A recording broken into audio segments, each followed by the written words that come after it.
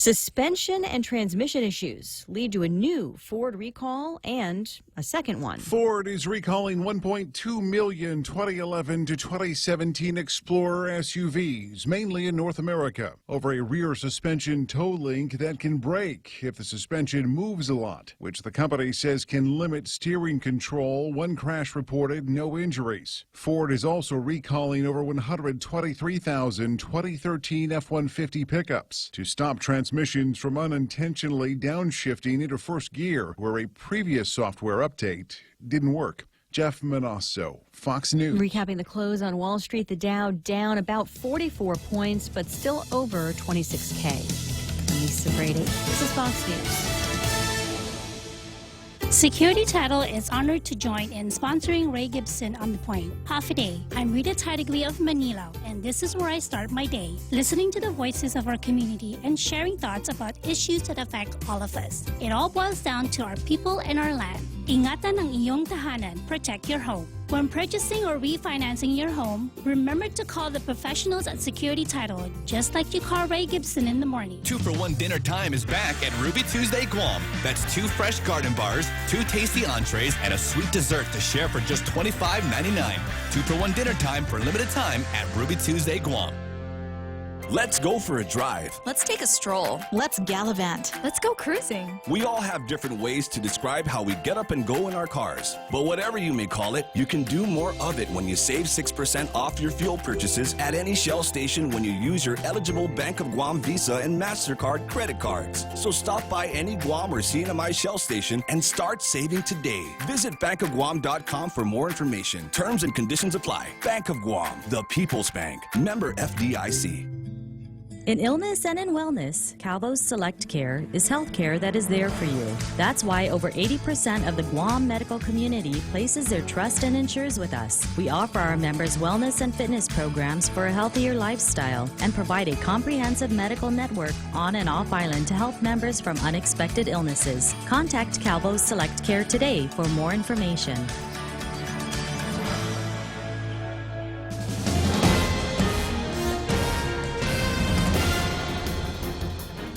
Half a day and good morning, Guam. News time here at The Point is 7 minutes past 6 a.m. this Thursday morning. I'm Kevin Kerrigan. Here's a look now at some of the top stories from the Guam Daily Post. More than 50 people attended the first in a series of town hall meetings yesterday afternoon that followed last week's machete attack in Manilao. Island leaders and community members gathered at the Manilao Community Center to hear from a panel of leaders that included Police Chief Steve Ignacio, Public Safety Oversight Chair Senator Jose Terlahi, and Federated States of Micronesia Consul General Therese Philippin. This shows the concern here in the village of Manilao, said Bob Lizama, a special assistant to the governor on municipal affairs. The meeting was prompted by an attack by at least 2 men who damaged 7 vehicles and terrorized their drivers last week, at least one of whom was armed with a machete. Victims in that attack, including former Senator Judy Gutherts, also attended the meeting. Gutherts said, "This meeting is a very good beginning. Of course, it was very traumatic," she said, "but I am over that and looking for solutions now," said Gutherts. She said there is a need to hold the U.S. and FSM governments accountable so they can provide assistance. One of the suspects is an FSM citizen. The FSM Consul General, Philippine, apologized for what occurred. She said, "I know there's a lot of anger, a lot of fear for safety, but the FSM government and its people are not sitting idle." She said, "We are very concerned and very saddened that these things have happened." Philippine urged the public to understand that the incident does not reflect the true nature of the Federated States of Micronesia. A nearly 40% increase in the monthly rent paid to the owner of the building occupied by the Department of Rev and Tax has postponed plans for hiring additional staff to collect taxes. The building is a former warehouse store in Barrigada owned by Saipan-based Joten Enterprises. Under a lease agreement signed by the previous administration, the monthly rent for the facility went from $81,549 a month last year to $114,168 a month this year. That's a monthly increase of over $32,000, according to figures provided by the Guam Daily Post by Rev and Tax Director Daphne Shimizu. Over the course of 1 year, that adds up to $1,370,000 in rent for using that property. The Guam Fire Department placed the building under a fire watch in March after a routine safety inspection found the building was not up to code. And earlier this month, Reventax's computer system went down due to a number of issues in the building, including a water leak and a power outage.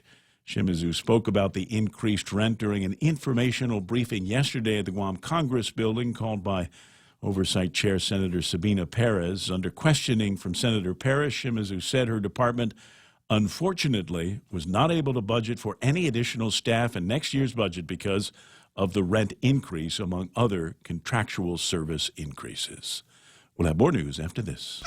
KFC has finally answered the world's most important question. What came first, the chicken or the egg? And the answer is both. Introducing KFC's KFC AM, their new Southern and local-inspired breakfast. AM-loaded platter with chicken fried rice, waffles, and Colonel's chicken congee. KFC also has your all-time favorites, AM chicken and egg wraps, Southern biscuit and sausage sandwich, and hash browns. So for finger-licking good mornings, AM will never be the same at KFC. KFC, it's finger-licking good. Business travel just got easier. Take your data plan with you for only $10 a day to all 17 Data to Go destinations.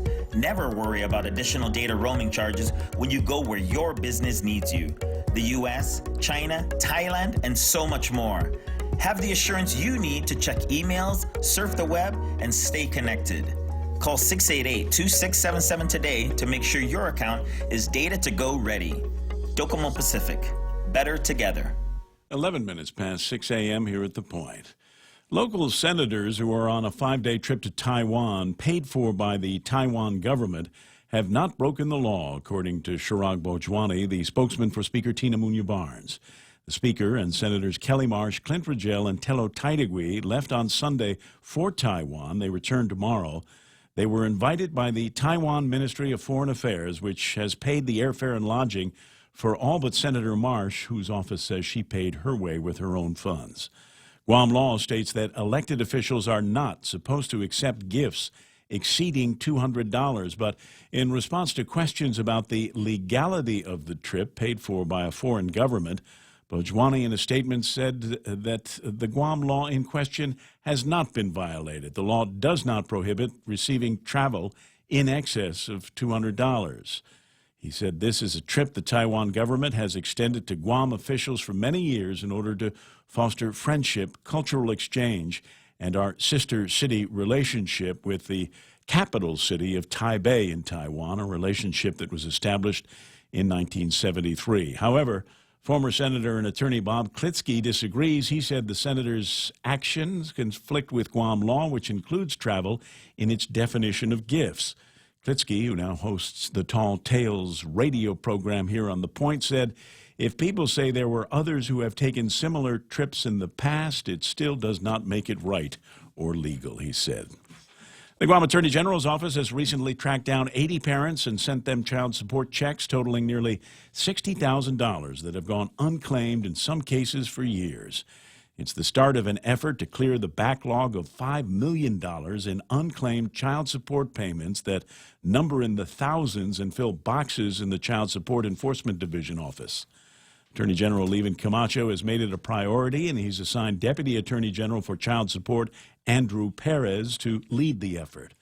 Over the past month, Perez said his team has been cross-referencing the names on the old return checks with the child support case records. In that way, they've managed to locate the parents, get their new addresses, and reissue 120 checks owed to them. One reissued check dated back to an amount owed in 2008. Perez said many were unaware they still were owed child support. And Camacho said, our mission is to help families get the financial support necessary to raise their children. For these stories and more, log on to postguam.com or pick up a copy of today's Guam Daily Post. Ray and Mike now with a look at weather. Says here, partly cloudy skies today, Kevin, with isolated showers. Winds out of the east, 10 to 15 miles an hour, decreasing 5 to 10 miles an hour tonight. Highs near 90 degrees, and overnight lows should be about 79 degrees. Sunset tonight at 6:48, and the sun came up this morning about 5:53. Going to do the same thing tomorrow. We'll take a look at the weather radar here in a second. Push the button on the weather radar, push the button, get it on the FV screens. All right, there we go. Michael Knight is going to explain again why it's going to be so hot today. Yeah, it looks a lot like it did yesterday at about this time. Some showers passing to the south, but I do see more shower activity upstream to the east. So I would say probably a little bit better chance that we'll see some rain today as compared to yesterday, but still going to be pretty hit and miss. Look at the satellite. That's really going to tell the story about what's going on here, and I'll try to explain it, although you can't see it that well on the satellite. We have a lot of upper level low pressure dealing with us here right now, and it's creating dry conditions in the mid and upper levels of the atmosphere. So any showers that do develop can't build up, because once they get so high, then the air dries out and it mixes in, and that's the end of it. And so that's what we're seeing with the clear spots to the west of us. You see the pinks there, and also to the northeast of us. There's an upper level low up there too.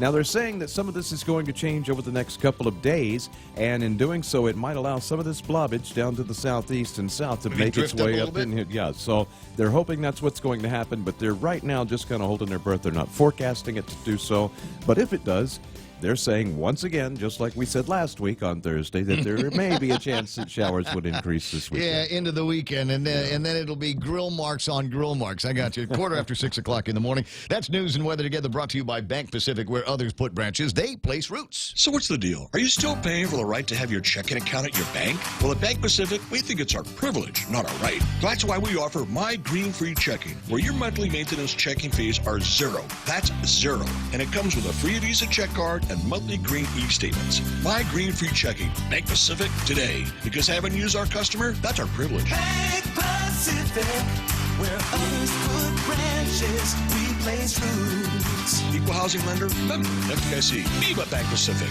I hear that, and you need to hear this. I love this. They got a great summertime dinner time special going on at Ruby Tuesdays. It's 2 for 1 for $25.99. You heard me right. 2 people can eat for just $25.99. You got 2 endless garden bars. I know people would stop right there and just say, that's all I want to have. But you can choose from a couple of different entrees. So you can have the blackened tilapia, and the person that you like to watch eat can get the half rack of ribs. And I would recommend that somebody at the table should be getting ribs. If for no other reason, because it's just so... it's just fun to watch people get messy with rib juice. You know what I mean? So get some of that. Plus, we got desserts and all kinds of stuff. Again, Ruby Tuesdays, 2 for 1 dinner time for $25.99. Portions of the program also brought to you by Micronesia Renewable Energy. Never been a better time to go solar, because they've got batteries now that go with the solar gear. 632-2613 if you'd like to get a free consultation. APL is shipping the future, and they're still doing performance days over at Cars Plus in Mighty. Enjoy getting behind the wheel of your brand new Dodge Charger. Sexy and powerful. Also, sexy and powerful, the Challenger GT, financing as low as 1.99% APR at Cars Plus in Mighty.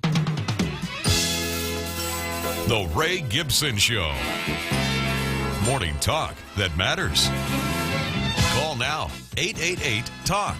That's 888-8255.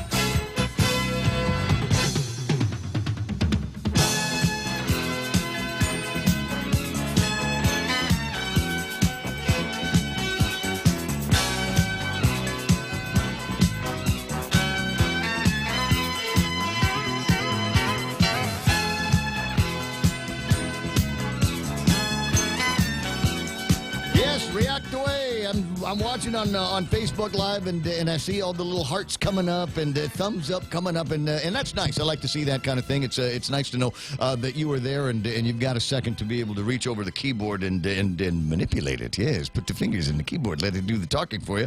You're also welcome to chime in and hit me up with some kind of hi, hello to everybody else that's online this morning. Welcome to the program. Excuse the mess. It is the Ray Gibson Show for a Thursday morning here on 93.3 The Point. My name is Ray Gibson, and special treat in studio today, because I not only am I surrounded by the usual band of broadcast professionals. I got Michael Knight, the weather whisperer, in the other room, and he'll get the phone when you call it 888-8255, 888-8255 or TALK.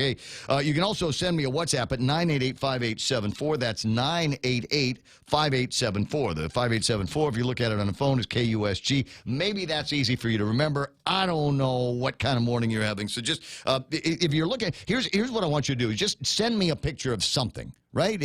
Sunrise this morning, if you got it. I think I got one of those from Pam a little bit earlier, and I know I got one from Ken. I think this is the view from the backyard over at Ken's place as the sun was breaking the plane in that direction. And let me see if I can call up the one from Pam here this morning. This is what it looked like at her place up in I think Chico Town. I think that, yeah, there's definitely Chico clouds that we're looking at this morning. Sun had already been up a little bit longer, I think, there than anywhere else. I mean, if I looked at the timestamp on this, I think it would be, is it possible that the sun would come up earlier up in Chico on that side of the head? No? I'm not, just tell everybody that. Just whatever. Here's the science. Because Chico is such a special place, it gets sunlight 30 seconds before anybody else. It does now. That's the new Ray Gibson rule. All right, that's groovy. 888-8255, again, 988-5874. So send me something on the WhatsApp. We'll be able to get those things on the screen for you. Kevin Kerrigan from the Guam Daily Post with just a chock full of great headlines today. Rent hike curbs hiring tax collectors.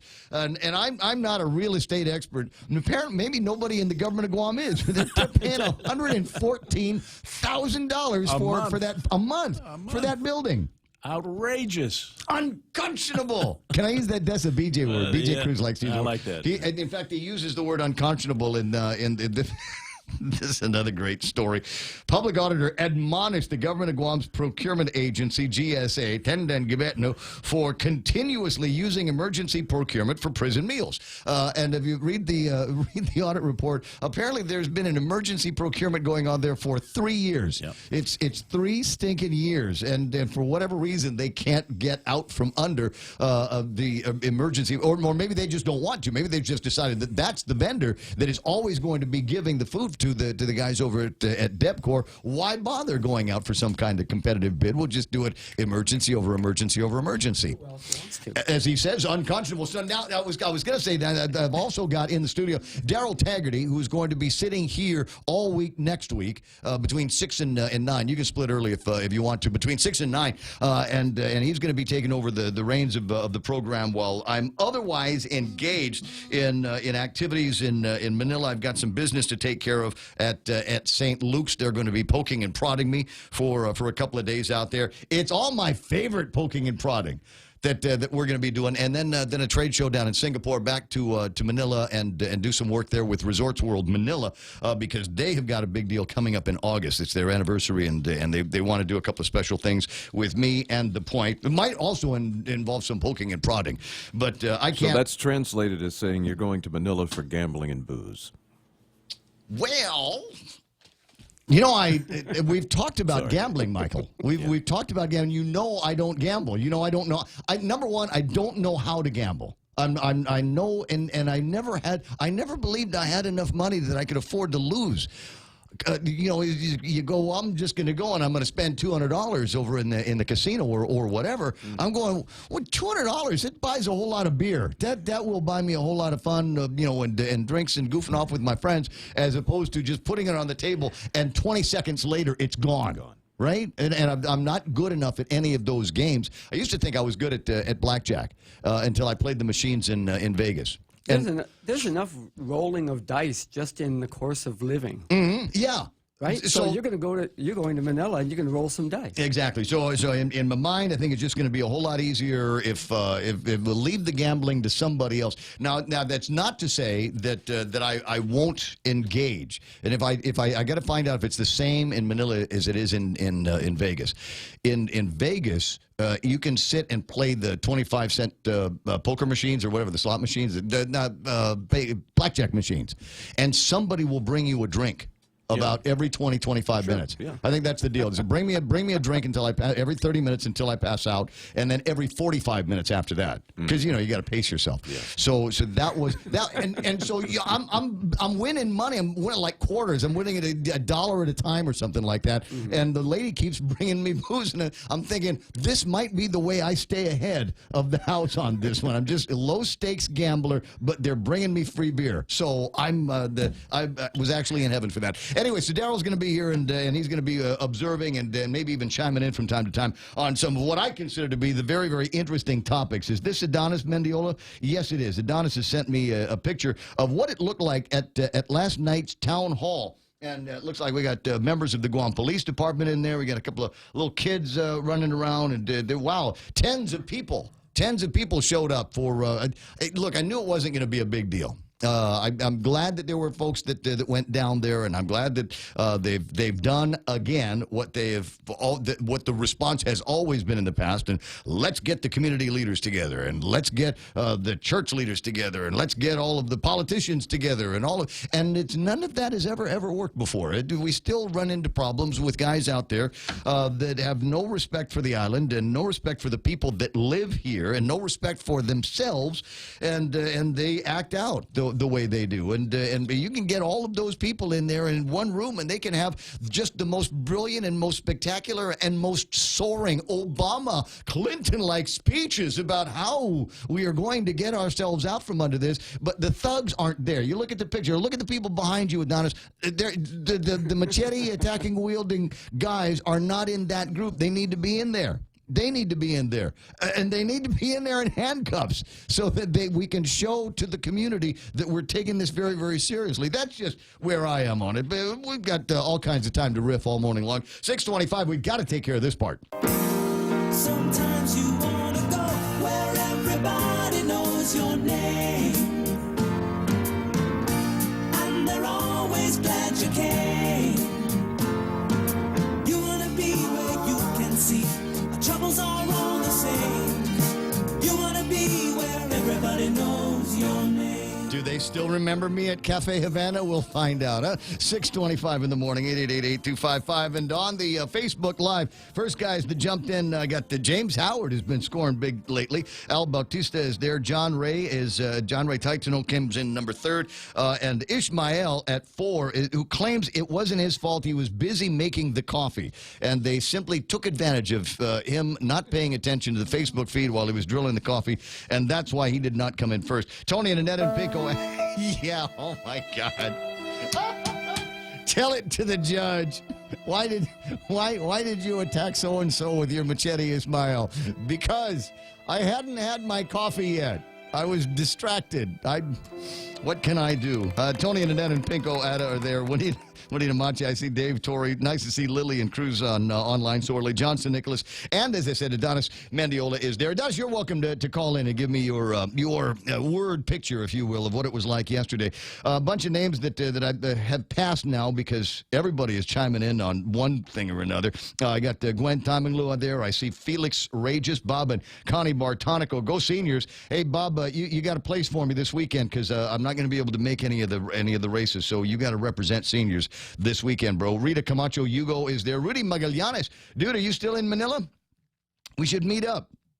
Nah. Landon Nadler's there. I see Eric McKinnon, Carlos Barreto, Char Marchessault, Ed Massey saying good morning. Vivian Cunningham is online. Nice to see you there, sweetheart. And J.M. Bragg, Joe Flores, Marge C. Jensen. You see that name? It looks like I don't think you have to take out the vowels when you put your name on Facebook. But nice to have you online with us this morning. Anyway, Marge, wherever you happen to be from. Ethel Reed saying good morning from South Carolina. Y'all have a wonderful day today. Might could, sweetie. Might could. Oh, bless you. Bless your soul. Bless your heart. Who else is playing around here? Margaret Blas, watching all the way in California, where I think my big sister Shelley still is, up in Hidden Hills. Rose Greeno, Cheryl Lachai is there, Tammy Meggs, Jeannie Chester. Hey, Jeannie, nice to see you online. Cindy Cruz Rapadas is there. Cindy was actually on the radio with us the other day, talking about a big a huge historical conference, the big get-together that they've got. Cindy, if you want to, you can put the link on the Facebook Live so that people can click on it and maybe get a couple more butts in chairs at the thing. Bob Luzama's there. Anita Moftis with the Valentine's eyes. There they are. Daryl Taggarty is online and in studio. I got Mingo Reed, Doris Mendiola, Gary Shonalls, Johnson Nicholas. Mike Santos says, I love the 70s style theme music, Ray. Good morning from Texas. Mike, appreciate you being out there and appreciate you watching from all the way in the great state of Texas. It is the great state of Texas, is it not? Isn't everything? Yeah, it really is. Can we just say it's the show me state? I know it's not, but that's kind of a thing. No, Texas is the I'll show you state. I'll show. There we go. Richard Leon is on and hanging out. Pam Duvall, like I said. Chris Watson say, good morning, Guam. James Howard and Ray Cruz. Mike Santos, $200 worth of beer sounds good, Ray, especially in Manila. San Miguel, yum yum. I was just thinking about that and talking about that with a couple of friends, and said, just talking about geographically, what the flavors are. And I said, I actually can't wait to get to Manila and be able to get some San Mig Light in real time because, it's Manila. It was in the factory like day before yesterday, right? So I'm looking forward to getting some of that fresh in there. Ray Cruz from Saipan. Nice. Richard Leon saying, Ray, is PI politics better than Guam politics? Is it Democrat? You know what? Here's what I know about Philippine politics and from journalists that I've worked with in the Philippines. You got to be really, really careful because around here we can get into political gossip, and I can say things like, Sabina, this plastic bill that you've got, what is it, the balloon bill is, I think it's cockamamie. It's not what we need right now. We need some serious legislation going on. Now, I can say that here. I can say that I get tuned in and plugged into any kind of political gossip here that I want to. But in the Philippines, you say something like that, they will find you dead tomorrow. And it will look like an accident, but it won't be an accident. That's the thing is there's some places where they take their politics, they take their journalism very, very seriously. And if you do it wrong, they'll kill you for it. Yeah, not to mention it. And if you do it right. And if you do it right, you get well, what was it? What was the name of the woman? She squared off through shade over at Duterte, and they arrested her. Maria Teresa. From ABS-CBN. We both know her. Former CNN reporter. Exactly. And so she got real big trouble with the government. So it's like that. I think, that's the freedom of the press here that we enjoy and we exploit as much as we possibly can. Carl Gutierrez is there. You might see him in one of the newspapers here this morning as he was, among others, at the Independence Day ceremonies that took place here on Guam. Adonis Mendiola, early picture and more after 6:45. Okay. And Tracy Perez, Lim Tiaco from the Power Authority is online, and more. Shut up, Ismail. That's funny. He says the balloon bill is inflated. See, that's why. Smug Wimp online is as well this morning. Got a lot to get to. It's a great clipping day. It's a great day for clippings. Sometimes, I remember a few years ago when I first started doing talk radio, they said, what you want to do is you want to get a program like OneNote. On your Microsoft computer.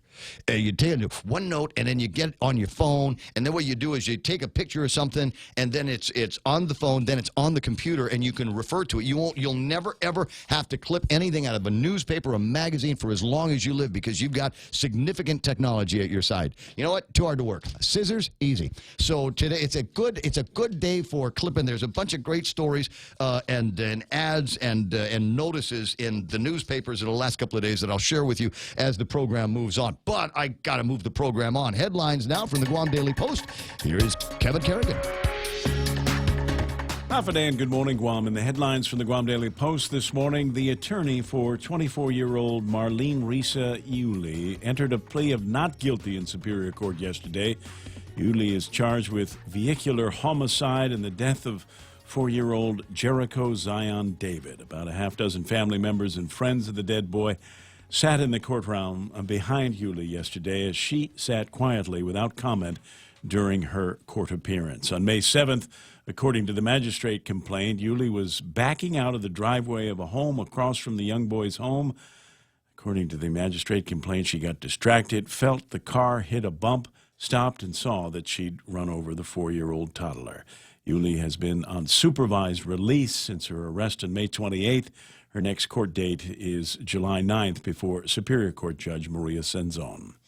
The Guam Bankers Association has issued a statement in support of efforts by federal lawmakers to permit financial institutions to handle funds generated by cannabis-related businesses. Regulations imposed by the Federal Deposit Insurance Corporation and the Internal Revenue Service currently prohibit banks from accepting money that could be connected to marijuana-related businesses. Guam has accepted medicinal marijuana and recreational marijuana, said Bank Pacific President Phil Flores. He told the Guam Daily Post that as members of the community, all of the banks on island want to participate when the marijuana-related businesses start popping up. Flores said the federal government is now evolving its stance, and eventually banks will be allowed to take part in marijuana-related businesses, and that is what the Guam Bankers Association is hoping for, he said. 32-year-old Anthony Frank H. Cruz has been arrested on allegations of heroin possession. According to the magistrate report, Cruz was driving on Route 8 in Mighty on Tuesday when an officer in a patrol car saw his vehicle swerving across lanes of traffic. Police stopped the vehicle, noted that Cruz was very nervous, his face was pale, and he avoided eye contact, according to the complaint. Officers then searched the vehicle and found a container of 4 unused syringes and the pasty brown substance, which later tested presumptive positive for heroin. Cruz was not able to produce his driver's license. He was charged with possession of a Schedule I controlled substance and driving without a license. For these stories and more, log on to postguam.com or pick up a copy of today's Guam Daily Post. Well, I tell you what, as somebody that lived through the heroin nightmares of the 70s, I tell you, seeing that headline put the fear of God in me. I think we got a problem with methamphetamines, problems that we had back in the old days with heroin, much, much worse. 6:34 in the morning, it's the Ray Gibson Show, and that's iConnect time. Swing by iConnect and have them tell you everything that they know about putting together packages and plans just for you. You just need to make a phone call, send a text every once in a while. You probably don't need the biggest bandwidth plan in the world, so get something smaller, and they can do that for you at iConnect.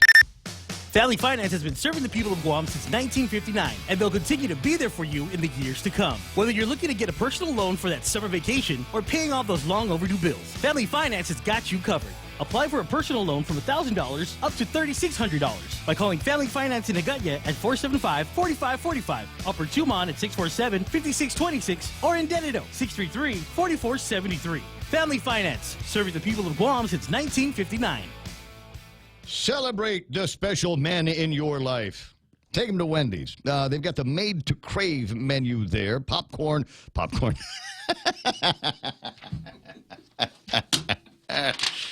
It's like I had heroin already. Peppercorn, mushroom melt with savory mushrooms. That's one of the sandwiches on it. Barbecue chicken cheeseburger with sweet and smoky barbecue sauce and Sauce'em bacon cheeseburger. So you know what's messing me up is last week we were doing the Made to Crave menu with the chicken sandwiches in it. That's why it's in my head. But they've got the Sauce'em bacon cheeseburger with bacon on it for days. There's so much bacon in it. The last time I had one, the bacon was actually falling out of the sandwich. It's your world, and Wendy's just rocked it with the new Made to Crave menu. Find it at Wendy's today. When your family needs medical care, how often do you find the need to visit multiple clinics? When a child has a serious ailment, do you find yourself meeting a medical provider only to learn you must go somewhere else for testing? At the FHP Health Center, you can find multiple specialties and testing services under one roof. And if your family needs urgent care, FHP is there for you with convenient weekday, evening, and weekend hours. Voted the island's best clinic and Pika's best 2 years in a row. FHP, our island, your clinic. Learn more at FHPGuam.com.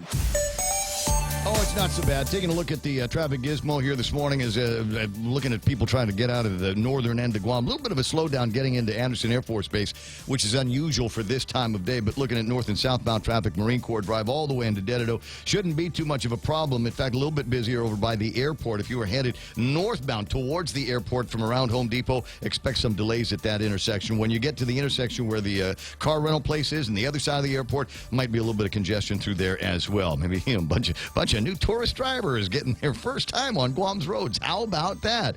No, you can't make a U-turn there. No. Where else we got traffic over by St. Anthony's School over at that intersection, running a little bit slow today. Could be a big funeral. Maybe a lot of people lining up looking for some traffic here at 6:37. That's right now traffic here on The Point. Discover a new Galaxy. GTA introduces the new Samsung Galaxy S10 in 3 different sizes. The Galaxy S10 comes with cool new features like Power Share that allows you the ability to share your battery power with other devices. Or you can capture a wider world with its new camera featuring an ultra-wide lens for when you need to take pictures of the whole family. And with GTA handset payment option, you can take home a Galaxy S10 for $0 down. GTA, we start with you. News to fill your mind. Talk to get it out. The Ray Gibson Show. Call now, 888-8255.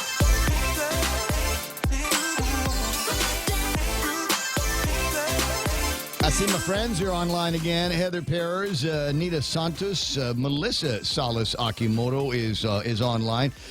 Richard Leon with a point here. ICIJ can't get Guam banks to assist and identify possible drug lords and money laundering. Just saying. Florence Cruz with Avade Wish. Good morning, Florence. Nice to have you online as well. 888-825-5888-TALK. You've heard the news. You've heard the weather. You've got so where do we get to? Where shall we go? We've got a bouquet of news and news items that we can go to. That are based on headlines from today's Guam Daily Post. As I said, you look at the top of the list here, because it costs so much more to pay the rent at the Department of Revenue and Taxation. It's holding them back from being able to hire more tax collectors, and the nut on tax collection is up around $140 million. And you remember when they were talking in the election time about $200 million, and everybody was, Lulian Guerrero says, I'm going to go out there and I'm going to collect $200 million, and the guys over on the Republican side said, there's no $200 million, that's uncollectible. You've got to come up with a better plan for our economy than just collecting, taxes, because if we could have collected the taxes, we would have already done all that, and it would have been $200 million. Anyway, so come to find out, it was pretty close to $200 million and about $140 million that is outstanding right now, and they're continuing to chip away at it. You could chip away at it more if you had people that could collect it. And good cases that they could put together for these collections. As mentioned earlier in the week, if you got Saturday's Guam Daily Post, there is the real property tax collections, the tax rolls that are out there, people that owe the government of Guam taxes. Big amounts, small amounts, that kind of thing.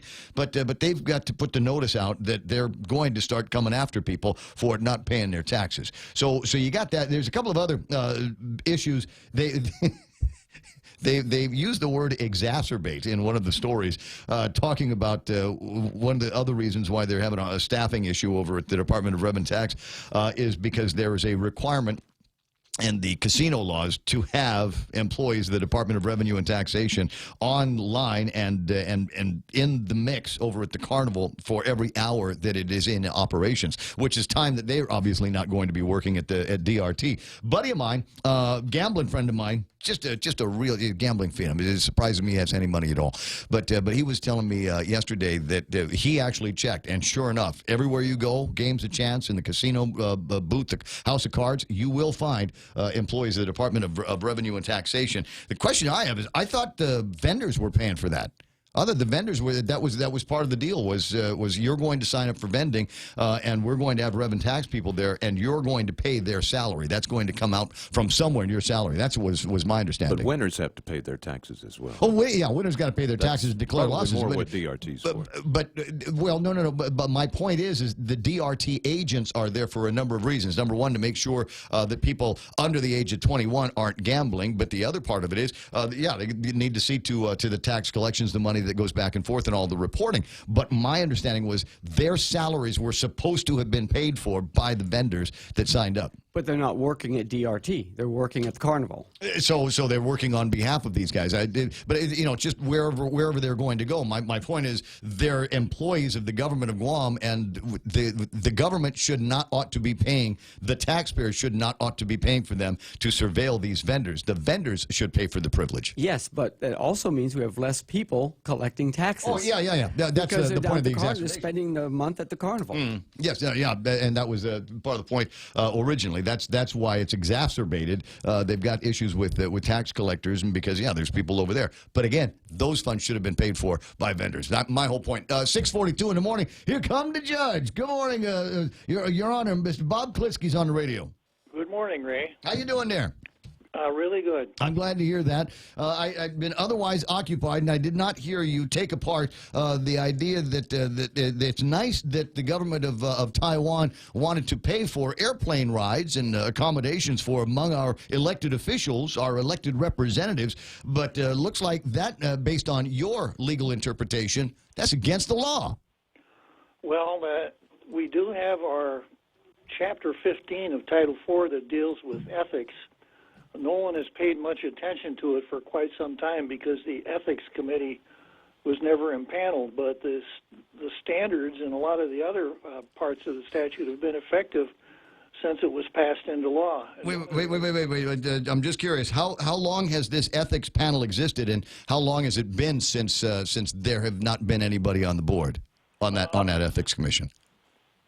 Let's see. The statute was enacted, I think, in 2005 or 6, and Governor Leon Guerrero just appointed the first set of members to it after her election, and I think they've all or most of them have been confirmed, but they haven't been sworn in and actually set down to go to work.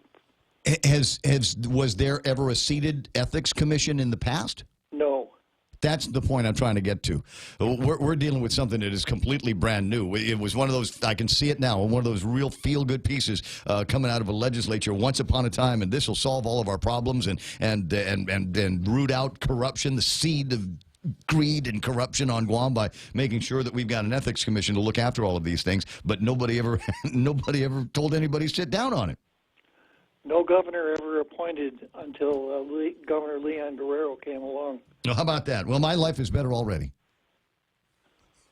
But even though the panel hadn't, the members hadn't been impaneled, the rest of the law was in place. That is, the specified standards had been in place since the bill was passed into law. It was just that there was no tribunal to hear cases under the panel. Kind of unenforceable, those laws and those standards then, isn't it?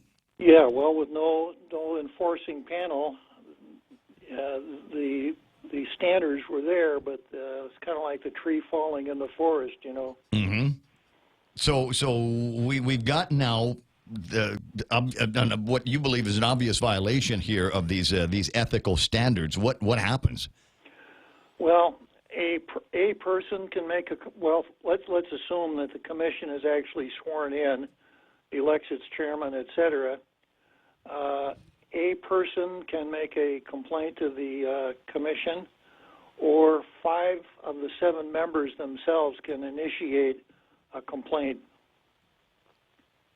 Interesting. So we'll see if anybody wants to take this up and determine whether or not they've got standing to bring it before a commission once it's finally sworn in. Yeah, well, any person would have standing. Any individual. Any taxpayer, okay. All right. Yeah. So what happens here? Do we, is it torches and pitchforks?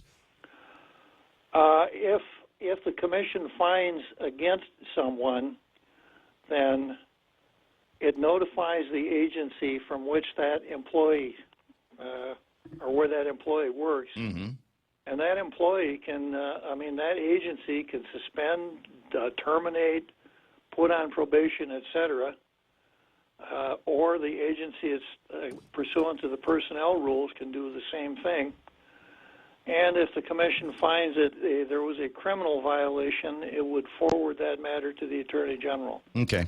So there obviously are remedies for this kind of thing, up to and including attention from the Attorney General's office. Could the Attorney General take some action on its own, even without an ethics complaint lodged by the board or a taxpayer? Well, probably he would have to be a person and initiate a complaint. Okay, but not as the Attorney General. I don't think so. Could the other members of the legislature, because it seems to me that the 4 of them took off on this trip and visited with the Council of Agriculture Executive Yuan in Taiwan, Taipei. Is it possible that the other 11 people that didn't get to go on a free trip could also file some kind of an ethics complaint? They could. They could. Of course, the legislature has its own ethics committee mechanism. Because their ethical standards are so much higher. It's a different branch of government. It's a different branch of government, I suppose. Ethics is ethics, though, isn't it? So therefore, there could be some other people at the legislature that might want to shine some light into this. And again, the idea is not that it's bad that people get free trips. It's bad that they mingle with departments and agencies and opposite numbers in other countries. I think that kind of thing is good. But still, you need to be accountable for those funds, and you need to be accountable for the possible influence that they may try to exert in exchange for all of the luxurious travel that you got and the nice hotel accommodations. Exactly. Gotcha. So we need to be very, very careful there. All right, gotcha. So I'm just wondering where the heck that this all might need to go to. Outside of the ethical standard, is there? How do I want to say it? Has a law been broken? Well, the statute says no employee shall accept or receive directly or indirectly any gift valued singly or in the aggregate from a single source in excess of $200, whether in the form of money, prize, service, travel, etc. So I'm trying to sort out whether or not would these representatives claim that they're not necessarily employees but elected representatives of the people of Guam, and therefore. Yeah, well, the definitional section of the statute would include them, but there still is a separation of powers argument that a senator could make if he were faced with a charge under this statute. Yeah. And the idea that that's meant to prevent people from overstepping any procurement bounds or exhibiting some kind of bias towards vendors of the government, not necessarily an exchange, a free-flowing exchange of ideas and strategies and tactics that you might learn while you're otherwise out traveling. And then there's one other part of the statute, and at the end of the statute says, when a reasonable person would infer that the gift is intended to influence the employee in the performance of that individual's duties or is intended as a reward for any official for action on that individual's part. So there's a little wiggle room there for the three. Mm-hmm. I think I know the answer, but I'm going to ask it anyway. This is not the first time that officials in the government of Guam have gotten free airplane rides and hotel accommodations to a variety of places. Does not the precedent that had been set by other officials in the government clear these guys of any possible violations? The fact that other people have broken the law, in other words, don't punish me because other people are doing it, is not a defense. Or, people have been doing this for a long time is not a defense. Is not a defense. So, you know what I'd really like to see here, Bob, and I don't want you to let this go. I'd like to hear more about it on your program at 4 o'clock this afternoon, because I want this to be the next Tall Tales talker, like you did with the CCU. Okay, well, we'll see if we could work it in. The governor and Jane Flores are attempting to monopolize an awful lot of time on Tall Tales right now. Well, there's that story and a few others, and you're not alone in your conversations about what it is that they're trying to do here. There's a full-page ad that was taken out, page 14 of the Guam Daily Post. I don't know if you've seen it yet. It is an image of a baby in the womb, ultrasound picture, very, very common sight anymore these days. Everybody has seen, any parent on Guam probably has 2 or 3 little pictures like on that receipt paper with pictures of their son or daughter, just like this one. And it reads, an open invitation to Governor Lou Leon Guerrero and Lieutenant Governor Joshua Tenorio and senators of the 35th Guam legislature and the anti-abortion community of Guam. Notice that they're not saying pro-life. They're saying very clearly anti-abortion. And they're going to be having a prayer rally tomorrow, 5:30 p.m. along Marine Corps Drive right there in front of the governor's complex in Adelup. Armed with our rosaries, they say, prayers and families, we invite everyone to stand together as one community to protect and defend all babies in the womb. Say no to recruiting doctors who will kill our unborn children, and say yes to recruiting doctors who will help save lives. Well, and there's a lot to chew on. Jane Flores said she's going to meet with people at Public Health behind closed doors to discuss this matter. And of course, if you want to get the interest of talk show hosts, just start talking about a meeting behind closed doors, right? Well, there was once upon a time a journalist named Jane Flores would probably have issues with that statement. Very possible. And then Jane Flores also said that she's thinking about contacting Planned Parenthood. How interesting is all that going to be in the future? It's a good time to be in talk radio, wouldn't you say? Say it again? I said it's a good time to be in talk radio. Don't you agree? Absolutely. All right. Well, we'll listen for you at 4 o'clock this afternoon. Former Senator and Tall Tales host Bob Klitsky here. See you soon, and give Auntie Lou a hug for me. And that's it. He doesn't need to say goodbye to me. That's a judge.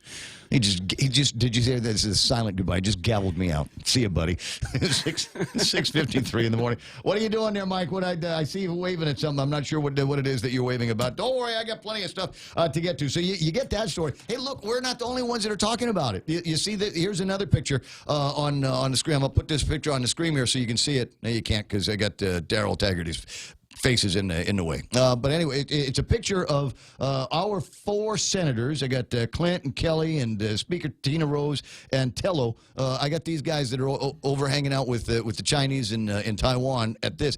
But this is not a clipping from the Guam Daily Post. This comes to us from the Cherokee, or is it the Cherokee Badger News? Cherokee Tribune and Ledger News. Governor, 4 senators take trips. Now, the governor's not actually on this particular trip, but it's a story about how there seems to be a little bit of wanderlust in our government. How many days? Somebody going to do the math between all of these people? How many days have they been at Mar-a-Lago? If we can. So today, over at the legislature, a couple of things are going to be taking place. The remaining members of the legislature, the ones that weren't allowed to go on this trip, they've got work to do. Vice Speaker Telena Cruz Nelson's going to be having an informational briefing on the Teason High School athletic facilities. And I'm sure that's something that people are just wetting their beds over. And there was going to be an SES meeting with Joe S., but that has been canceled. There's going to be a confirmation hearing. Evelyn Duenas, as member of the board of directors of the Guam Regional Transit Authority. Did you send me something with Evelyn on it earlier this week? Somebody throwing a temper tantrum over at... It was Evelyn 2 years ago throwing a temper tantrum. Oh, okay. Hopefully she's better now, because there was some serious histrionics going on there. In that one, and I'm almost at the feeling like I could probably play it on the radio because she can't understand.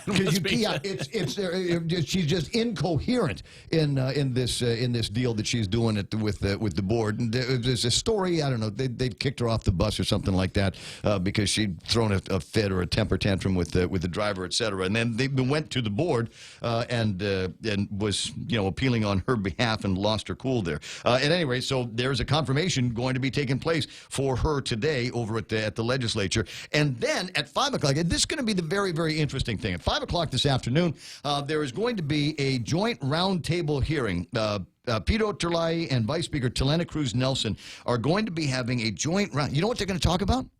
What's that? Thanks for asking. DPW's bus procedures and DOE's procedures for bus safety, a determination on whether there are adequate resources to fulfill their combined mission, and what steps are being taken to ensure that every child is delivered safely to their designated bus stop. They're going to talk about a mission? And fulfilling a mission? This is like a news... This is news.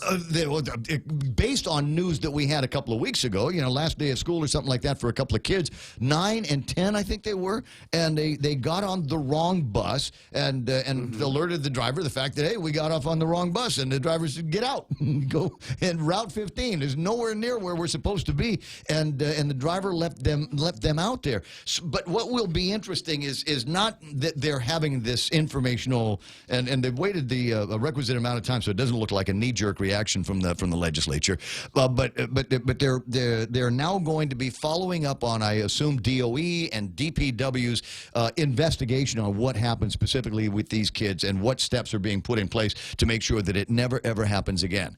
But the question that I have is, will the identity of the bus driver that kicked the kids off the bus, will that finally be out and in public? There has been, that we know, there was an almost immediate investigation. There was a flurry of apologies that were flying out, and Gomenasai letters that had gone back and forth between the DPW, the Department of Education, the parents, and the children. But near as I can tell, the other employee involved, the driver of the bus, has not been identified. That I know of, that there has not been any kind of public mea culpa that has been made. And I'm curious as to how they're going to have this conversation over at the legislature without starting from there.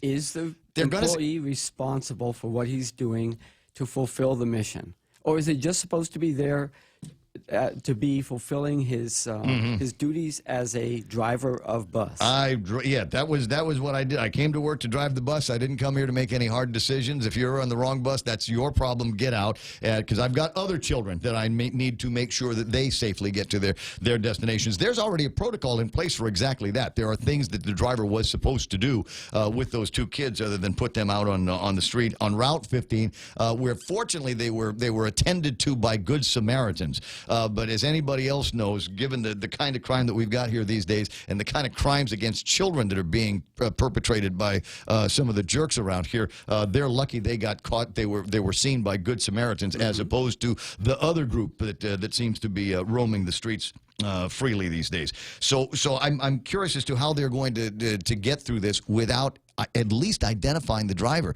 I'm not saying the driver needs to be there. I'm not saying he's got to get browbeaten by Telena and Pito. I'm saying that somebody needs to identify him. Otherwise, it will continue to look like a whitewash. It's like the employee down at Southern that brought the gun to school. Who's that? Who is Who's that? There must be somebody really, really powerful, because we still really don't know what the end of the day is on that. And yeah, I don't know, if Paul's still taking our phone calls? Yeah, we'll see if I can get Paul Tapau and see if he's got some kind of answer on that. There's some other cop stuff that's out there. In fact, there's good cop news that is out there that I wanted to share with you a little bit later on. What are you doing on the 20th?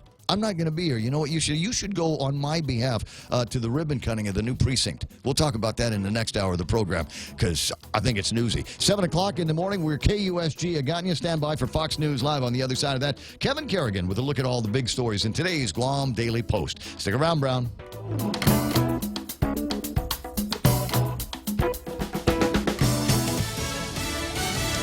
A contempt vote on Capitol Hill. I'm Lisa Brady, Fox News. Two of the president's cabinet secretaries are the targets. Fox's Jared Halpern is live on the Hill. The House Oversight Committee has voted to hold Attorney General William Barr and Commerce Secretary Wilbur Ross in contempt for the pair's failure to comply with subpoenas related to the decision-making of adding a citizenship question to the 2020 census. They made no commitments to produce any of these key documents. Committee Chairman Elijah Cummings says he questions what the administration is hiding. President Trump has now asserted executive privilege over subpoenaed material.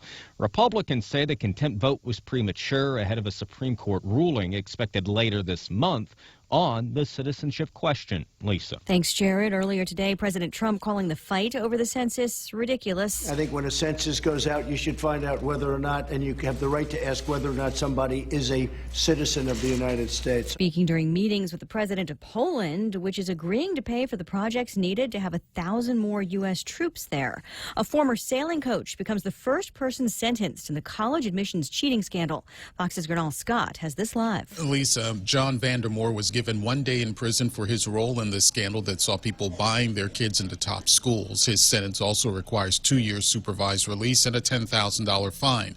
Vandermoor said he's now following his own coaching philosophy. It's not the mistake that defines you, rather it's what you do afterwards. Vandermoor's attorney, Robert Fisher, says his client has a plan. Typically you can work while you're in home detention. He wants to work, contribute to society, and get through this. The scandal has seen school officials and parents, Hollywood stars among them, trying to skirt the admissions process, Lisa.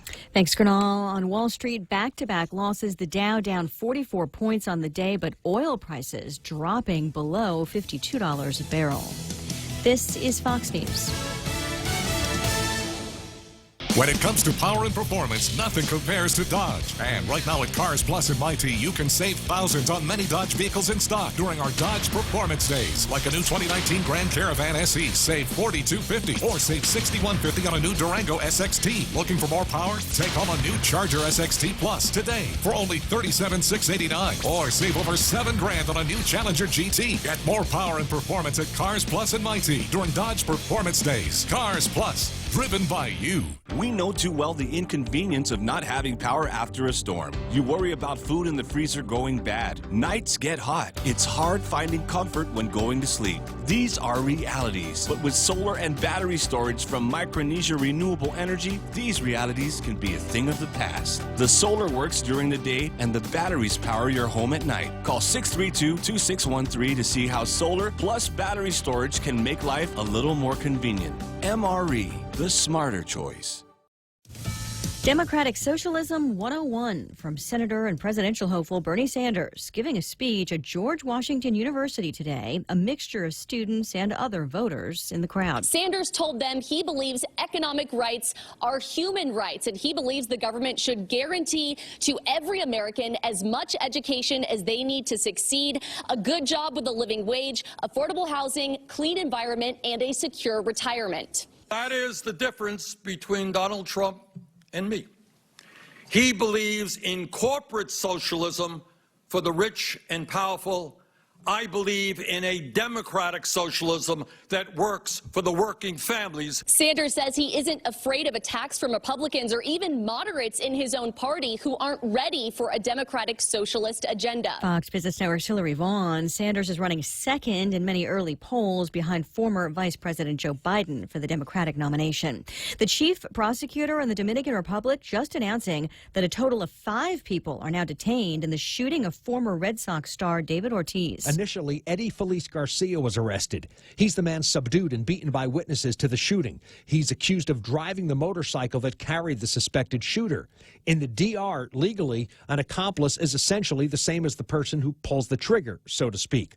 Garcia has been charged. Fox's Jared Max. Prosecutors say the accused shooter, Ralphie Ferreri, is now among those in custody. Ortiz was shot at a bar and remains in intensive care, but has taken his first steps after 2 rounds of surgery. Hockey's champions will be crowned tonight. Game 7 of the Stanley Cup Finals in Boston between the Bruins and the Blues. St. Louis has never won the Cup, and in their only other trip to the finals, they lost to the Bruins. I'm Lisa Brady. This is Fox News. In illness and in wellness, Calvo's Select Care is health care that is there for you. That's why over 80% of the Guam medical community places their trust and insures with us. We offer our members wellness and fitness programs for a healthier lifestyle and provide a comprehensive medical network on and off island to help members from unexpected illnesses. Contact Calvo's Select Care today for more information. 2-for-1 dinner time is back at Ruby Tuesday Guam. That's 2 fresh garden bars, 2 tasty entrees, and a sweet dessert to share for just $25.99. 2-for-1 dinner time for limited time at Ruby Tuesday Guam. Security Title is honored to join in sponsoring Ray Gibson on The Point. Half a day. I'm Rita Tidigli of Manila, and this is where I start my day, listening to the voices of our community and sharing thoughts about issues that affect all of us. It all boils down to our people and our land. Ingatan ang iyong tahanan. Protect your home. When purchasing or refinancing your home, remember to call the professionals at Security Title, just like you call Ray Gibson in the morning. Liberate your mind with laughter. Budweiser presents Hypnosis Comedy with Rich Guzzi coming to Guam Liberation Weekend. Drifting away, 3, 2, 1, and deep sleep. With local comedy legend Frank Rios opening the show July 20th and 22nd, 6 p.m. at the Sheraton Guam Ballroom. Whoa, man, you're like falling down drunk. You're so drunk. $25 general admission, $35 for VIPs. Tickets on sale at 76 Circle K stations and at Coffee Slut. Special thanks to Community First, the Guam Daily Post, Delta Tires, Tri-Vision, and Choice Broadcasting. Rich Guzzi on Guam is a GSPN production.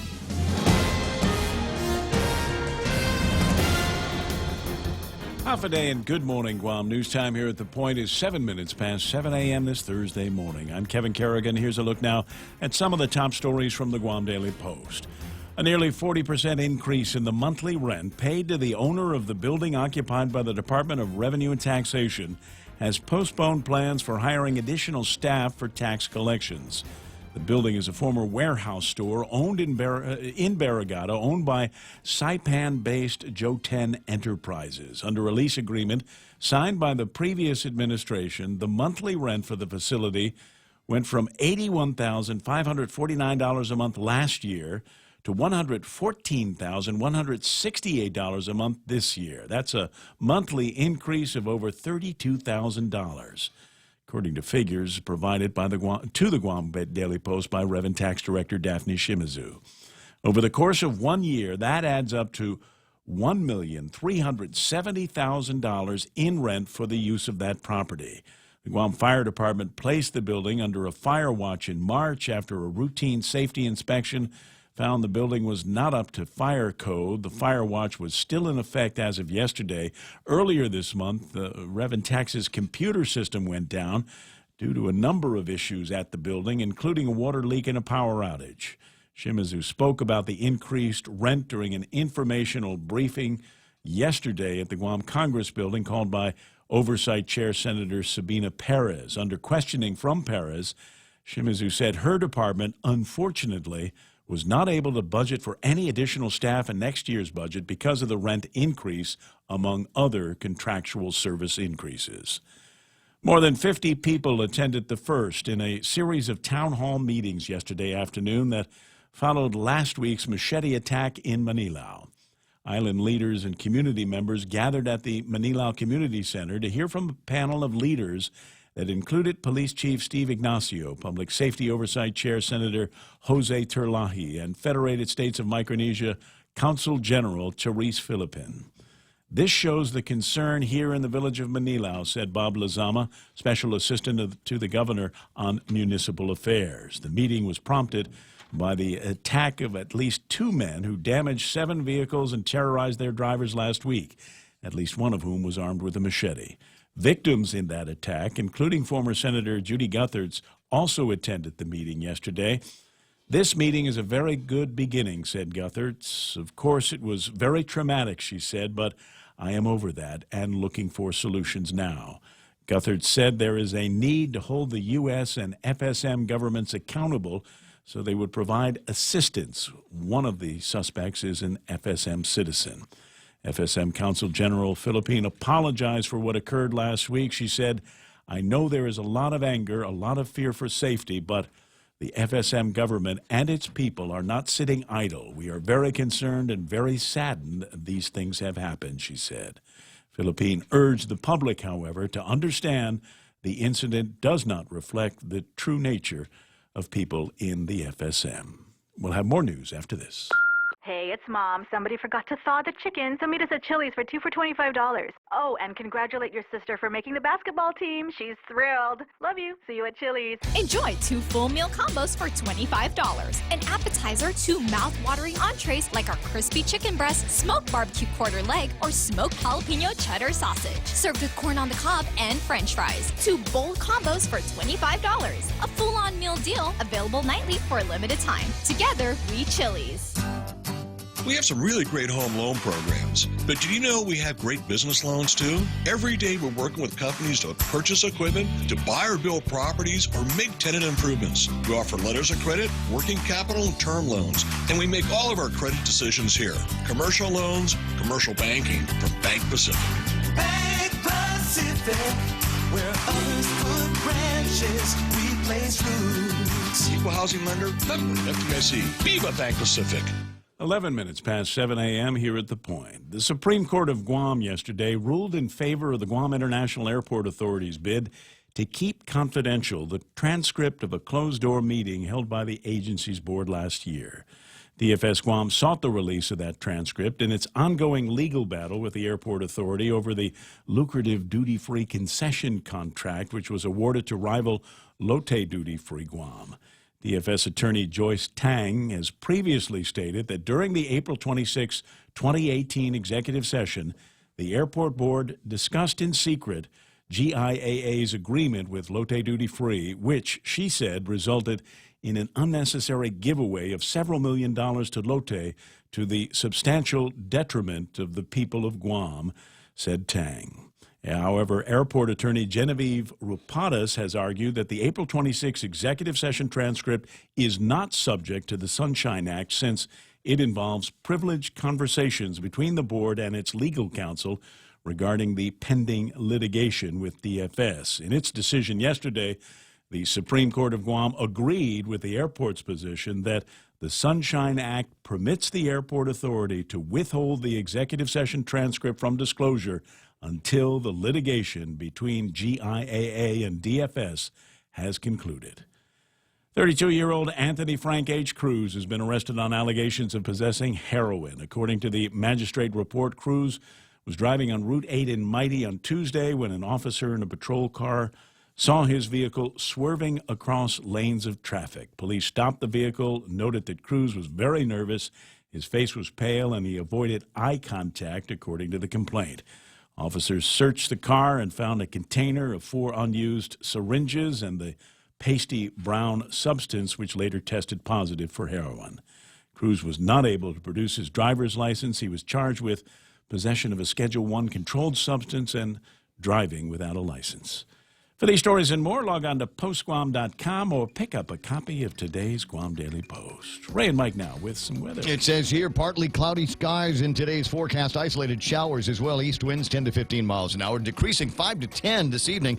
Highs near 90. Daytime highs. Overnight lows should be about 79 degrees. Not much cooler. Sunset tonight 6:48 and sunrise tomorrow morning should be about 5:53. The weather radar is on. I've refreshed it to see if there's any new clouds that are going to be coming in from the eastern side. Doesn't look like it. No, it looks like we're in that diurnal shift from nighttime to daytime, and those nighttime showers are burning up and kind of dissipating, but the moisture is still there at the surface, so hopefully once we get into some more daytime heating, they'll kick up a little bit more, but it's a few and far between. Looking at the satellite, that'll really tell more of the story of what's going on, because we are really in kind of a dry situation, especially at the mid and upper levels because of some upper level low pressure activity. So what happens is, even though you might get some convection, it rises up to about 5,000 to 8,000, maybe 10,000 feet, and then the air starts to dry out again. And so that just ends the convective process, and they never get a chance to really build up into anything, and that's why we're getting such dry weather. Lots of blobbage to the south with the ITCZ, blobbage to the north with the frontal system. We're in that squeeze, but not much going on. Winds are kind of light. Hopefully, one of these low pressure areas can move in such a way that some of this blobbage from the south will come this way. Weather Service says that may happen this weekend, but that's what they said last week. All right, so we'll keep an eye on it. There's always the maybe. Keep an umbrella handy or some sunscreen. You'll need one or the other. 7:15 in the morning. That's news and weather together here on The Point. Your home is one of the most important investments you'll make in your life. At Nanbo Insurance, you can rest easy knowing that you're covered with reliable and affordable homeowners insurance. Nanbo makes it easy to protect what matters the most so you can enjoy the moments that matter the most. With Nanbo, you can also save big when you bundle up and insure your car, home, motorcycle, or business. Enjoy great savings up to 50%. Visit nanbo.com or call 477-9754 for more details. It's the Ray Gibson Show, brought to you by our friends over at Cars Plus in Mighty. Great sale going on all kinds of performance rides, Grand Caravans, Durangos, but they've got the Charger, the SXT Plus. Super sexy ride. Get into it today. The Challenger GT, $272 a paycheck, financing as low as 1.99% APR and more. Program's also brought to you by Kings, by Ruby Tuesday, friends of the guys over at Kings. They're all in the same family. And Ruby Tuesday's got a 2-for-1 dinner time deal. You and a friend, $25.99. So it starts with open bar. That is open salad bar, right? Endless salad bar for each of you. We've got a couple of different entrees that you can get. One of you get the ribs because they're all real good, or the chicken fresco. And then you can share your desserts. They've got all that lined up. $25.99 is all they're asking for. Try it tonight at Ruby Tuesdays. American President Lines is shipping the future, and the guys over at Micronesia Renewable Energy say there's never been a better time to go solar, especially when you stop and consider they got batteries now that will fit in with their solar gizmos. Real Talk Radio is back. The Ray Gibson Show. Morning talk that matters. Call now, 888-TALK. That's 888-8255.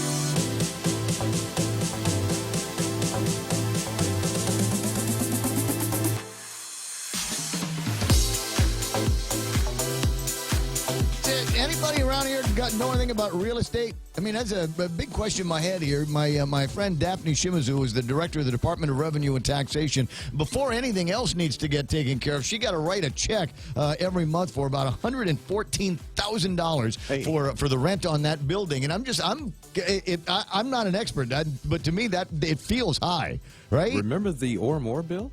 Yeah, there was.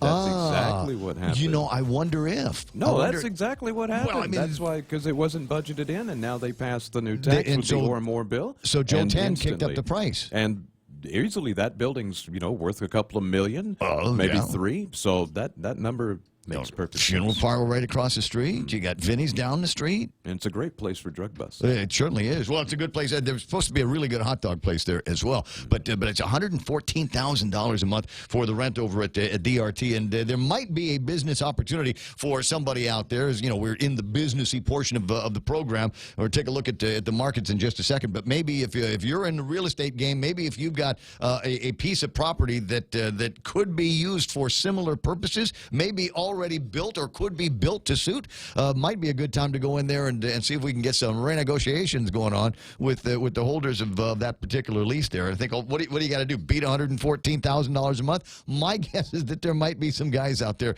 that can do it. You know what? Here's the building. You know where the building is? It's in Tumon.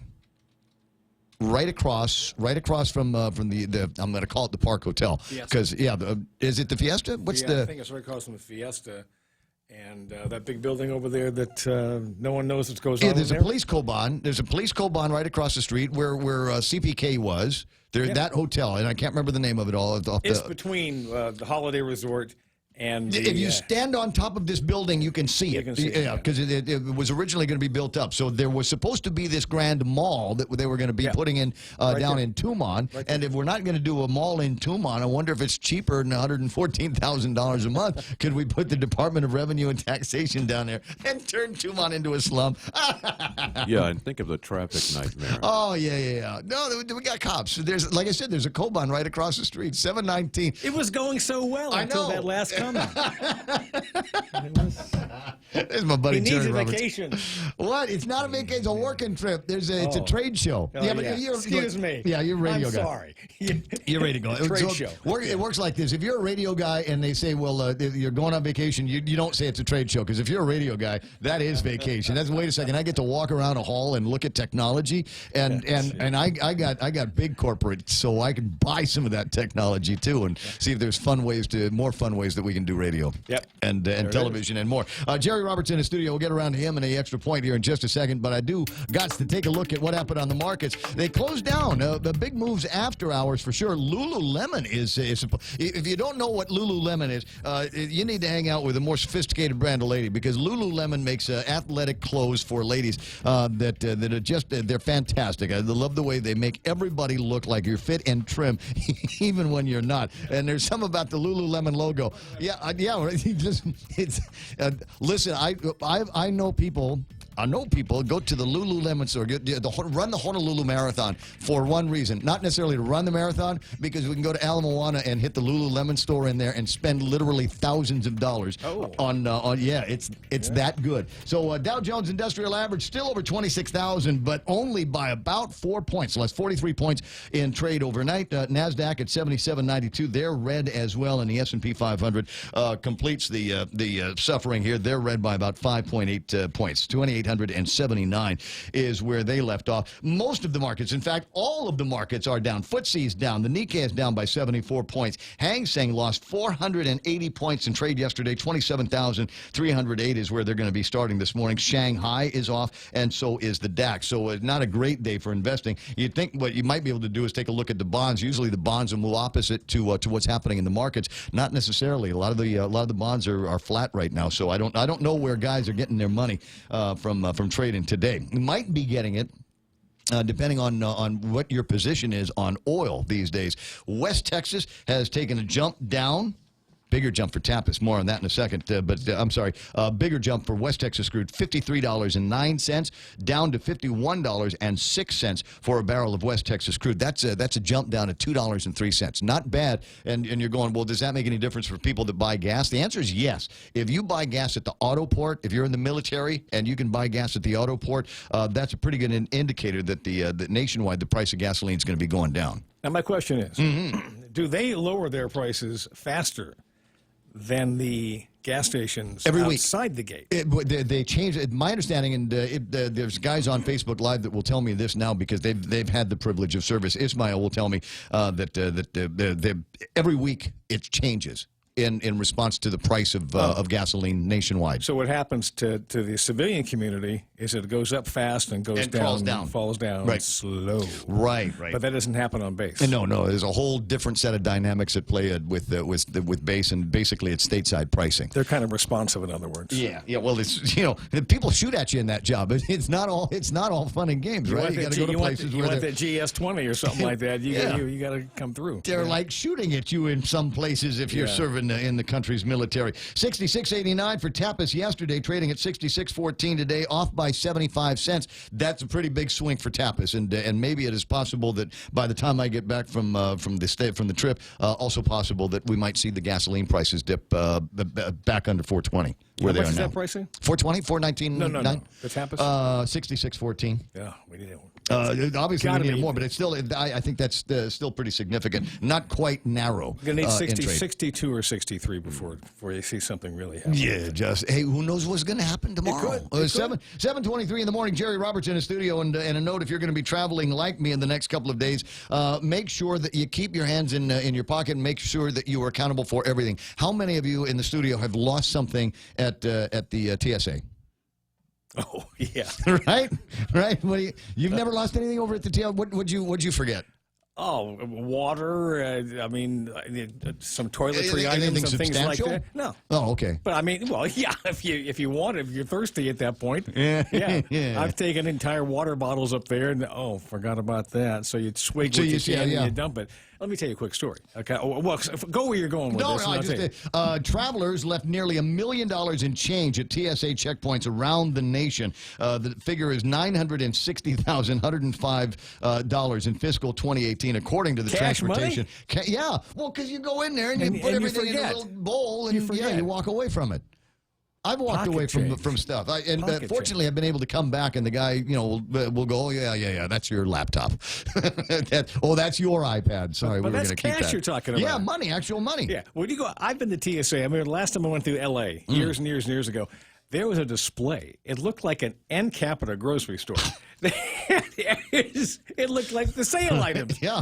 There was wine, and there was salad dressings, and there was, literally they had maybe 100 different items stacked up so neatly right there. Mm-hmm. And the guy was, you want to add to this? It was just, and then I said, I asked the girl, there was a question. I said, pardon me, is this like a display you have at all the various TSA locations? She says, no, this is today. What? This is today. She says, every day we make a new display like this. Because people go, how many thousands go through that airport? In an hour. And they're just opening stuff up and taking stuff away. Great airport stories. So what have you lost in the past over at the TSA? Were you able to get it back, or is it just long gone? You've seen the displays. They've got little things with nail clippers and lighters and things like that we weren't allowed to bring onto the airplanes because 9/11. 7:25 in the morning. That's Jerry Roberts and Extra Point Time. Were you able to load up the one from yesterday? Because that 31 things was great, and people need to see it. If you don't know what we're talking about, go to GuamTraining.com and look up the episode from yesterday. 339, and take a look at it, because it is absolutely awesome. Maybe he's going to hit another home run today.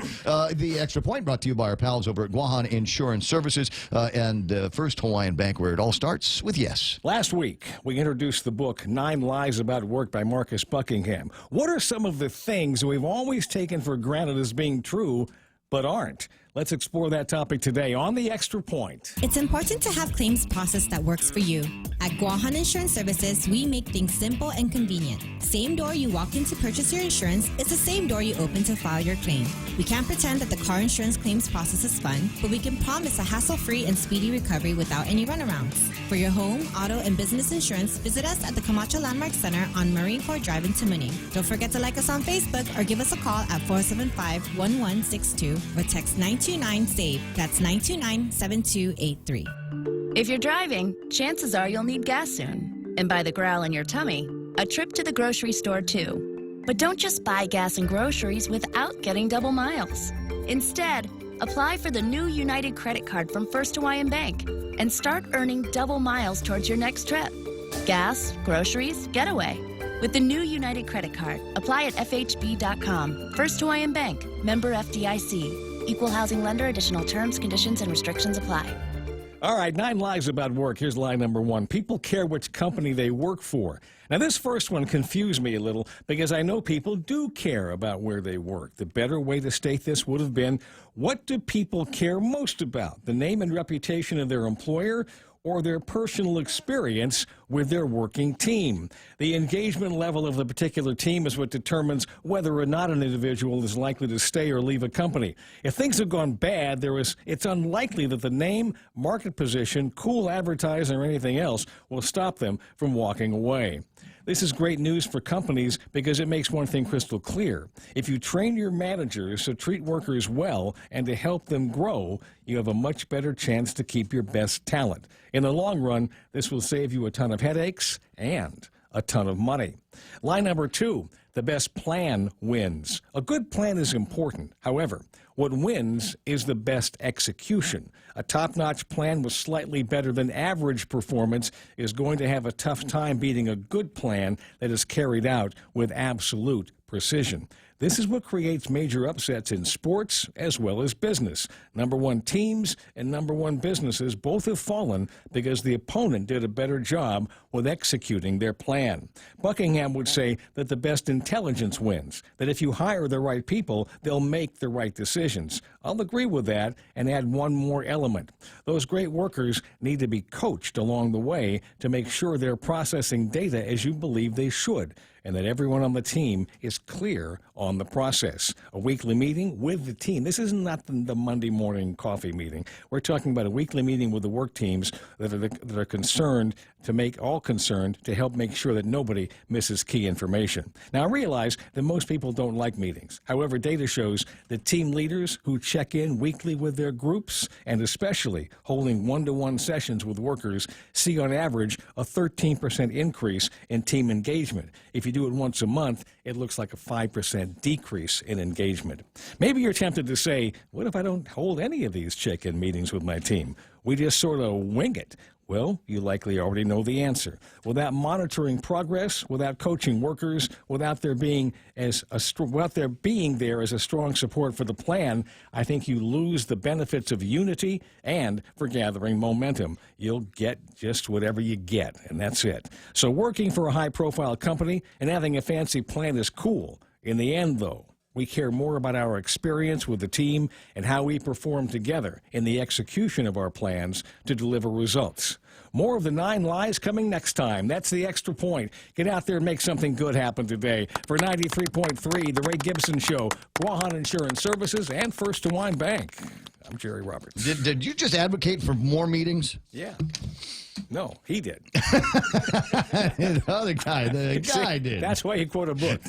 You can slip in your own opinion when you want to, and when someone calls you on it, it's the guy that wrote the book. I have no idea what he was talking about. I tell you what, every once in a while you just go, couldn't this have been put in an email? Corporate communications? Do we have to have meetings? Well, except for the work teams. Mm-hmm. When you've got a specific team, this is not the whole business. Right. When you have a work team that is working on a specific project, the goal here is to sit down with them on a regular basis and see how they're doing and monitor progress and solve problems along the way in those meetings. But no, not everybody shows up to those meetings. Very good. Just the people involved. 7:31 in the morning. That's Jerry Robertson. Today's Extra Point. If you want a transcript of it or any of the other Extra Points that we do around this time every day, just go to GuamTraining.com on the World Wide Web. Yes, sir. All right. Talk to you pretty soon. That's the program brought to you by Guahan Insurance Services and First Hawaiian Bank. Time for headlines from the Guam Daily Post. Here's Kevin Kerrigan. Half a day and good morning, Guam. In the headlines from the Guam Daily Post this morning, local senators who are on a 5-day trip to Taiwan paid for by the Taiwan government have not broken the law, according to Chirag Bojwani, the spokesman for Speaker Tina Munya Barnes. The Speaker and Senators Kelly Marsh, Clint Rogel, and Telo Taidagui left on Sunday for Taiwan. They return tomorrow. They were invited by the Taiwan Ministry of Foreign Affairs, which has paid the airfare and lodging for all but Senator Marsh, whose office says she paid her own way.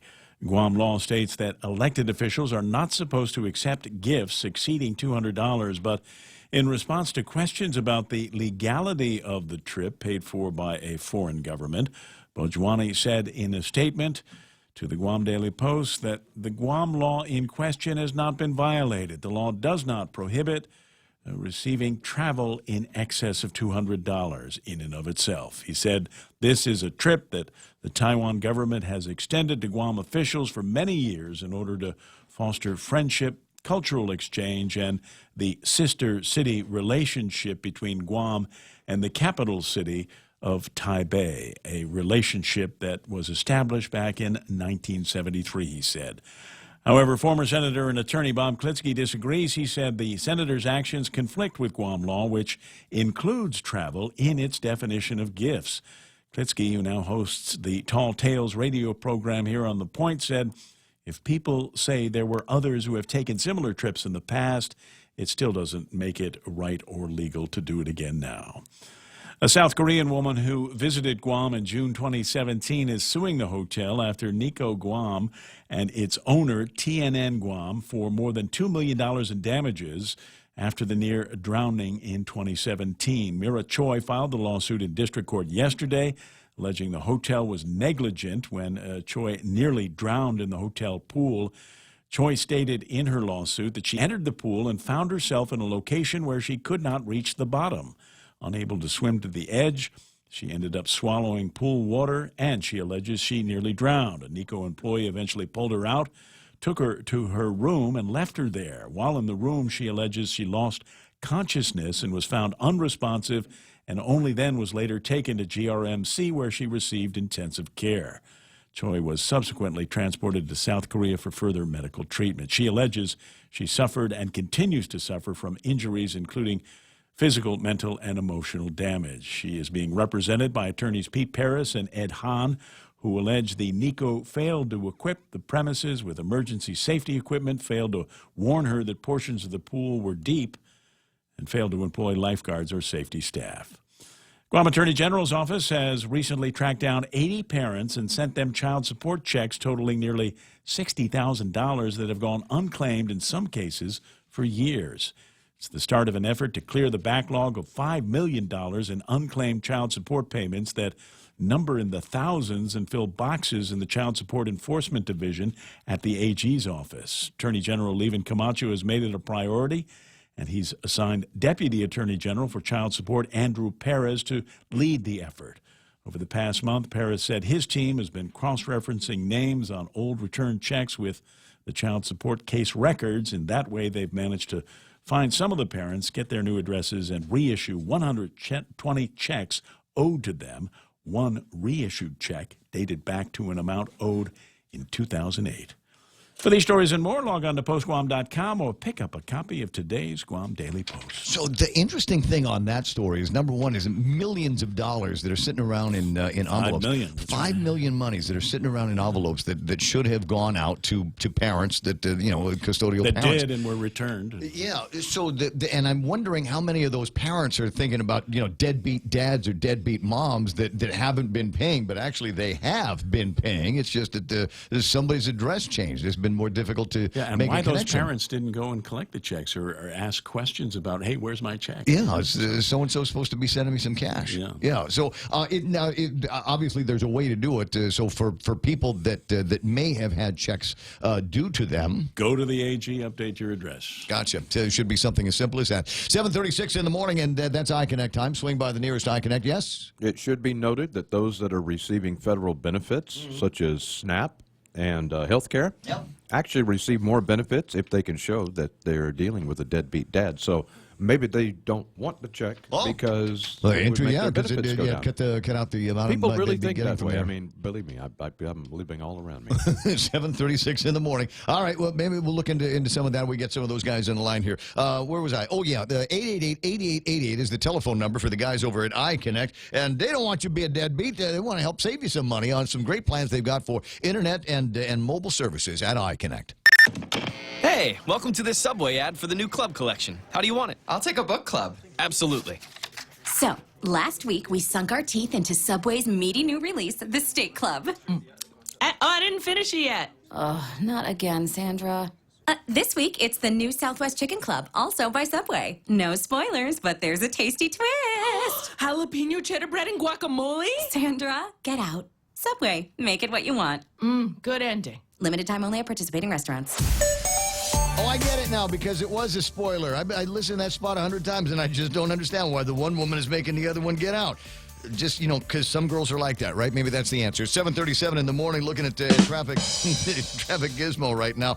North and south doing all right. You might hit a couple of spots over at the intersections that will slow you down. What is that on the other side of the traffic light over at Anderson Air Force Base? Keep going up towards Potts Junction. I got some traffic that seems to be slowing down. Not exactly sure why. Maybe everybody in a hurry to get to starts. What do we got here for traffic in the central area?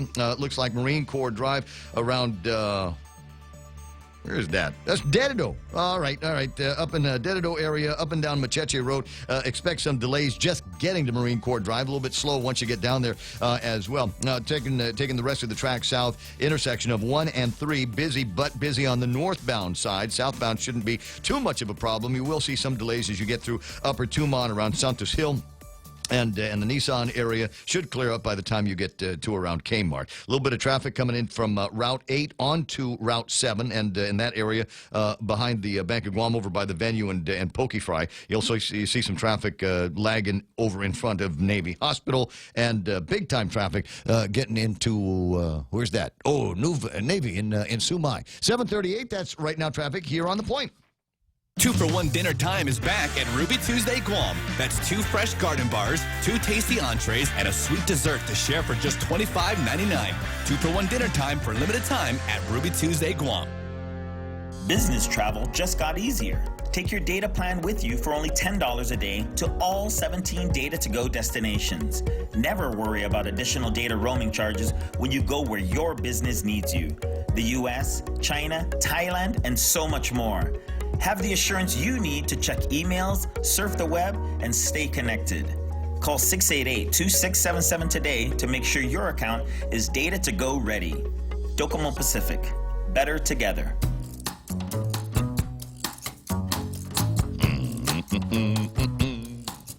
Gary Shunall says that construction on 9 just before you get to Anderson Air Force Base southbound, it's just a little bit of construction over by Anderson is what's happening there. I don't know if it's going to slow you down too much, but at this time of day with the additional cars on the road, yeah, maybe it is a little bit of a headache for somebody. 20 away from 8 o'clock in the morning. It is the Ray Gibson Show until it's not going to be anymore. Then it'll be, I don't know, 10 or something like that. Got some folks lined up to swing by the radio station at some point. Brandon, not Landon, Brandon Adlet is going to be here. They've got a 5K that's going to be coming up, and I believe that they're going to be using. I'm not sure. I'm not 1,000% sure, but I believe that some of the funds are going to be used to send a territorial band to Australia, where my friend Kenny Williams' son is going to be playing in the band in Australia at what's the name of the big music hall they got there? The Opera House. Yeah, they're playing at the our guys are playing at the Sydney Opera House. So I think they're doing fundraisers for that because it's not Festpac. If it's Festpac, I guess we just take the money out of the tourist attraction fund and then you just jam, right? But everybody else has got to do some kind of a fundraiser. That's just me being snarky. I get extra snarkiness because it's Thursday and I'm going on a trip next week. Can you imagine? And I've heard a couple of different versions of this. How happy the people of Afami Sinahanya are going to be in a few days. And why is that? Because they're opening up. They're doing the ribbon cutting for the new police precinct there. Oh. Yeah, it's going to be on the 20th. Like I said, I can't be here, so I'm going to give this to you so you go in our stead and see what the place is going to be like. But it's right there. It's where old timers will remember we used to the Coca-Cola bottling plant was there for a long, long time, and then it wasn't there, and it was just dirt forever and ever and ever. And so finally something has happened on it, and it is for those of you that are passing by that have no idea. That's why they use blue paint, because that's where the police are going to be. And so the residents of Afami Sinahanya, all of the Limtiacos and everybody back there ought to be about as happy as they can possibly be. You are now, congratulations, safe like you are in God's pocket. Nothing bad is going to happen to you because there's policemen right there. Anybody that would try to rob or burglarize or something in the Afami area has got to go down as the stupidest criminals that we've ever had. all my Dasso relatives are right. Yes. So, but now I've heard it the other way. I was talking to a buddy of mine. He says, "But that's on my way home from the bar." I said, well, you either need to find another bar or figure out how to do designated drivers or stroll or whatever it is that you need, because I don't know if you want to be driving by a police precinct after you've had one or two. The best argument for robocars. Exactly. Well, you know what? I don't necessarily have a problem with that. I was with Ernie Galito over at AK BMW last week, and they were talking about the connected nature of the cars and all the technology that goes into the cars now. When you and I were kids, and Daryl and I aren't that far off in age, but you know, a technological car, a car that was technologically advanced, was a car that had a cassette deck in it, not an 8-track. And before that, it's got an 8-track, not just an AM/FM radio. And before that, it's got an FM radio. It's AM and FM, so you can listen to the 2 FM radio stations that we had on Guam at the time. And so now that the technology has come so far that they have now cars that will watch the road for you. So it knows where the yellow lines are over here, and it knows where the white line is at the edge, and the car will attempt to stay in between the lines. But that means that we have to have lines on the roads. Right. So I was driving out Malolo last week. I'd gone down to Malolo to check on some friends in Malolo, and I'm driving out, and there are some spots where we've got, you know, you got the lines on the left, you got the lines on the right, and then you got some spots where there ain't no lines anywhere. Nope. And the people from down there, and you can always tell when you're dealing with southern residents, because number one, they drive faster than anybody else down those roads because they know where everything is, so they're just absolutely flying. Yes. And if you watch them, they know when to drift out of their lane to get past some of the some of the openings on the road. It's just absolutely funny. And so I'm asking the question: are we either going to fix these roads, or will the technology be smart enough to know where they are, so that it'd go, oh, we're in Malolo now. So this is how we drive in Malolo. This is where the road is. This is where the GPS is. This is where the pothole is. This is that spot where it's just really crazy uneven. So what do you think is going to happen? Does it need to read the road, or does it only need to read the middle of the lane? But there's no markers. There in some places, all you've got is those botched dots. The reflectors, and I don't know to what degree the smart cars are going to be dealing with that. So I don't know. You start talking about automated, self-driving cars. I don't know if Guam's going to be there. Yeah, are we going to put sensors down the middle of the lanes? Oh, like and then say, just follow the sensors. Oh, the same kind of sensors that we have at the intersections that are supposed to detect a vehicle and change the color of the light from time to time. Instead of being like a pressure plate, have like a slot car. Yeah.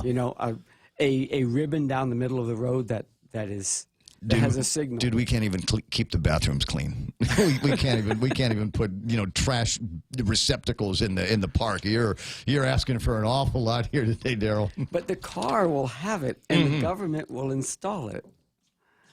And then we can have people who don't have driver's licenses just get in the cars. Be able to make their way around now. Yeah, and they don't have to have a license. And no, you can't. Sorry, you cannot turn left from Marine Corps Drive onto Route 4. You know why? Because we built a whole roundabout here. Everybody has to use the roundabout. No left turns here, for heaven's sakes. And there's no sign that says no left turn. I'm sorry, sir. You're incorrect. You, in fact, can turn there. You're just not supposed to. Yes. The car will go that way. We can make the car go that way. It happens to the best of us, doesn't it? 7:45 in the morning. I think Mark Cruz on his Facebook has got a picture of somebody trying to do something along those lines here. Speaking of Facebook, who's there? Smug says, can't wait to see the automated test car on the road to Retidian. Let's talk about that here for just a second, if for no other reason, because it's amusing to me. And there are people that have property back there that have told me once upon a time, I can't hardly wait until the government comes in and fixes this road. And I tell them, no.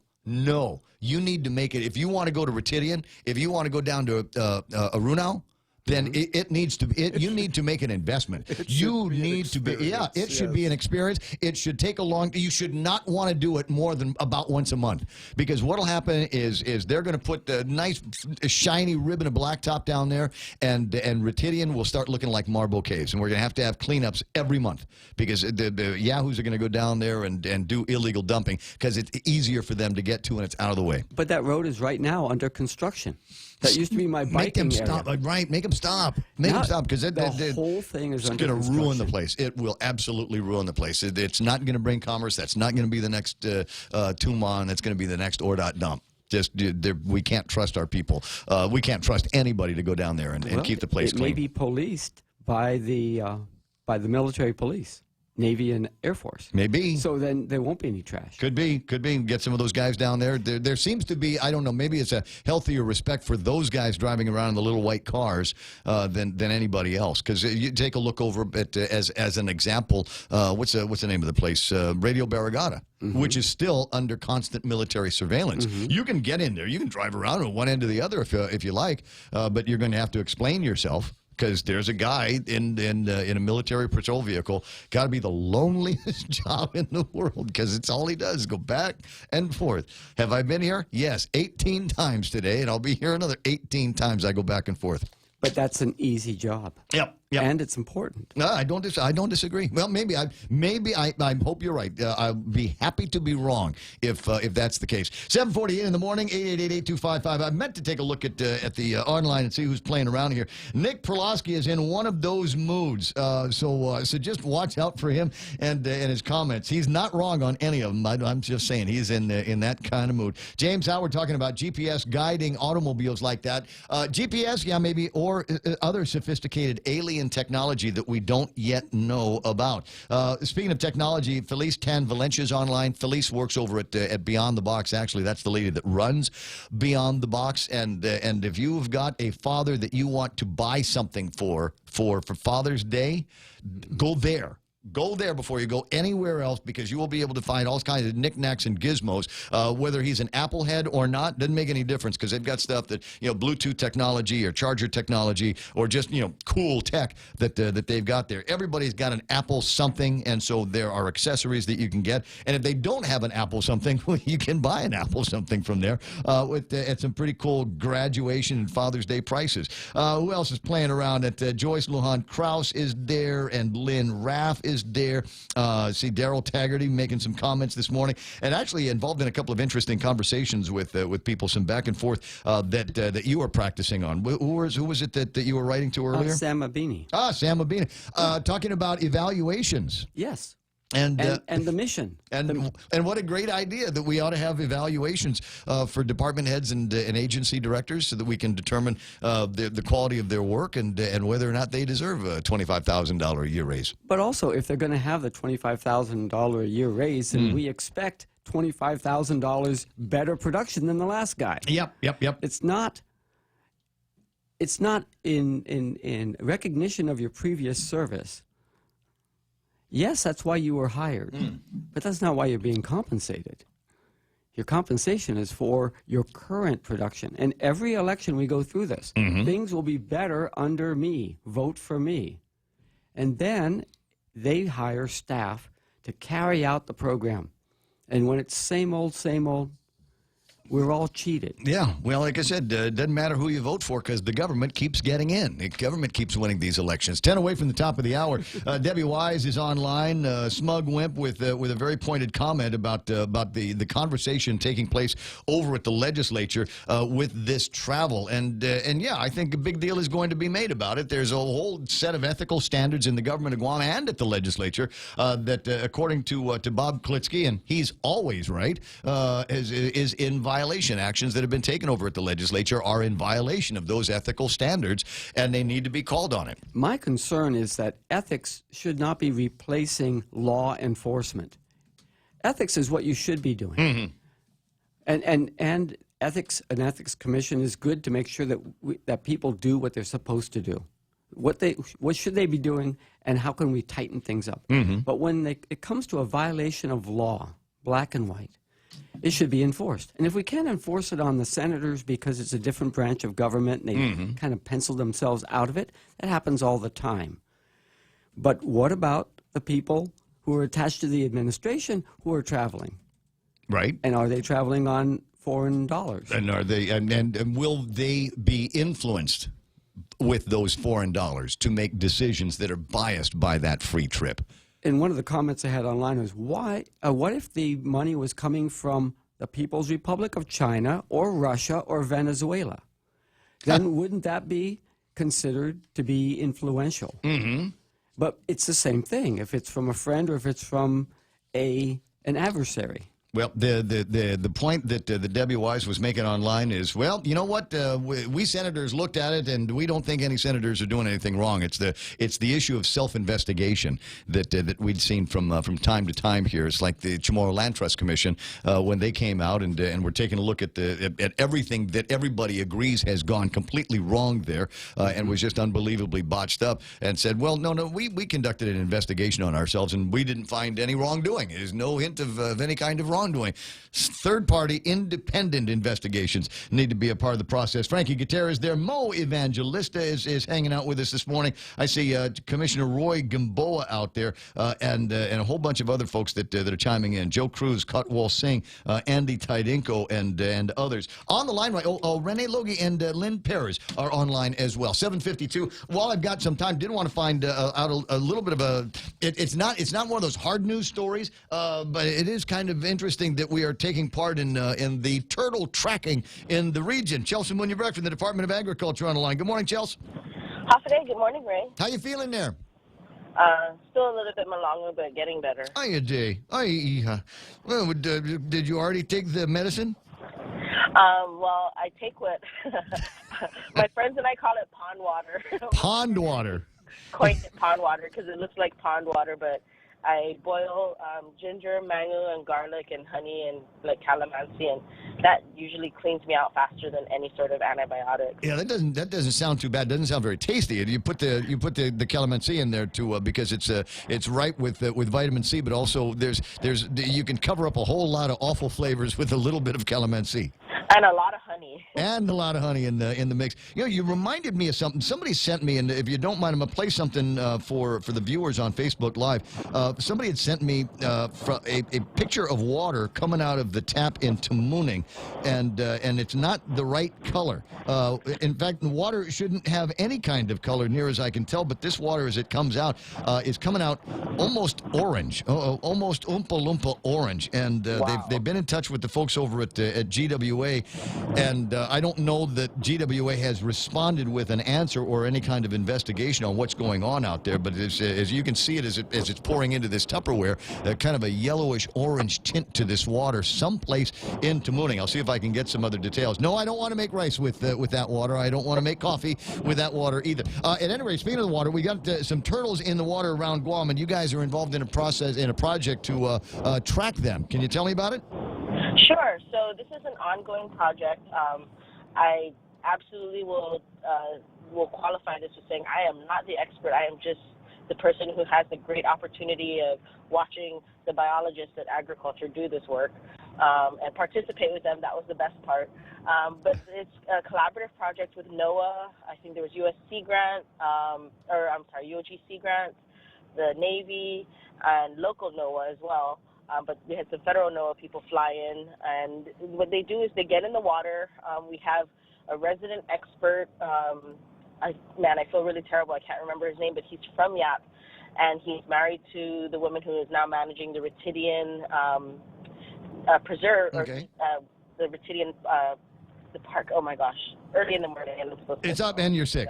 Yeah. So the guy is the subject. So he's the turtle guy. He's the turtle catcher. And so they go out and they swim around and they look for turtles in the ocean, in the water. And when they see them, he dives down and catches them and brings them up. They draw blood from the turtle to determine gender or sex and a couple of other biological points. And then our biologists weigh them, measure them. They put satellite trackers on them, and then they let them go where they found them. And so they get to do all of this legally, because otherwise you're not allowed to even touch those guys, right? Absolutely. And so our DAR biologists and technicians are also there to make sure that the turtles are not harmed in any way. Nice. So I can't imagine the selfies that these guys are taking, and what an adventure. You know, I was a certified basic and certified advanced diver for a number of years and loved going in the water, and never ever once saw anything bigger than a dogfish down over at the PD bomb holes. You know, just you go, where are the big fish? Where's the turtles? Where's the mermaids? Where's the pirate treasure? You don't see any of that unless you happen to be one of these lucky guys, and then it's like every time you go out, you have to shoo the turtles away. There's so many of them. Wow, yeah. We got to dive down, and it wasn't even really diving. It was more snorkeling along the surface of the water and just spotting, and then they would dive down to get them. And I just, in the one trip I went out with them, I saw at least 3 turtles on my own, separate and apart from the ones that they caught. Nice. And so these are the green turtles and the hawksbill turtles. I need to get good at, and that's one of the things I think maybe I'm going to do with the rest of the year. See if I might be able to get my diving certification renewed, because the technology has changed so much in the last 30 years since I've been certified. I'm thinking maybe that might be fun. Tammy Summers is the director of Retidian, according to somebody on Facebook Live. Yes. The Retidian Refuge, and now I remembered the word. There you go. That's who we're looking for. That's who we're talking about. And it's her husband who does the diving and catches the turtles. Roger. All right. Well, listen. The only other thing I needed to talk to you about and I don't know if you were there because you're sick. Did you make it to the last marijuana meeting? No, I didn't, unfortunately. For the medicinal, I sent.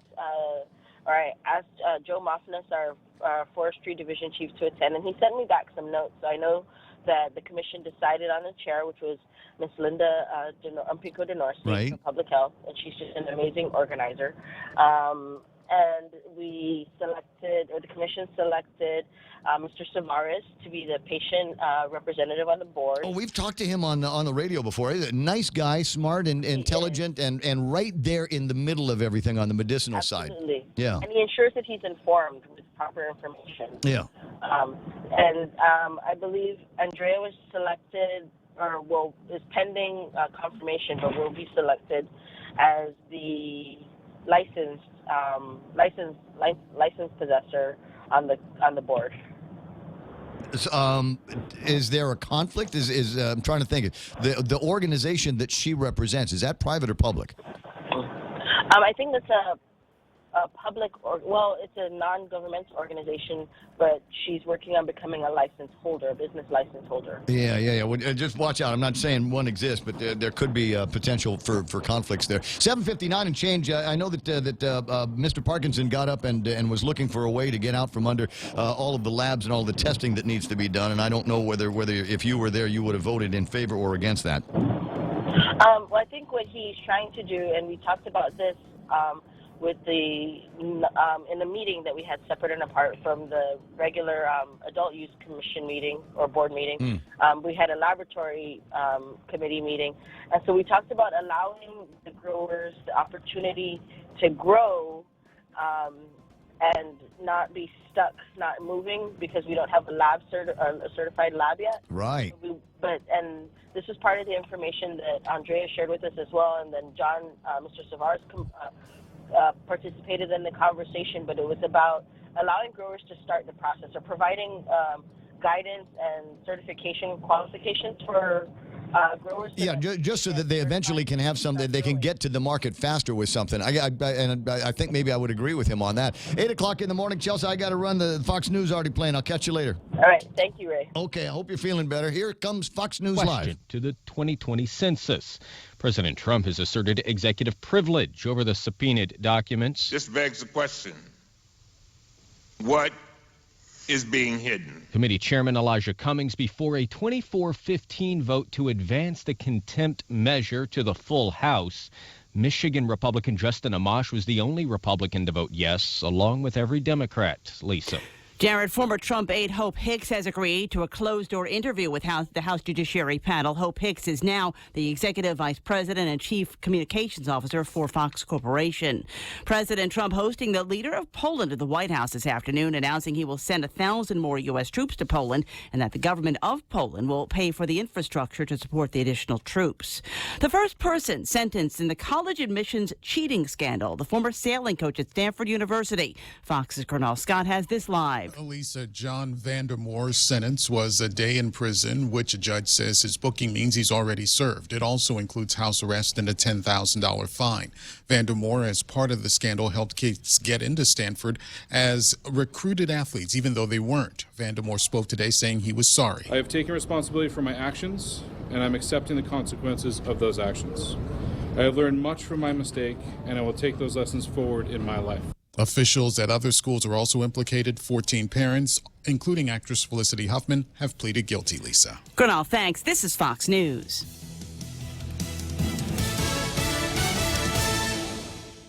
Travel the world and then some with the 2 million United Miles sweepstakes from First Hawaiian Bank. Enter and you could win the grand prize of 1 million miles or be one of 6 other lucky winners. The world is big. Our prize is bigger. Enter at fhb.com/2 million miles. No purchase necessary. Void where prohibited. Sweepstake starts on May 1st and ends June 30th, 2019. Open to legal residents of Guam and CNMI. Ages 18 years or older. Visit 2millionmiles.com for official rules. First Hawaiian Bank. Member FDIC. Equal housing lender. This is Ronnie. Ronnie is about to break his piggy bank. Come on, piggy bank. Ronnie wants to upgrade his smartphone. And this piggy's gonna help me. If Ronnie had signed up for GTA's handset payment option, he could have selected a new smartphone with an affordable monthly plan. I could have what? Exactly. Sign up for HBO at GTA and don't break the bank. I'm sorry, piggy bank. Terms and conditions apply. GTA, we start with you. More arrests into the shooting of former Red Sox slugger David Ortiz. Chief prosecutor in the Dominican Republic says the alleged gunman is among the 5 people arrested in connection to the shooting of former Boston Red Sox star David Ortiz. Authorities identified the alleged shooter as Rolfie Ferreri, also known by the nickname Sandy. Prosecutors say he's the one seen on security camera footage shooting Ortiz at near point-blank range. Ferreri and Eddie Garcia are believed to be the 2 men seen on a motorcycle in that video, seen prior to the incident talking with 2 other groups of people in cars. Police say they've also obtained the gun from the shooting. This as Ortiz continues to recover from his wounds in a Boston hospital. Matt Napolitano, Fox News. The neighbor convicted of attacking U.S. Senator Rand Paul has sold his home. Rene Boucher pled guilty last year to assaulting the senator. Paul also won a civil verdict against Boucher for more than $582,000 in January. Court records show Boucher sold his home in Bowling Green in May and handed over the proceeds to the court. The money will be held in escrow until the civil proceedings are resolved. Suspension and transmission issues have Ford Motor Company recalling over 1.3 million vehicles. Ford is recalling 1.2 million 2011 to 2017 Explorer SUVs, mainly in North America, over a rear suspension toe link that can break if the suspension moves a lot, which the company says can limit steering control. One crash reported, no injuries. Ford is also recalling over 123,000 2013 F-150 pickups to stop transmissions from unintentionally downshifting into first gear, where a previous software update didn't work. Jeff Manasso, Fox News. Director Martin Scorsese says what he calls the stranglehold blockbusters have on American movie-going has gone too far, citing a multiplex that recently devoted 11 of its 12 screens to one movie, Avengers Endgame. And he says that isn't fair. I'm Lisa Lacera. This is Fox News.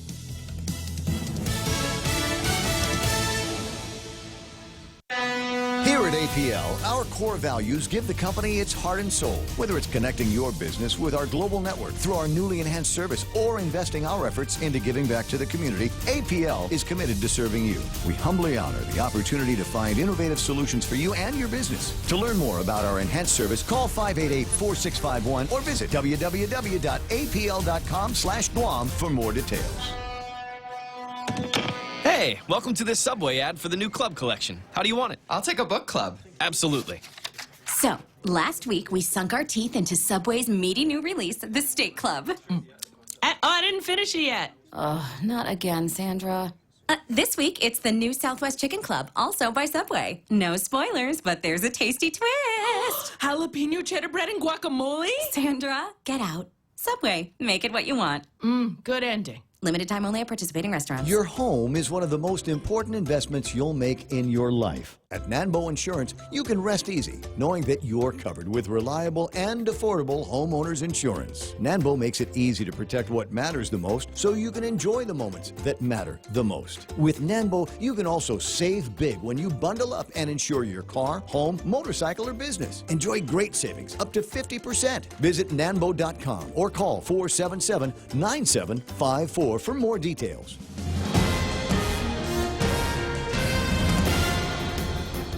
Half a day and good morning, Guam. News time here at The Point is 7 minutes past 8 a.m. this Thursday morning. I'm Kevin Kerrigan. Here's a look now at some of the top stories from the Guam Daily Post. A nearly 40% increase in the monthly rent paid to the owner of the building occupied by the Department of Rev and Tax has postponed plans for hiring additional staff for tax collections. The building is a former warehouse store in Barrigada owned by Saipan-based Joten Enterprises. Under a lease agreement signed by the previous administration, the monthly rent for the facility went from $81,549 a month last year to $114,168 a month this year. That is a monthly increase of $32,619, according to figures provided to the Guam Daily Post by Rev and Tax Director Daphne Shimizu. Over the course of 1 year, it adds up to $1,370,000 in rent for the use of that property. The Guam Fire Department placed the building under a fire watch in March after a routine safety inspection found the building was not up to code. The fire watch was still in effect as of yesterday. And earlier this month, Rev and Tax's computer system went down due to a number of issues at the building, including a water leak and a power outage. Shimizu spoke about the increased rent during an informational briefing on Rev and Tax yesterday at the Guam Congress building called by Oversight Chair Senator Sabina Perez. Under questioning from Senator Perez, Shimizu said her department, unfortunately, was not able to budget for any additional staff in next year's budget because of the rent increase, among other contractual service increases. More than 50 people attended the first in a series of town hall meetings yesterday afternoon that followed last week's machete attack in Manilao. Island leaders, community members gathered at the Manilao Community Center to hear from a panel of leaders that included Police Chief Steve Ignacio, Public Safety Oversight Chair Senator Jose Terlahi, and Federated States of Micronesia Consul General Therese Philippin. This shows the concern here in the village of Manilao, said Bob Lizama, Special Assistant to the Governor on Municipal Affairs. The meeting was prompted by an attack last week by at least 2 men who damaged 7 vehicles and terrorized their drivers. At least one of the men was armed with a machete. Victims in that attack, including former Senator Judy Guthertz, also attended the meeting. Guthertz said the meeting is a good beginning. Of course, it was very traumatic last week, she said, but I am over that and looking for solutions now, said the former senator. Guthertz says there is a need to hold the U.S. and FSM governments accountable so they would provide assistance. One of the suspects is an FSM citizen. The FSM Consul General, Therese Philippin, apologized for what occurred last week. She said, I know there's a lot of anger, a lot of fear for safety, she said, but the FSM government and its people are not sitting idle. We are very concerned and very saddened that these things have happened. Philippin urged the public, however, to understand that the incident does not reflect the true nature of the people of the Federated States. We'll have more news after this. KFC has finally answered the world's most important question. What came first, the chicken or the egg? And the answer is both. Introducing KFC's KFC AM, their new Southern and local-inspired breakfast. AM-loaded platter with chicken fried rice, waffles, and Colonel's chicken congee. KFC also has your all-time favorites, AM chicken and egg wraps, Southern biscuit and sausage sandwich, and hash browns. So for finger-licking good mornings, AM will never be the same at KFC. KFC, it's finger-licking good. When your family needs medical care, how often do you find the need to visit multiple local clinics. When a child has a serious ailment, do you find yourself meeting a medical provider only to learn you must go somewhere else for testing? At the FHP Health Center, you can find multiple specialties and testing services under one roof. And if your family needs urgent care, FHP is there for you with convenient weekday, evening, and weekend hours. Voted the island's best clinic and Pika's best 2 years in a row. FHP, our island, your clinic. Learn more at fhpguam.com. 11 minutes past 8 a.m. here at The Point. Local senators who are on a 5-day trip to Taiwan, paid for by the Taiwan government, have not broken the law, according to Chirag Bojwani, the spokesman for Speaker Tina Munya-Barnes' office. Speaker and Senators Kelly Marsh, Clint Rigel, and Tello Taitagui left on Sunday for Taiwan. They return to island tomorrow. They were invited by the Taiwan Ministry of Foreign Affairs, which has paid the airfare and lodging for all but Senator Marsh, whose office says she paid her own way.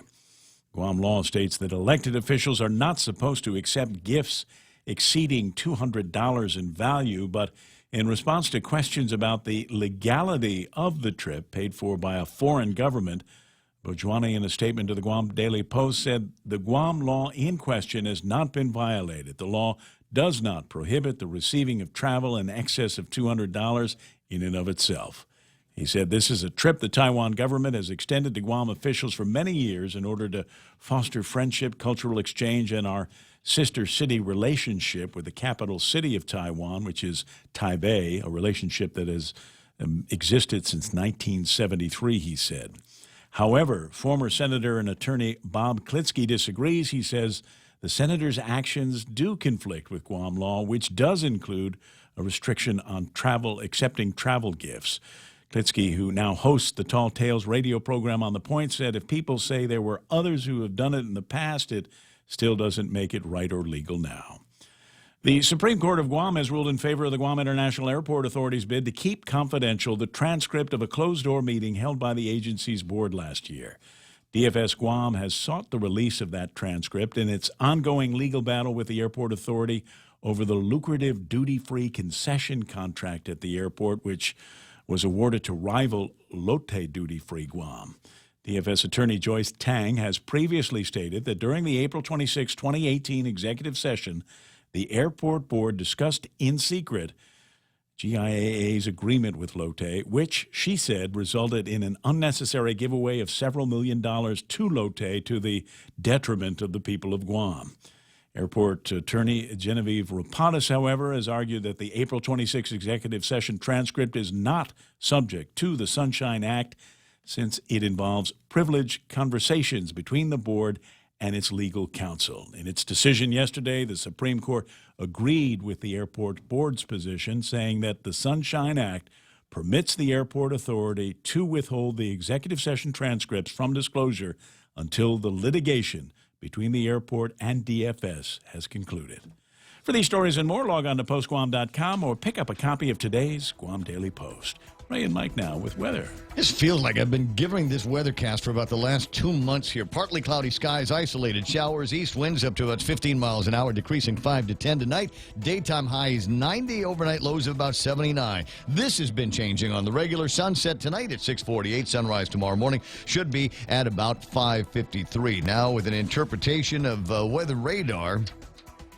Yeah, I stand here every morning and try to sound like I know what I'm talking about, but this gentleman standing next to me has actually forgotten more about weather than I've ever learned. Let me introduce Brother Brandon to us. Brandon! Good morning. This is Brandon Eilert from the National Weather Service. We'll be talking about the 5K coming up shortly with the Guam Territorial Band, but right now across the Marianas, we're seeing pretty dry conditions. It's like dry season has come right back in full force, and ultimately there's not much rain out there for well to the east of the Marianas, and so what we're going to see is the big thing to concern about is fire weather hazards are going to be increasing as this drying continues. So ultimately, try not to burn anything outside and enjoy the dry weather. Wet season is on its way in the next month or two. Next month or two, you said, wet season? Yes. So right now that's the best you can do. Well, it kind of plays around every year, but we're approaching mid-June right now, and so we're entering that window where we could see the transition slowly take over. Now, are we being, I don't know, what's the word, punished because we had that storm out in February? We weren't supposed to have a storm bubbling up in the area up in February. We got one, so it hit us with a lot of rain, a lot of wind, a lot of unexpected stuff, and then they said, okay, we'll make it up for you by making it just dry, all dry as a bone through August. That's right. Well, the February storm was a bit of an anomaly. We see the occasional early season tropical cyclone, and ultimately with the Marianas, we can see a tropical cyclone any time of the year. Right. It's just they're more favored later in the year, and but we were fortunate to get some of that rain, too much rain in some places, but dry season is dry season. But as long as you've been here, I mean, since you came to Guam, was it 6 years, 7 years now? 9 years. Almost. 9. Oh 10 my God. years actually. So in those 10 years, how many early season storms have you seen? Ooh, I think there have been 3 or 4 of them that we've seen in the February-March timeframe across all of Micronesia and the Marianas. We see sometimes we see some in the late season storms the following year in January.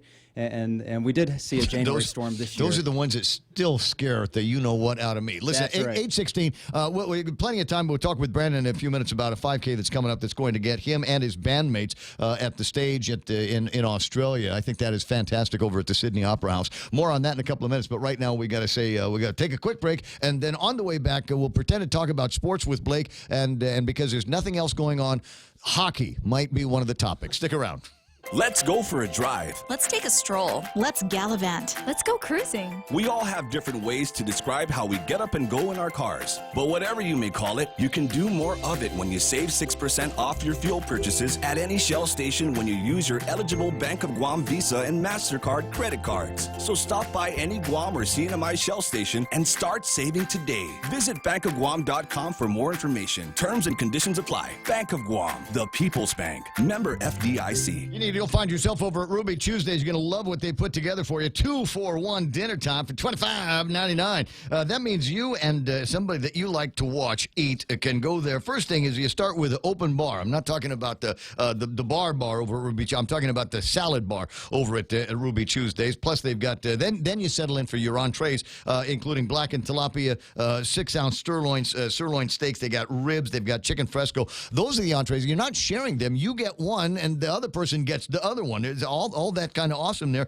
And then make sure you save some room for dessert. $25.99, 2-for-1 special at Ruby Tuesday. Also being brought to you by American President Lines. They're shipping the future and Micronesia Renewable Energy. There's never been a better time to go solar because now we got batteries. Are you still paying for the right to have your checking account at your bank? Well, at Bank Pacific, we think it's our privilege, not our right. That's why we offer My Green Free Checking, where your monthly maintenance checking fees are zero. That's zero. And it comes with a free Visa check card and monthly green e-statements. My Green Free Checking. Bank Pacific today. Because having you as our customer, that's our privilege. Bank Pacific, where others put branches, we place roots. Equal housing lender, member FDIC. Viva Bank Pacific. But wait, there's more portions of the program also brought to you by Security Title. You buying a house, don't know what you're doing? Talk to them. They'll sort it out for you. They're good at the easy stuff and the complex stuff. Take Care Insurance and cars. Plus, friends over there in the middle of their performance days and performance nights. I got Chargers and Challengers there. Great deals. 1.99% financing. We got great powertrain warranties and plenty more. But it starts with your test drive of the Power GTs that they've got from Dodge over at Cars Plus and Mighty. Getting you back to the talk faster. It's the Ray Gibson Show.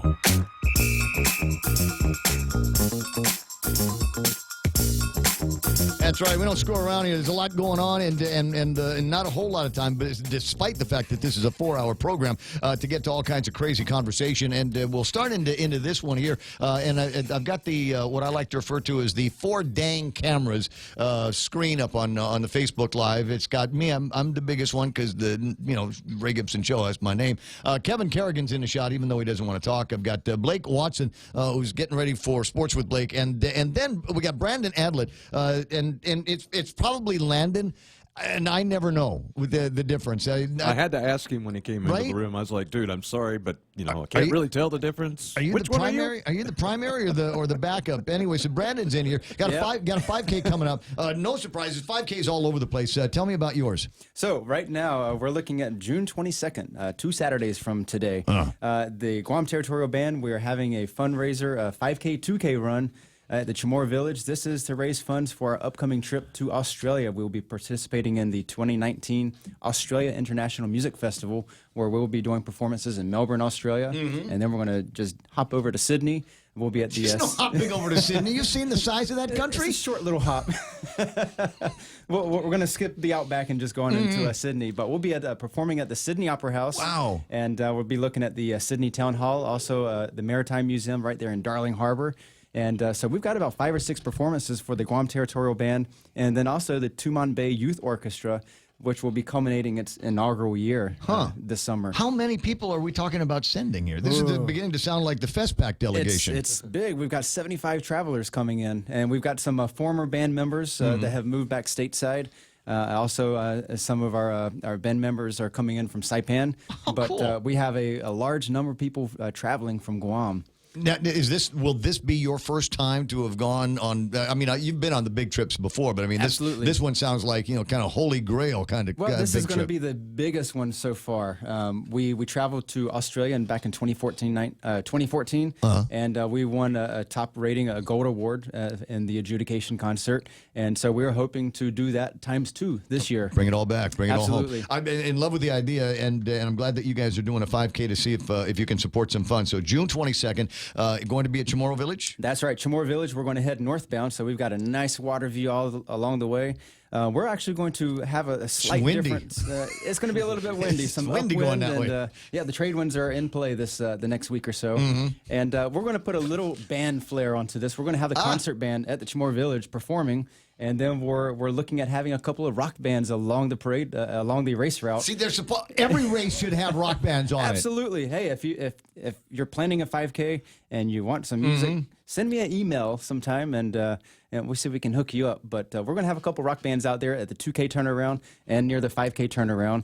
So definitely come out and join us. It'd be a lot of fun. I was going to say, what's it cost? Is this going to be, because we got rock bands and stuff like that, does that make it more expensive? Well, we're going to look at $50 a person. I'm just kidding. $7 for students and $10 for adults, or family of 4 for $35. It's a great savings. Or on race day, what's it going to be? We're looking at $15 race day for all race day applicants. Okay. And hey, if you want to just go ahead and sign up for the race, you can either do that at Run Guam here in Tumon, or Goodies Sports right up on Upper Tumon. Or you can sign up on race day. It costs a little bit more, but these guys have got a long way to go, and there's plenty of them. So, I mean, That's right. The difference between $5 and $10 to you is not going to be that great. You were going to run anyway, then go and take advantage of it. I know that, most 5Ks, a lot of sponsors involved, so if you've got a list of people that have been indispensable, please name them. We do have a lot of sponsors. We've got restaurants, hotels. We're looking at Dusatani. We've got TGI Fridays. We've got Tony Roma's Capriciosa. We've got a lot of other companies who have donated drinks and fruit. And we've got Philippine Airlines Grand Prize round trip to Asia or the Philippines. That is a big prize. So if you want to do some traveling, this is a great opportunity to try to win that grand prize. We also have Travel Pacificana right there in Agana. They have donated a $300 travel voucher. Sweet. That will be good for the next 6 to 12 months, I believe. And But one other thing about the race, we're doing something a little bit different. If people know me from the races, I've got a stroller that when I race, I've got my 16-month-old boy. Shut up. And I only say it like that because the guy consistently beats me. He passes me on it with a stroller, like I'm going backwards. That's when I'm lucky enough to be in front of you for a minute and to begin with. Well, I was going to say that most people, when they run with a stroller, there's a slight disadvantage. You're pushing something. So with that in mind, we've added a stroller division for this 5K. Oh, nice. So if you've got a stroller, if you got a kid, a single-seater, double-seater, triple-seater, 8-seater, double-decker, bring it out. And we're going to put you in the stroller division. And you're competing in your own division. Absolutely, your own division. But here's the problem. You're grading on the curve here, and this guy is already capable of running a 20-minute 5K with a stroller. I've slowed down a little bit. I was stateside in Oklahoma for some weather training, and I had a lot of good food to eat. Dude, so much. My ankle is still jacked. That's why you haven't seen me out there. And I'll be traveling, but I might see if I'll find a way to get some money to you to support the cause. Because my friend Kenny Williams is going to. He's he's going on that trip with you guys because his son plays in your band, and he's really, really proud of that and excited to see the performance over there at the place. So you get I was going to ask, T-shirts at the end of it? We do have shirts? dry fit. We're going to have 600 dry fit T-shirts to hand out. So definitely get in there. Will they be as pretty as the Pride race? Because everybody was raving about the Pride 5K races. Very were nice. impressive. I saw some pictures on Facebook. We're going to have a solid red shirt with a kind of a nifty looking logo. You can see the Sydney Harbor Bridge and the Opera House in the background, and a couple runners dashing across the harbor. Absolutely, looks like they're perfect. running over the water. For information, just get a hold of Brandon. You can find him over at the National Weather Service, or like he says, go to Goodies or Run Run Guam in Tumon and sign up, or save it for race day, and we'll see you in Agana. That's right. And you can also find us on Guam Territorial Band on the Facebook. And if you want some bibs, send us a message on there, and we'll get back to you very soon. It's the easy way to do it, buddy. Thanks so much for coming Thank you. by. Appreciate and it. you know what? You might want to lurk around and hang out with Blake and do this on Star 101. Or Luis Muña is subbing for Daryl Lizama on Boss 104. So you might want to knock on the other doors of the radio station and spread the word. I sure will. All Thank right. you. Well, I'm going to kick you out here because we got a couple of minutes. It's time for Sports with Blake. Happy to help. Studio time 8:26, and yeah, I got my buddy Blake Watson in the studio. I can't run in that race. Blake, you run for me. I will be push. I'll be in the stroller division. Right, Yeah. riding the stroller or pushing the stroller? I got an advantage though because my son's only 6 months, so he's a little bit lighter than the 16-month-olds, than the or the 8-month-olds. Well, I know a couple of people that are pushing kids 7, 8 years old. Well, I mean, I could be pushing my daughter. She's 3, Yep, so but no, she's. Yeah. That sounds like a fun race. Like I said, you get to play in a completely different kind of category. Anyway, so Blake's in the studio. As I said earlier, the tease here, Stanley Cup going on. It is. I mean, and we haven't talked about that. this. Well, it's 3-3, right? Yeah. And we've got a new team playing in the Stanley Cup. We do have the St. Louis Blues. They've been around for 50 years, I think. Right? 50 years sound right, Mike? Anyway, but they've never won. Right. We've talked about it, so they never won, which is fine with me because they beat my team. So I'm not one of those people. If you beat my team, I don't root for you because I want to be beat by the best. At least I got beat by the champions. No, if you beat my team, I want you to feel the same heartbreak that you put me through whenever you have to you get yours. But So what? 10 o'clock this morning? 10 a.m. The puck drops, Ray. 10 a.m. on NBC. All right, and so Boy, it's a good thing you didn't have 2 beers before this.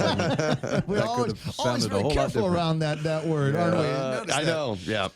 No, it's like bull cart. We're very careful around that word here at the radio station. Anyway, so we got that going. I think, and I don't know what it is. When are the Matua leaving? Because they've been in the back of the newspapers over the last couple of days. Like every day, there's another story about the Matuas. They have a 193 FIFA ranking, and that means for us, yesterday I told you that that means that there's going to be more soccer because you got to keep winning.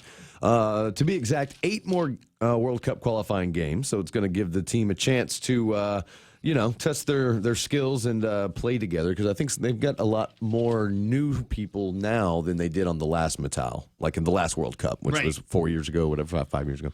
But so anyway. will there be more games? I guess the question is, will there be more games here? Will we get to go watch them? And that will start September 5th and run until November, which will be the second round of the qualifying matches. The draw, so we'll know who we're playing. The draw for that will happen July 17th in Doha, Qatar. And the teams that have also advanced along with Guam, so teams we could potentially see, Bangladesh, Cambodia, Malaysia, and Mongolia, and also the game between Sri Lanka and Macau was postponed, but Macau owns the first game over Sri Lanka, so they still got another one out of the 2-2 series. Yeah, Mongolians, you had to get them to kind of tone it down a bit. They like to play soccer on horses. Yeah, with human heads. Right, right. The way it works out there. Got to watch out for that. 8:29 in the morning, and any other activities that are going on? There are. We still have the NBA playoffs. We still have the NBA playoffs. That's tomorrow morning. That is Friday, tomorrow, right? 11 o'clock. Tomorrow. Yeah, there's now 3-2 game, 3 games to 2. Raptors still leading. Durant out completely. He had Achilles surgery yesterday. He is done for the rest of this year, and he'll never quite be the same. Actually, basketball and Achilles heel surgery. not a good idea. But they're You still do a going to pay lot him, of- right? Ended Kobe's Oh, career. yeah. Oh, yeah. Yeah. But with all the jumping, and particularly in basketball, but it also it could be said with football wide receivers that once they get Achilles an injury, they're never the same after that because it affects your ability to jump, and that's what they do. There's a Bill Murray joke from Caddyshack that's in my head, and I'm not going to recite it. It's just there. You know, you just cut him in the back of the Achilles heel. Backswing will never recover. You remember? No. Did you see that are you keeping up with the Women's World Cup? That is going on. We haven't talked about it. That's why I was asking. Because, it's been going on for maybe like this week, since Monday. Girls don't need cups. The Women's World Cup. Japan plays. Tomorrow they play Scotland, which will be also a Friday morning on I don't Fox even know what Sports sport you're talking about. Is it Women's World Cup? It would be soccer. Yes. Okay. Yes. Okay. The U.S. women. Well, I mean, Lots of World Cups. Yeah, there's people listening going, he can't possibly be that dumb. Yes, I can. It made news yesterday because the U.S. women's national team beat Thailand 13-0. We're talking about soccer. Wow, 13 is incredible. 13-0. Yes. So anyway, Japan plays Scotland tomorrow morning, 11 p.m. or tomorrow evening, 11 p.m. our time on Fox Sports Fox Sports 1. Jeez. It'll be all right. Now, we were talking about the basketball game tomorrow, and you should be able to watch that on ESPN. ABC. It's ABC? I mean, it's the same family of companies, but yeah, Channel 7, Okay, ABC. but there's an online app that you can get. ESPN Plus, is that what you're talking about? I think so, yeah. Yeah, it's like $4.99. I did the trial, to watch hockey, actually. And, there's a lot on. Like right now, there are, all the Major League Soccer games, if that's your bag, that you can watch there. You can watch those games there. The Copa America, the Brazil versus Bolivia, you can watch that game on ESPN Plus. A lot of the Major League Baseball games, that aren't nationally televised. So, say you're living on Guam and you're a Texas Rangers fan and it's hard to find your team, you can watch it on ESPN Plus. So, I got you. So yeah, that's what it is. Mark Cruz trying to get us to talk about something. Brian McKnight is going to be performing here for $185 a ticket. The last time he canceled on us like the day of, right? So because he's done this before. Oh, he has? Yeah. A couple years, 4 or 5 years ago, Brian McKnight was supposed to come out here. Don't remember that. And because he didn't. Oh, I see. So that's why I'm saying I'll believe it when I see it, Brian McKnight. Okay, all right. Well, but anyway, that's cool. what it That's is. cool. Yeah, I did hear that yesterday. Yeah, some people were excited because It's Brian McKnight, but then the other part is- three of them busted up. $185 a ticket. I didn't know that. Yeah. I got to take a look at the thing. That'll be interesting. What else does he sing? He just has that back at One one. Last right? Try? Well, back at one. I think there was that. I'd have to look it up. It's been a while. Yeah. But I'm sure he has other songs, so I'm just wondering what are they? I really don't know. I was too busy banging my head with devil horns on my hands and a cloud of marijuana smoke to worry about Brian McKnight. Right. I like Pantera too. So one of these days we'll get around to talking about all that stuff here. My buddies online. Charlie Hermosa is saying hi. I got Gina Kono, Greg Kerbrock from Take Care, Craig Chong, Dave Duenas, Keith Parsky in Washington, D.C., and Ike Iseki hanging out. Brother Renee Lau is online. Now he knows which 5K to go run this weekend. Got anything else? No, that is it. Did you meet Daryl Taggarty? I did. All right, he's going to be in here. times. Yeah, he's going to be in here all week next week. To hang out with him. He knows a thing or two more about sports, but like his go-to poison. If you ever need to make nice with the guy, just the go-to poison with him is going to be biking, cycling. I think we'll also talk. Yeah. We'll also end up talking a lot about vinyls. We both have record collections, vinyls. Right. We talked about that before, him and I. It's like jazz and stuff, right? Yeah, Billie Holiday. We talked about that. He's got You still on NPR? You still doing that show on NPR? Yes. Okay. Yeah. Jazz in the Seventh Day? Almost 30 years. Yeah. I trained Shelby Shapiro. I'm serious. I trained Shelby Shapiro, the original Jazz in the Seventh Day, once upon a time. Listen, you got to break away because you got to go finish the morning show, and I'm sure Brandon's waiting around for a chance to talk with you. We'll jump into headlines with Kevin Kerrigan after these. When it comes to power and performance, nothing compares to Dodge. And right now at Cars Plus in Mighty, you can save thousands on many Dodge vehicles in stock during our Dodge Performance Days. Like a new 2019 Grand Caravan SE, save $4,250, or save $6,150 on a new Durango SXT. Looking for more power? Take home a new Charger SXT Plus today for only $37,689, or save over $7,000 on a new Challenger GT. Get more power and performance at Cars Plus in Mighty during Dodge Performance Days. Cars Plus, driven by you.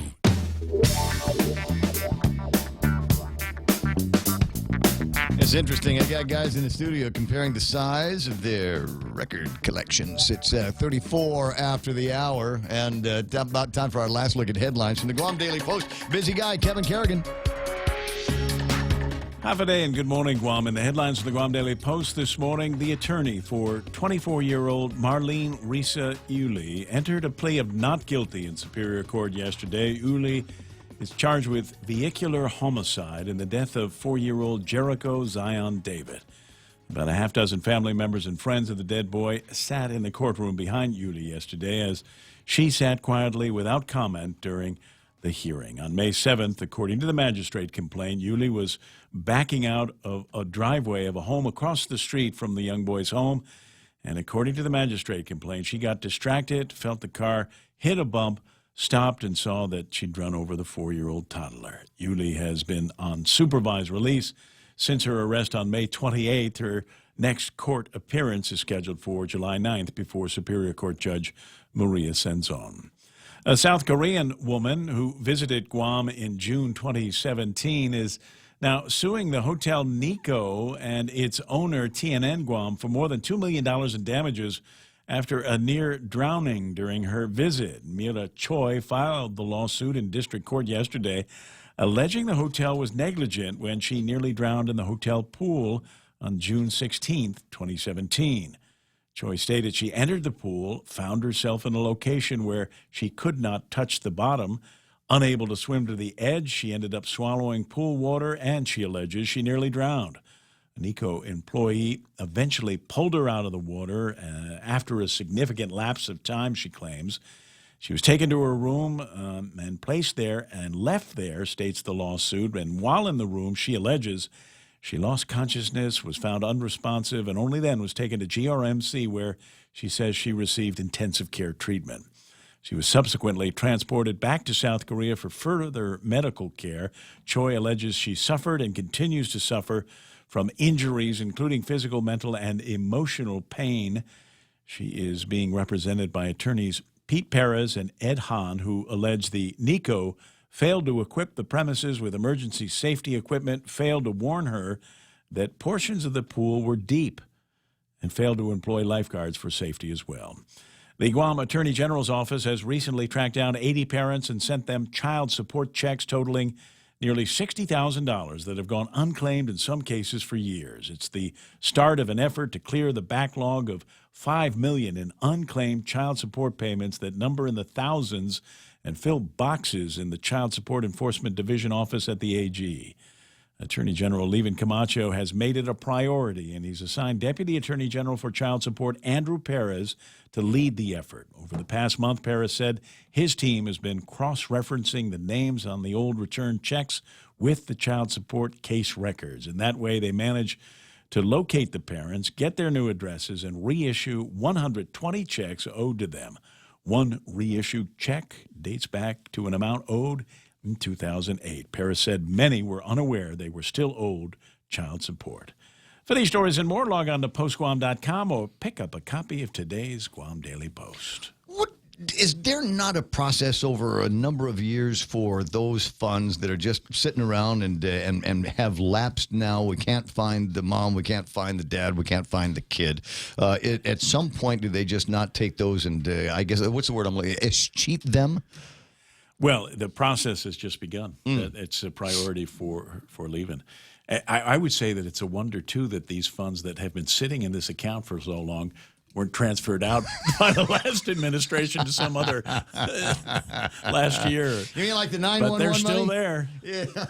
So like the money from the Chamorro Land Trust? Yeah. Yes, those kinds of funds that all of a sudden found themselves portable. Is that what we're wondering about?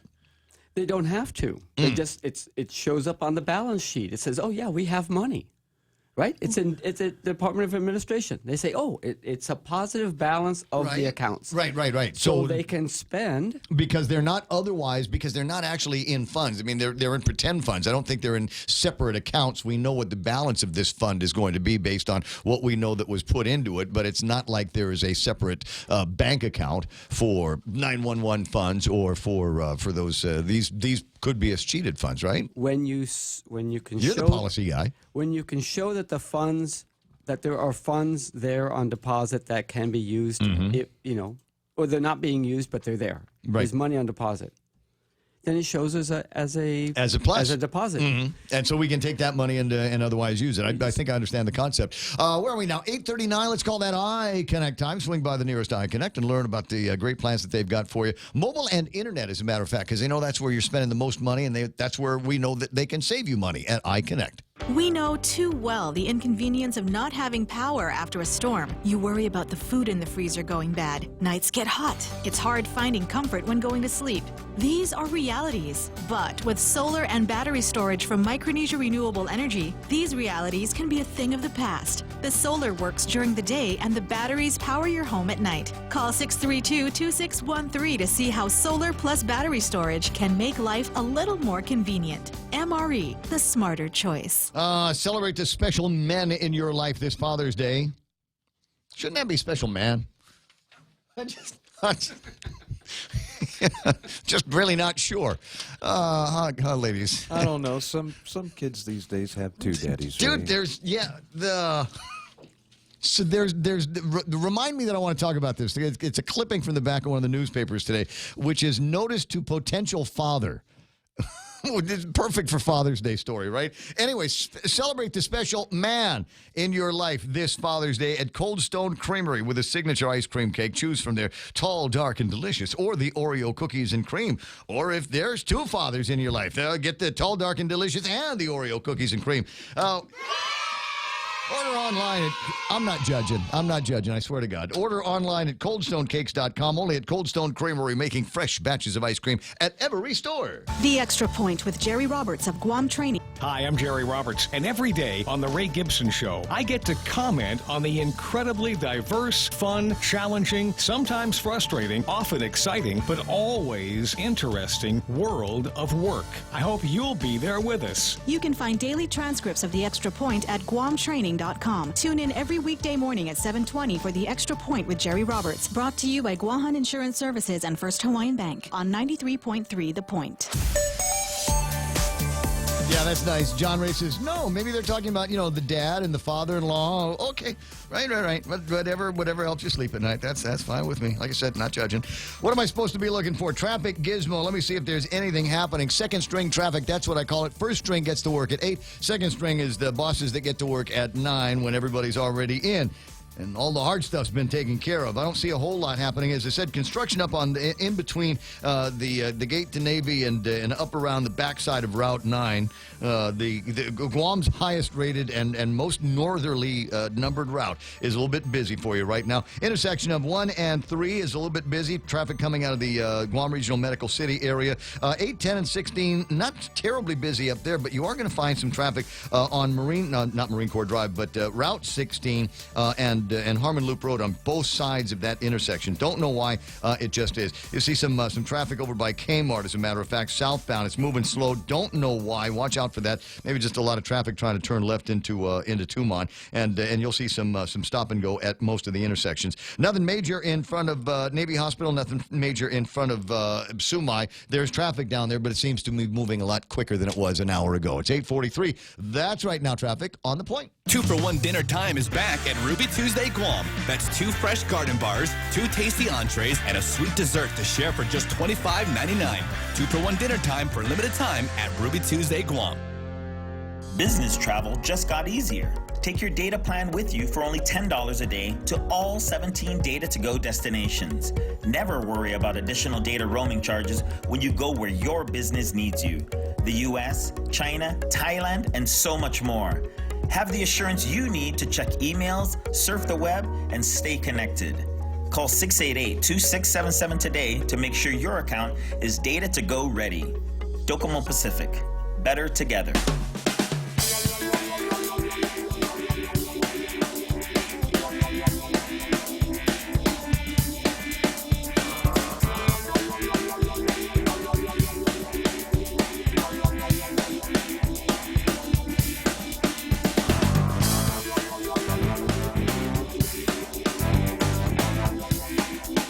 Nice.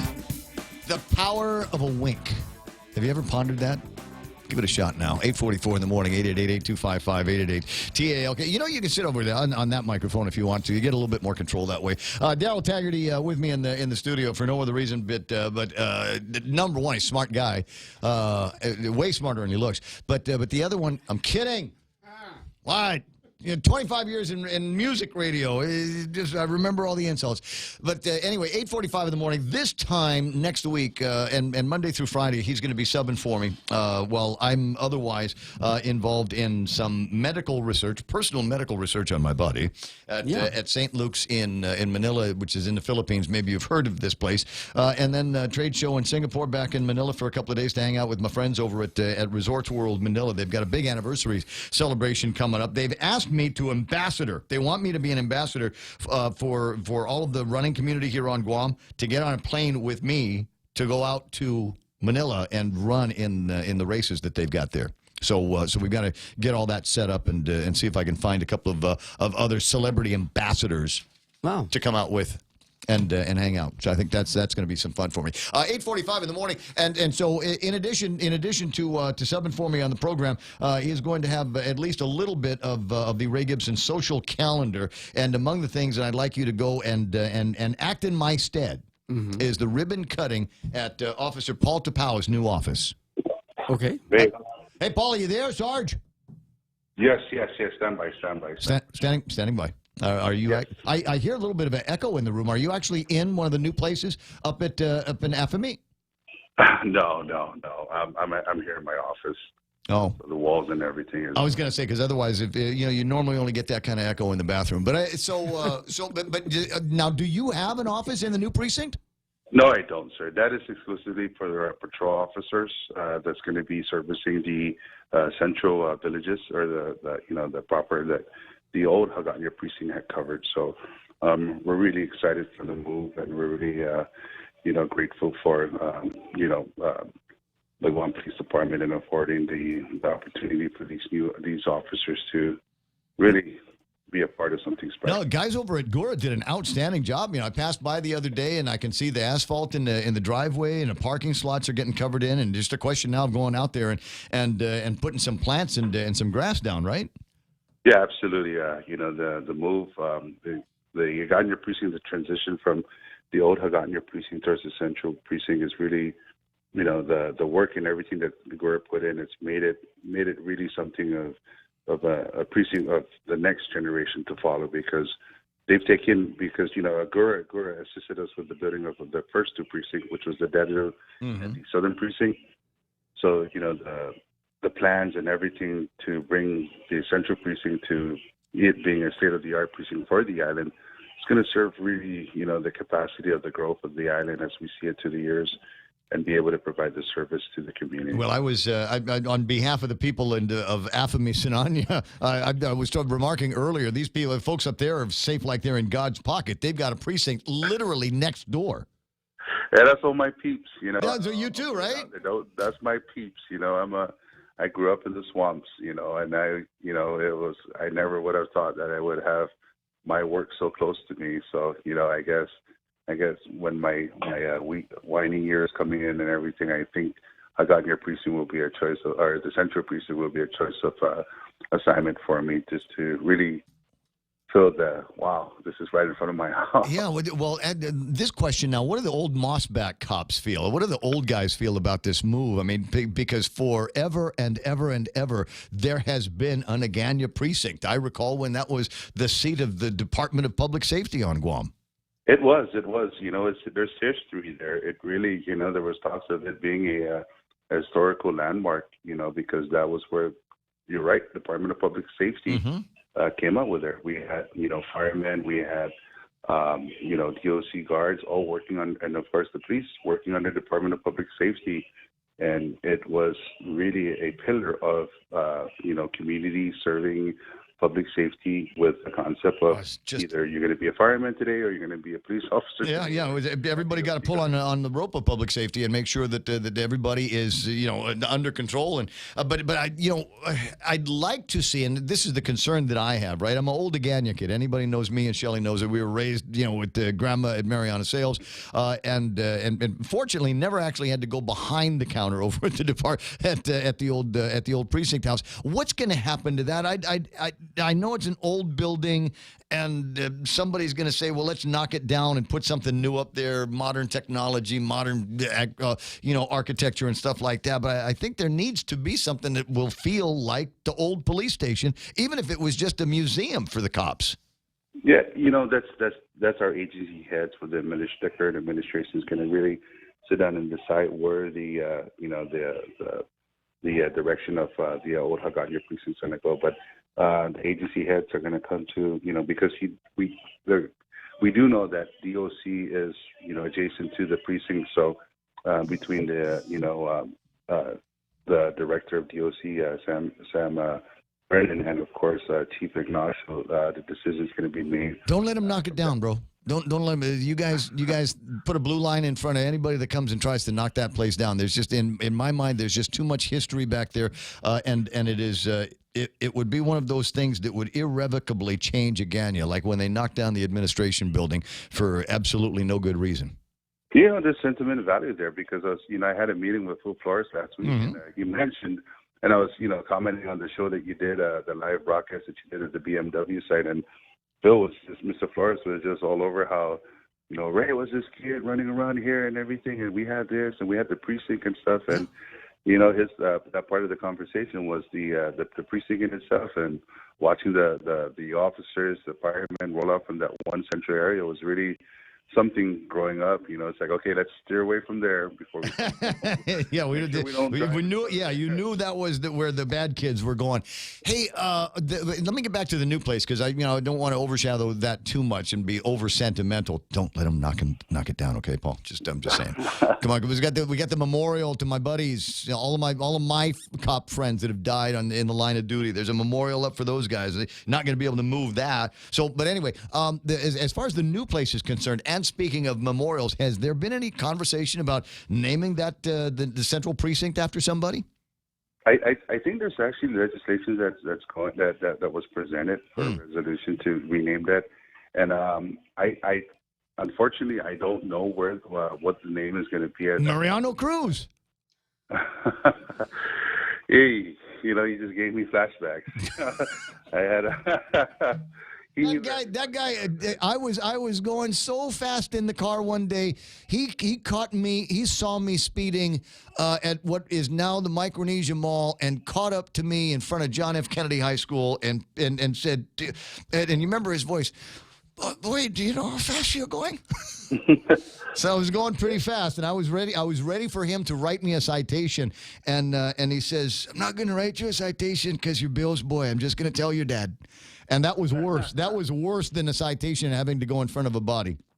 Yeah, I could share my story, too. My brother and I were riding our dirt bikes around the village, and we were wearing football helmets. And we saw the Hardy, and we're like, oh, no, here we go. And I did something I wasn't supposed to do as a kid, disrespecting our elders as we sped away, and we went into the jungle trails, and he knew who we were. And lo and behold, the Hardy was parked in front of our house, and he left it to my mom and my dad to corrective discipline, and I thank him for that because I like the way they call it. He walked down and he goes, you'll take care of it on your own. But, oh, wow, that's a nostalgic moment right there. I'm glad. Well, I hope that there is a nod to him and his incredible service to this community before too much longer. 8:53 in the morning. And last question for you. Do we get the name of that the guy that brought the gun to school at Southern, or is that still under investigation? Still under investigation. Did you tell? No, stop apologizing. I don't want apologies or excuses. We just need names here. Yeah, we are working closely with the AGs on this, so rest assured, not to really divulge too much, but we're moving forward in the investigation, and we should have closure.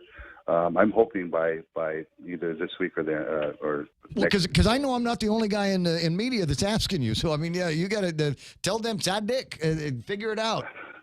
Yeah, I noticed that. So we will keep everybody posted within the community as to the outcome of the case and where it goes from there. So I met last week with the guys, the sergeant in charge, and he assured that. Do you want me? If you give me his number, we'll ask him. What's taking so long? So we don't have to do this PIO dance. I would have to fill all the questions coming from the media, but I'll keep everybody abreast as it develops and as we actually just bring closure to this case. Just asking, what would MC Cruz do? All right, buddy. Listen, I got to let you go, Paul. You have a fantastic day. You too, brother. You take care. I promise I will. 8:55 in the morning, 888-8255. And let me almost dovetails into the other here, because you got to know that the former senator, former police chief Judy Gutherts would have some feelings about the opening of the new central precinct. But wow, it means the closing of the Agana precinct. Yeah, the Agana precinct is very historical. I don't want them to. Don't let them bulldoze it. I swear to God, there's probably somebody in an office out in Matrix somewhere saying, "Hey, we could put a parking structure on that, to make up for all of the people that they're going to be bringing back into the downtown area." I'm like, no, that's history. You can't knock that down after you knock the Cathedral Basilica down. How's that? Okay, I agree with you. I remember that building as a student at the Academy of Our Lady. I went there to take my driver's license.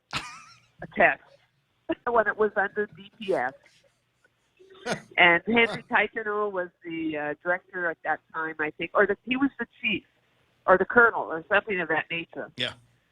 And I was with Jane Appleby, and we went over to take our driver's license test. And guess what? We had to take it again. We missed by 1 point. Listen, don't feel bad. I had to go see the lady twice myself in the 70s where I want to say you filled out the paperwork in the administration building, and they'd eventually call you in for a test. But I want to say it was a cop that administered the driving test. That's right. In those days, that's what happened. It was a police officer. Yeah, that would do all that stuff. I just, there's a lot of cop history down there, obviously. I know it's a dilapidated building, but if we can find $400,000 to send people off to FESPAC, we ought to be able to find a few dollars to be able to restore that building, and why not turn it into a public safety museum? Yeah, I think that would be terrific. I'd love to see that. Well, that's the two of us experts on the radio yakking about it.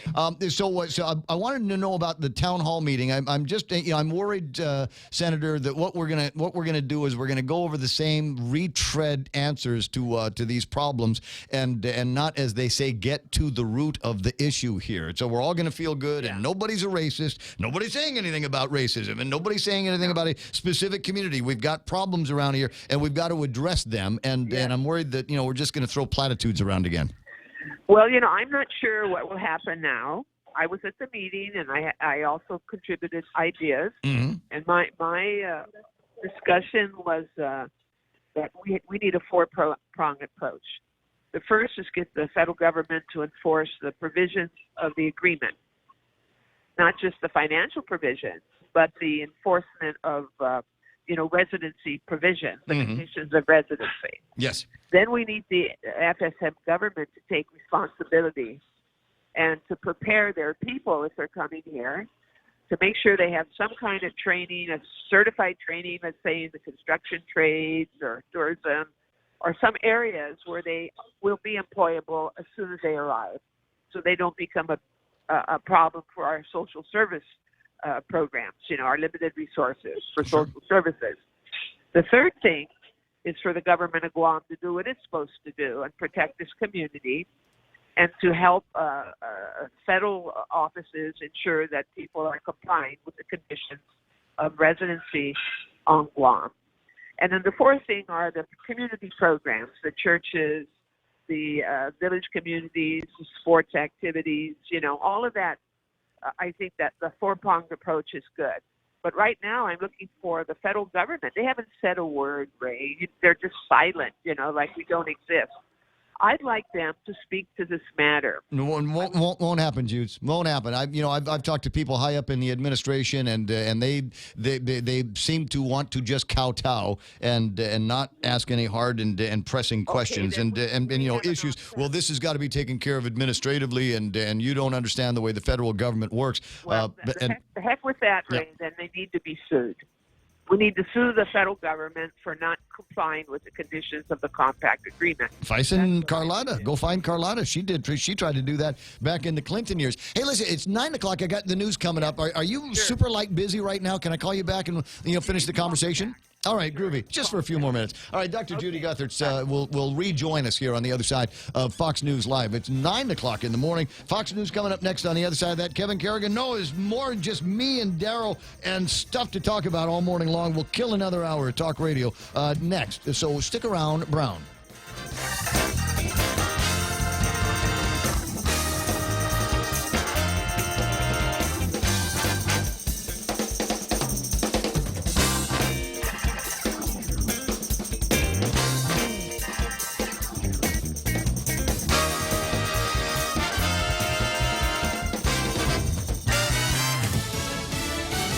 She'll talk. I'm Lisa Lacera, Fox News. A former Trump aide agrees to appear before a House committee behind closed doors. Hope Hicks has agreed to a transcribed interview in a closed session with the House Judiciary Committee next week. Hicks is a former White House communications director and Trump campaign press secretary.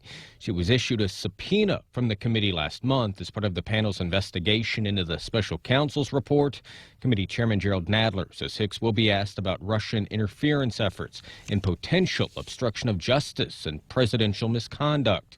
Hicks is now an executive vice president and chief communications officer for Fox Corporation. Fox's Jared Halpern on Capitol Hill. The House Oversight Committee voting to hold Attorney General William Barr and Commerce Secretary Wilbur Ross in contempt of Congress for not complying with subpoenas relating to the decision to add a citizenship question to the 2020 census. I think we're sending a message that we simply want our democracy to stay intact. Committee Chair Elijah Cummings, President Trump invoked executive privilege on the issue earlier today.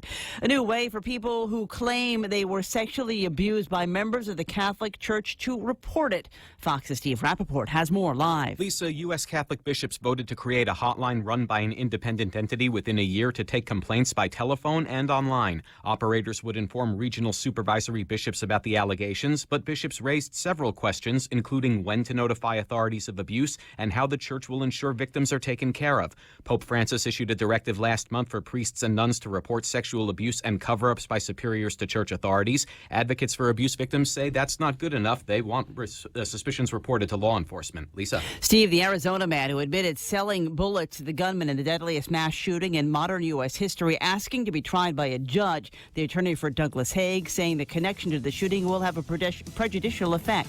This is Fox News. It's important to have claims process that works for you.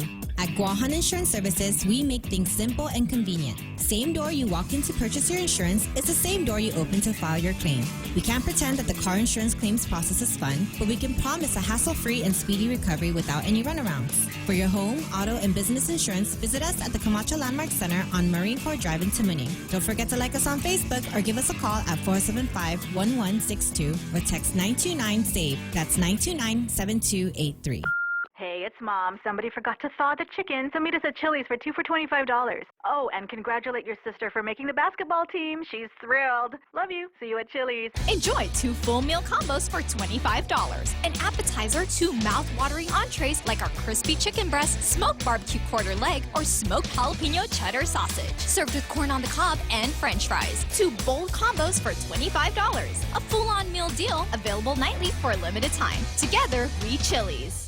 The estranged husband of a Connecticut mother missing for nearly 3 weeks, seen publicly for the first time. Fotis Doulos out for a run this morning wearing his court-ordered ankle monitor. Yesterday, he was seen at a grocery store. And as Fotis Doulos is seemingly going about his regular routine, the family and friends of Jennifer Doulos released a new picture of her, along with a statement last night about the estranged couple's 5 young children, which reads in part, "We must not lose sight of the enormous human cost of this tragedy. 5 young children have not seen their their mother in 18 days. Though he's out on bond, Fotis Dulis will still not be able to see or have contact with his children. He returns to court August 2nd, his girlfriend back in court July 18th. In Connecticut, Laura Ingle, Fox News. The chief prosecutor in the Dominican Republic says 5 people, including the suspected gunman, have been detained in the shooting of former Red Sox star David Ortiz. Authorities say they're looking for a 6th suspect.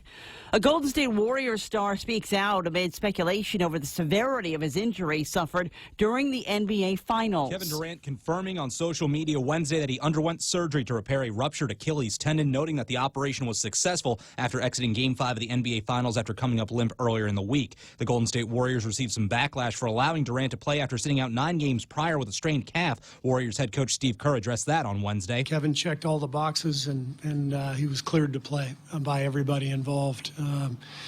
Now, would we go back and do it over again? Damn right. Durant echoed that sentiment on social media that he was good to go for Game 5 while adding in his post, "My road back starts now." Matt Napolitano, Fox News. Boston's Museum of Fine Arts has hired an outside law firm to investigate reports that a group of minority middle school students was subjected to racism by staff and patrons during a field trip last month. The museum conducted its own investigation, which led to 2 patrons being banned. I'm Lee Silasera, and this is Fox News. Discover a new Galaxy. GTA introduces the new Samsung Galaxy S10 in 3 different sizes. The Galaxy S10 comes with cool new features like Power Share that allows you the ability to share your battery power with other devices. Or you can capture a wider world with its new camera featuring an ultra-wide lens for when you need to take pictures of the whole family. And with GTA handset payment option, you can take home a Galaxy S10 for $0 down. GTA, we start with you. Is it time for this? Yes, it is. Portions of the Ray Gibson Show brought to you by American President Lines. APL is shipping the future. Micronesia Renewable Energy. There's never been a better time to go solar because now they have battery packs that go with the solar gizmos and can actually save you some kind of electricities and a very, very cool technology. They'd be happy to give you a free consultation there. Guys over at King's, Ruby Tuesday is where I want to send you, right? You can go to King's if you want to, but there's a real big deal at their sister company, Ruby Tuesday, because they've got this 2-for-1 dinner time deal, $25.99. 2 people eating for $25.99. Now, I don't know where you are in the payday world, but that's in my mind, that's kind of a big deal. So it starts with the Endless Garden Bar. I'm calling it a different kind of open bar. And then you've got different entrees that you can get. You get the tilapia, she gets the steak. You get the ribs, she gets the steak, or somebody get the chicken fresco and she gets the steak. It doesn't make any difference. I mean, that's those are the entrees that you can order, and then you can share a dessert, key lime cake, and I love a good key lime, apple tart skillets, and plenty more. $25.99 at Ruby Tuesdays, and finally, it's Performance Days over at Cars Plus in Mighty. You're going to love swinging by there. Just get behind the wheel of the car. That's all I'm asking. Just a test drive. That's all I want you to do. Is if you're looking for a car that's got kind of that nostalgic feel, Challengers, Chargers from back in the day, upgraded with today's technology and significant engine efficiencies. Yes, find that at Cars Plus in Mighty. It's the Ray Gibson Show. Morning talk that matters. Call now, 888-TALK. That's 888-8255.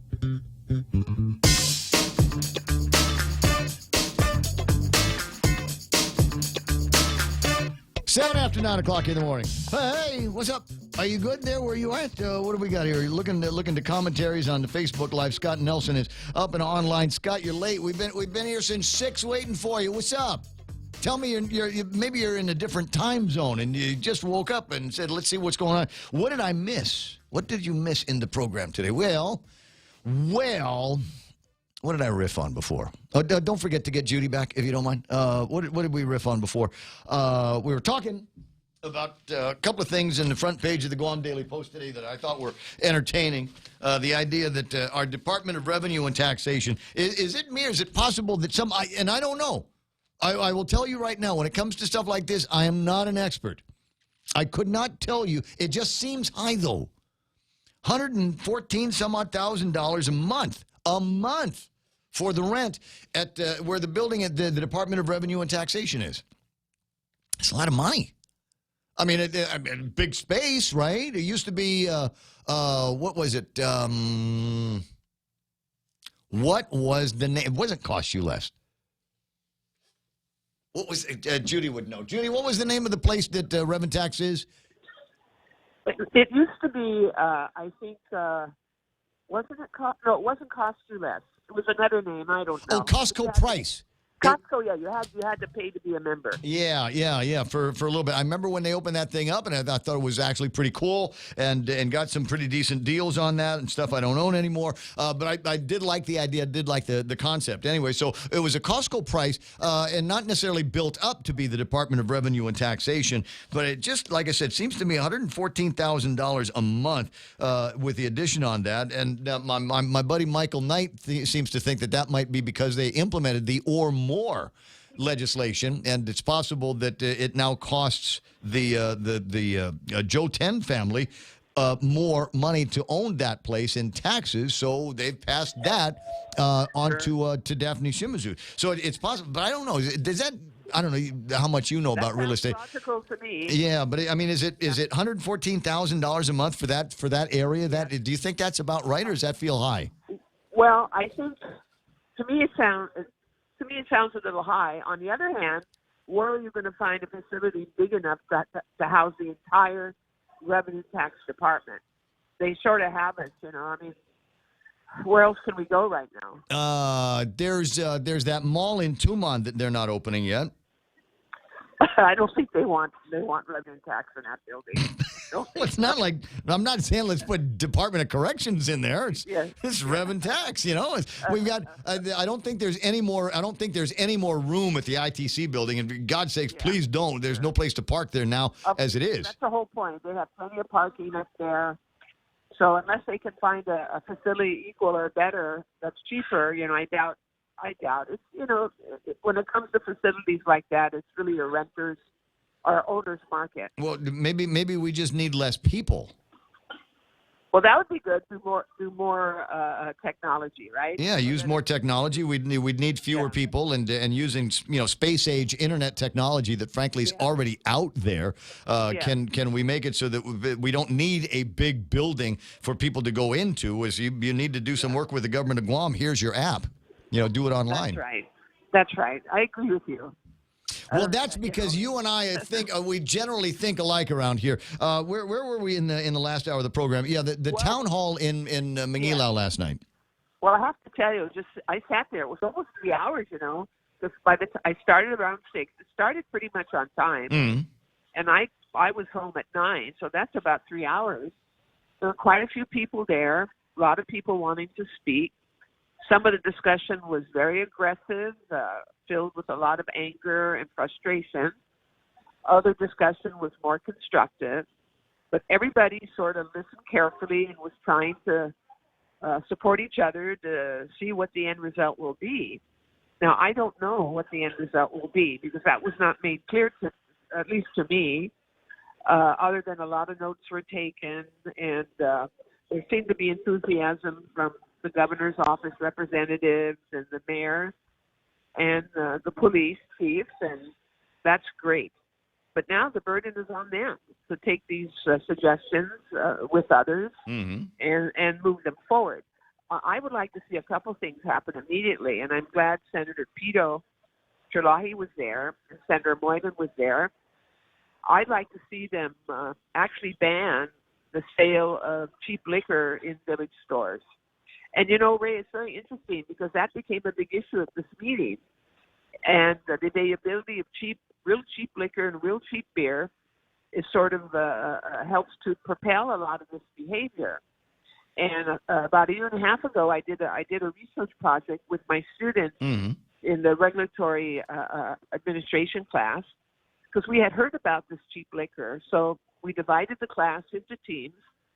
And they went to each of the villages in teams, to each of the village stores in the villages, and basically did an ocular sort of inspection, sort of taking inventory, where they had spreadsheets prepared where they wrote down the brand, the size of the bottles, whether it was 16 ounce or larger or smaller. They wrote the price for the product, for each of the products that were being sold. And then we took back all the data, we put it together, we compared it, and we found out that there was liquor being sold for $2 a bottle, $2.50 a bottle, $3 a bottle, and some beer, off-brand beer, was also being sold very cheaply. Oh, cheaper than water. Absolutely. Yeah. So what we did was we took all that data, I packaged it up, and I provided it to a member of the legislature, and I said, look, this is a problem.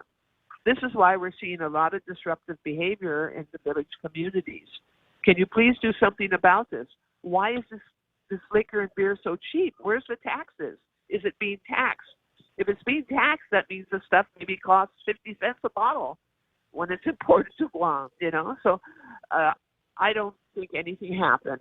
I was quite disappointed, but all the data was provided for all the village stores and the gas stations. We also did the gas stations, and apparently it wasn't used. So that's one of the solutions.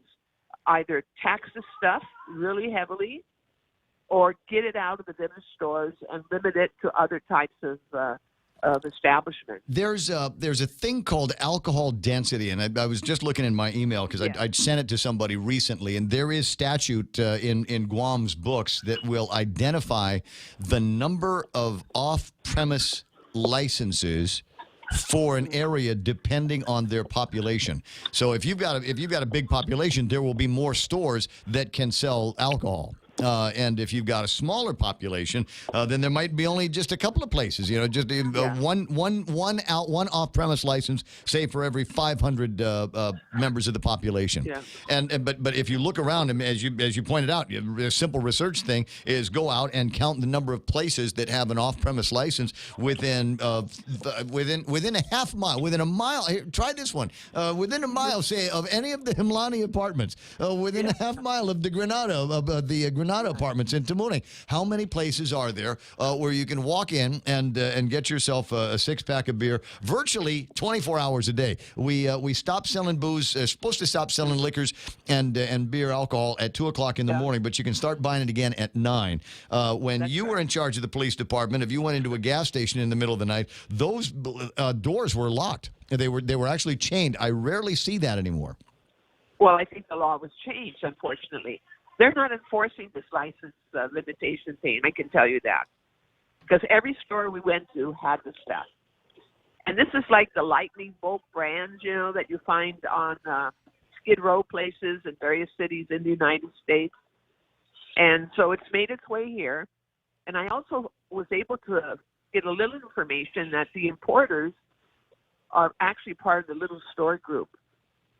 You know, I see. Yeah. Little hui, and they bring it in as a group in large quantities, and then they can sell it cheaply. Right. I don't know about the taxation on it. I'm concerned about that.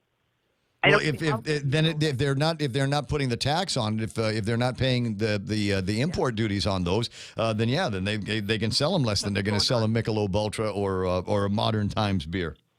And it's all made in the U.S. because we researched it on the web, the brand names on the web, so they're all U.S. products.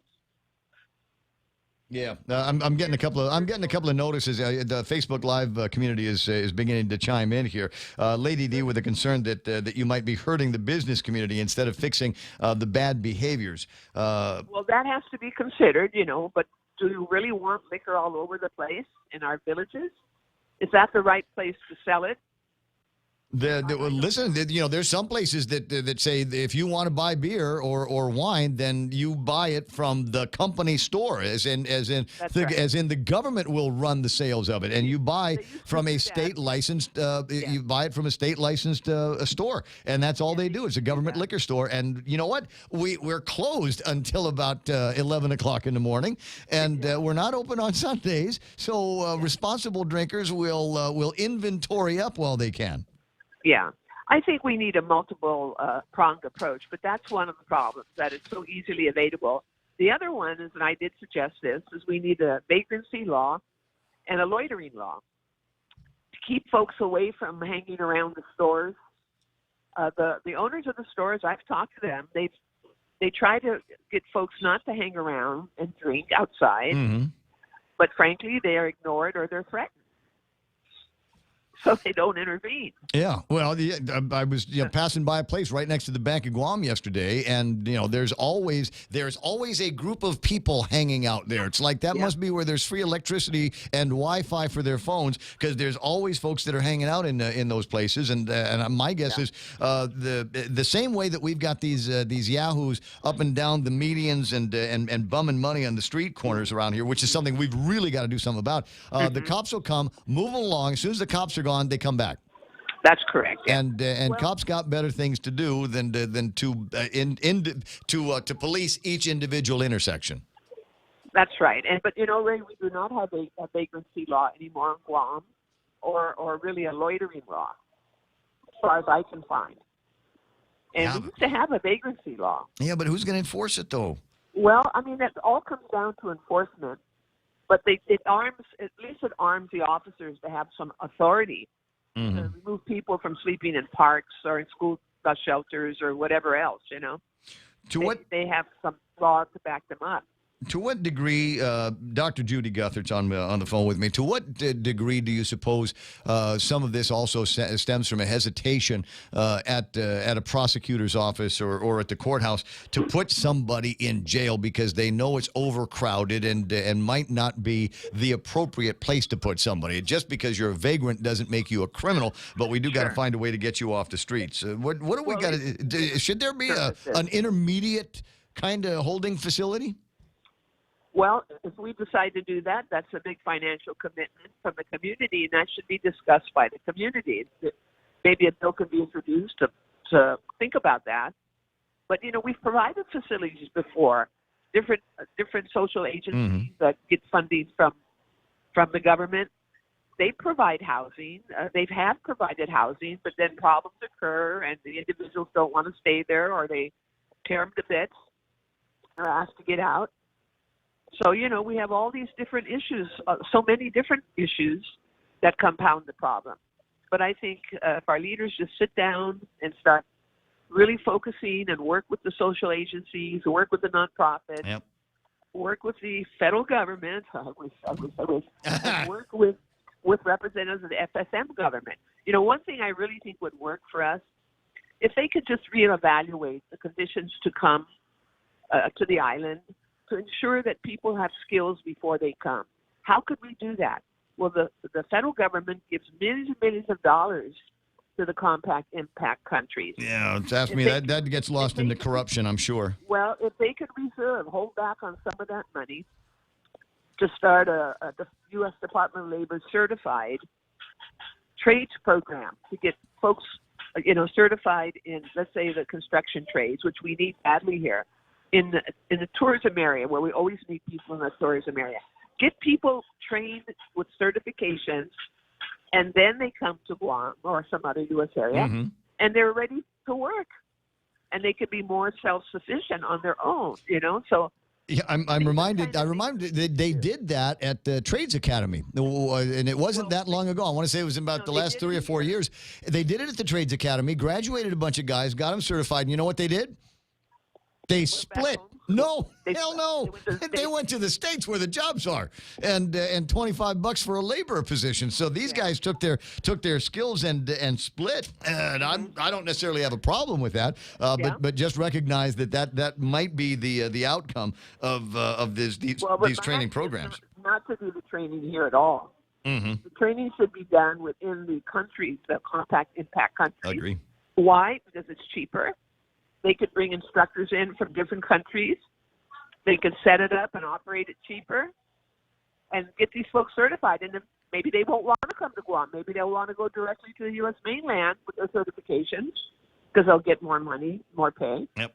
We don't know. But don't do the training here. Because otherwise it ends up being our. What a fun conversation! I'm glad that you're back into it. I'm glad that you're involved to the degree that you were. I think the day that those idiots hit your car with their machetes is a day that they're going to regret, because I think that's going to make a difference for that entire community as we plod along through some of these issues. Are you going to get to sit on another committee for this?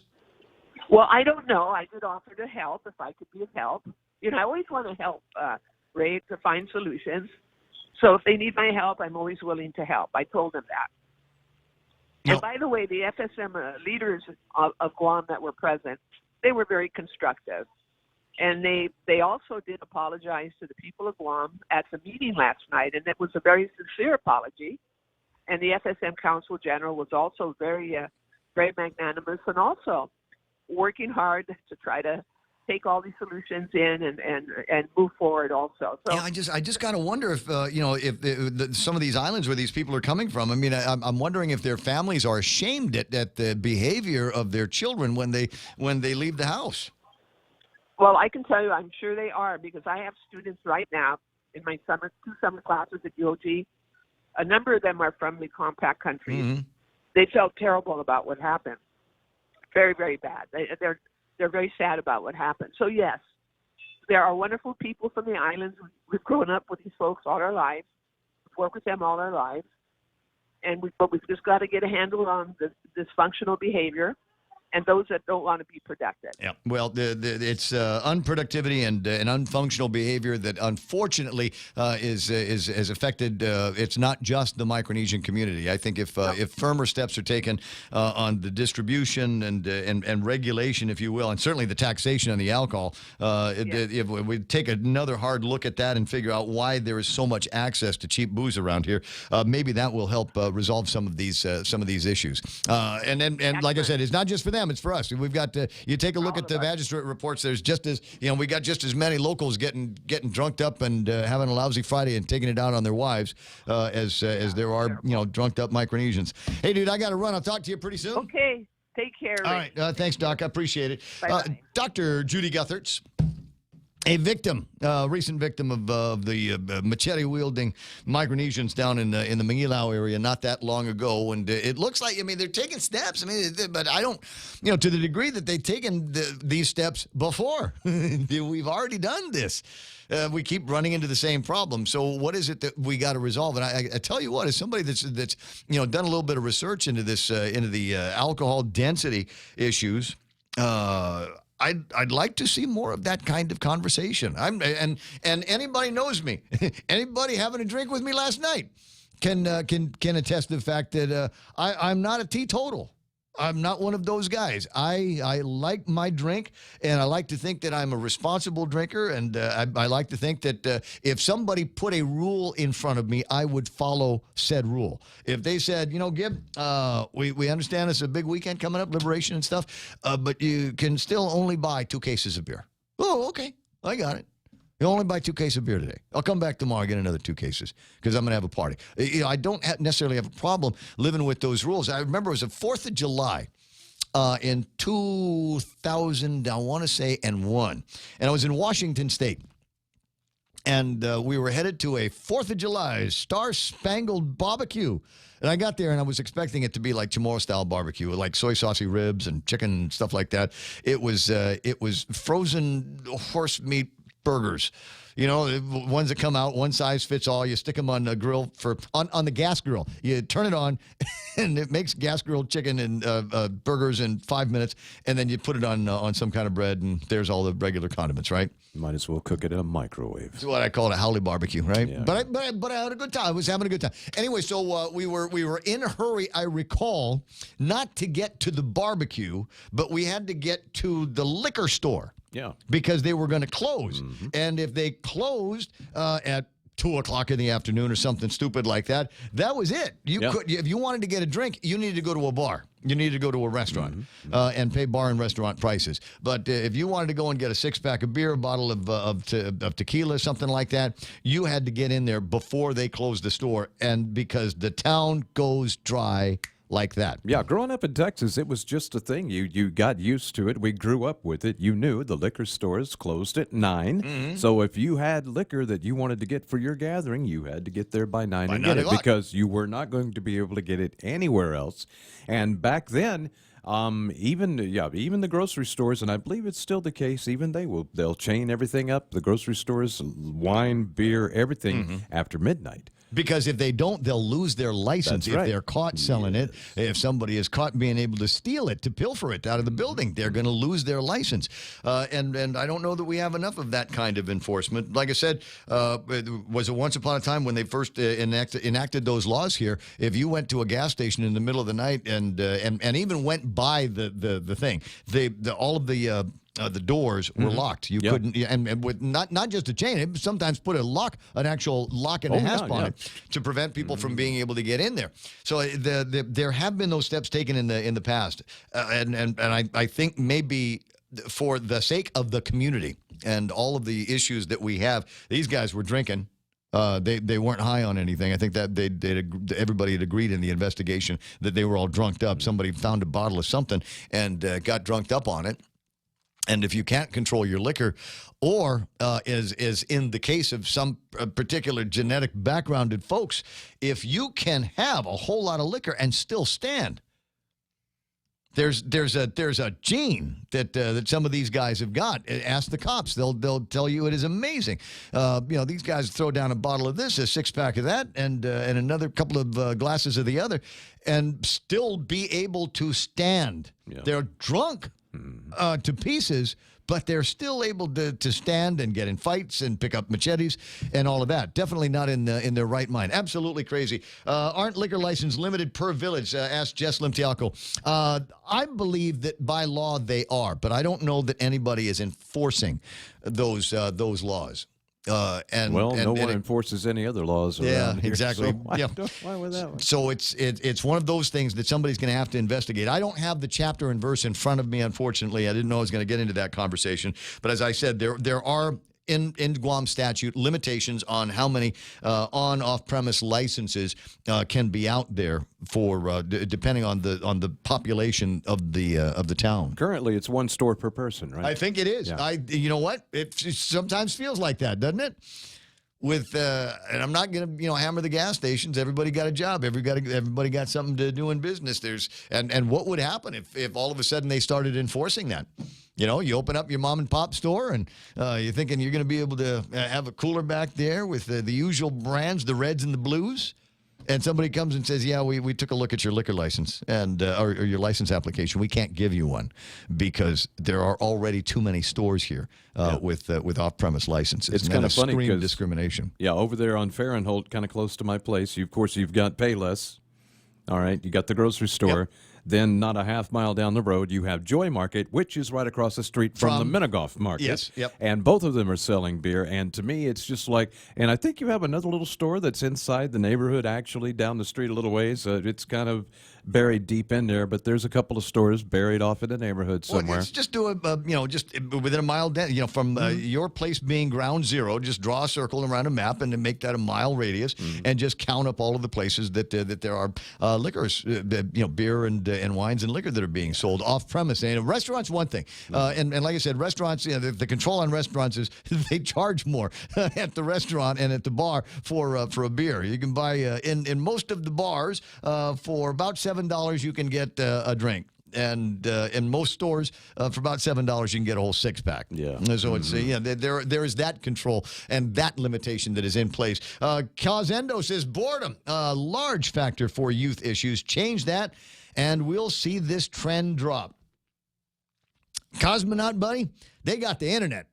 Kids have got I don't know any children that are bored anymore. They've got the internet. As long as they've got data and as long as there's battery going to their iPads and their phones, they're going to be okay. They have also got, and think about this, Cosby, you're not the youngest guy on Facebook today. Think about how many different activities there are for kids these days. When I was growing up, every village didn't have a ball field. Every village didn't have a basketball court. Every village didn't have some kind of youth or recreation center as developed as they are now. We didn't have as many leagues as we've got. We didn't have a whole lot of the basketball teams and the baseball teams and the football teams and all of those things. We had them, but there weren't as many as there are now. You take a look at the way most kids are raised these days. days, and they're over scheduled. They've got too much to do. I've been trying to hook up with my daughter on a couple of daughter-dad things coming up, and she's got practice here, or she's got orientation there, or she's going to be doing something here, and that doesn't include the time that she wants to spend with her friends, being vagrants over at the mall. Yeah, you remember when we were kids, we had to actually go outside and make up our own games. We had to make up our own things to do with our friends. Simon says, Red Rover, send Michael right over. No one's keeping track of these people signing up for everything except jobs, not only off-islanders, but locals too. Who's following up on job applications? No one. I heard if they just look like they... Oh, I lost the string. Where did it go? If they just look like they...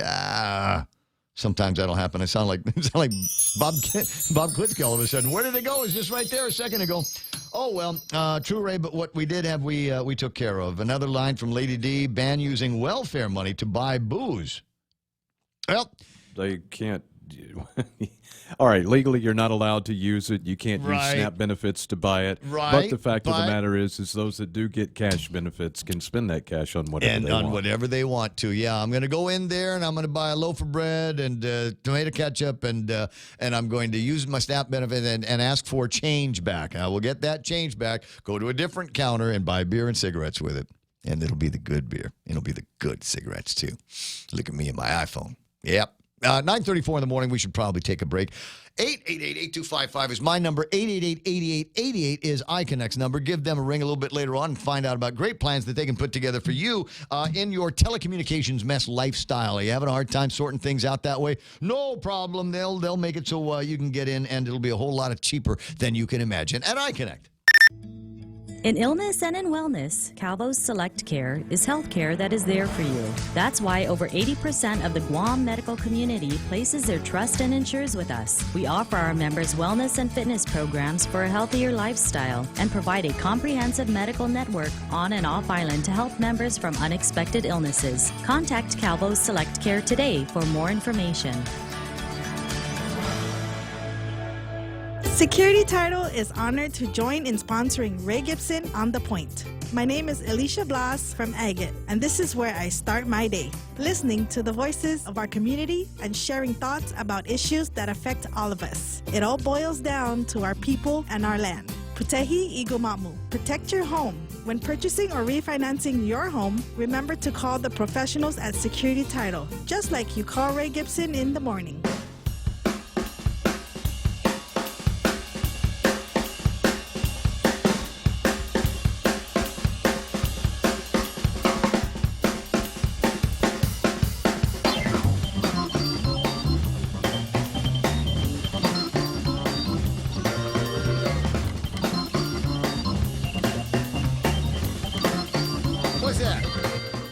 Benita Manglonia sent me something about 2019 commencement. Is this a relative of ours that is now?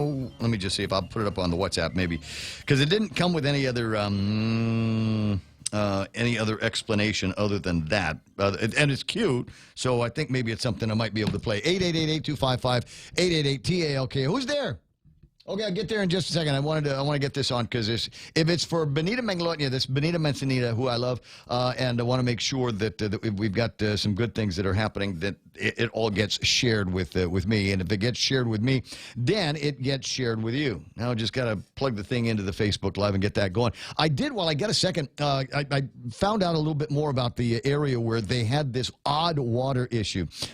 Somebody sent me on Facebook Live a link to another Facebook event. Another Facebook video, and it's water, and apparently it's around the Winter Building in Tamuning, around the Winter Building, and it is water that is being poured into a Tupperware, and it's the wrong color. And you might recall from science class that water's not supposed to have color. And the water's being poured in without, I mean, what is that? Nothing, that quarter of an inch, you can already see that there's something wrong with that water. And the more water that gets poured in there, you can see that there is more of whatever it is that's discoloring it. So it's you've got this water, it kind of looks like somebody already peed in it. And it's coming out of the faucet right now. They said they've made contact with GWA, but haven't gotten anything back. on what it could be. And it's running for a long time. Every once in a while, you get this old house or something like that with old steel pipes. You might turn the water on it for a second. It'll run rusty for a minute, but it'll eventually clear up. This doesn't seem to be clearing up. And that has got at least those residents a little bit concerned about what's happening with the pipes there. And maybe should somebody come by and test this and find out and make sure we're not drinking E. coli or anything else that's going to make you real sick? Just asking. Hey, Carl. Hey, good morning, Ray. Half a day. A day? Half a day. Yeah, I was listening to your conversation earlier regarding, the symptoms of what we're experiencing now. The machete attacks, the home invasions, and all this, all these other social problems we're experiencing. And, really those are just the symptoms of the welfare state. Everywhere the welfare state, and when I would say the welfare state, I mean started by President Johnson in the 60s, the so-called war on poverty. Everywhere that is touched, it has destroyed societies and cultures. I'm talking about specifically the American Indians. Per capita, the highest subsidized population in America. But when you go to Indian reservations, it's just horrible. I mean, just terrible conditions.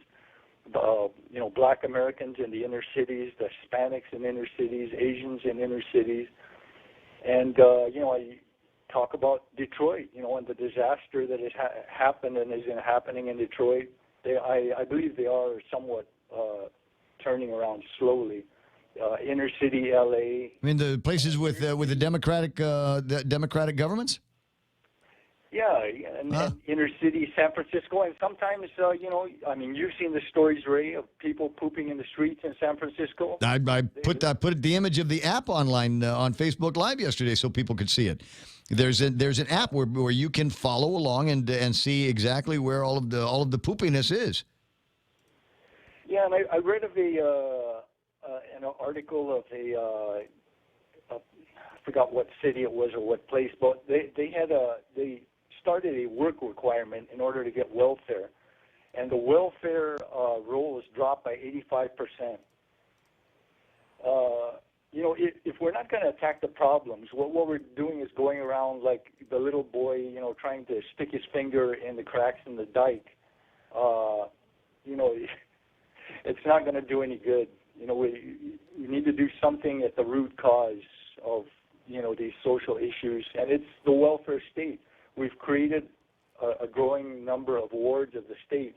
A friend of mine, his brother was a teacher in the local high school, and one day he was very frustrated because all the students were totally unengaged. They were talking with each other and listening to music, had their feet up on the chairs, and so he had a hard talk with them. And they said, "Aren't you guys concerned about what you're going to do after school?" And they said, "No, I'm going to, basically the attitude was, I'm going to shack up with my girlfriend and her folks. I'm going to go on welfare. I'm going to, I'm going to become a dependent of the state, basically. No ambition at all. So the welfare state has destroyed all this ambition in people. And until we address that, we're just fooling ourselves. Detroit, LA, San Francisco, all these inner city places have wheelbarrows full of laws. Laws aren't going to solve the problem. You're looking at a breakdown, the disintegration of the family. And until we get to that root cause, we're just fooling ourselves. Well, maybe it'll come down to maybe it'll come down to what maybe needs to get done is just some kind of bloody revolution, start all over again. I don't know. We need to get back to having a work ethic and telling people that they need to create value for society and not just. I'm not talking about people that are so ill they can't work or they're so old and elderly. Well, the answer is that we've got to get politics out of that. That's the answer to all of these things. You just say, listen, make it. Here's the rule. The rule is if you can work.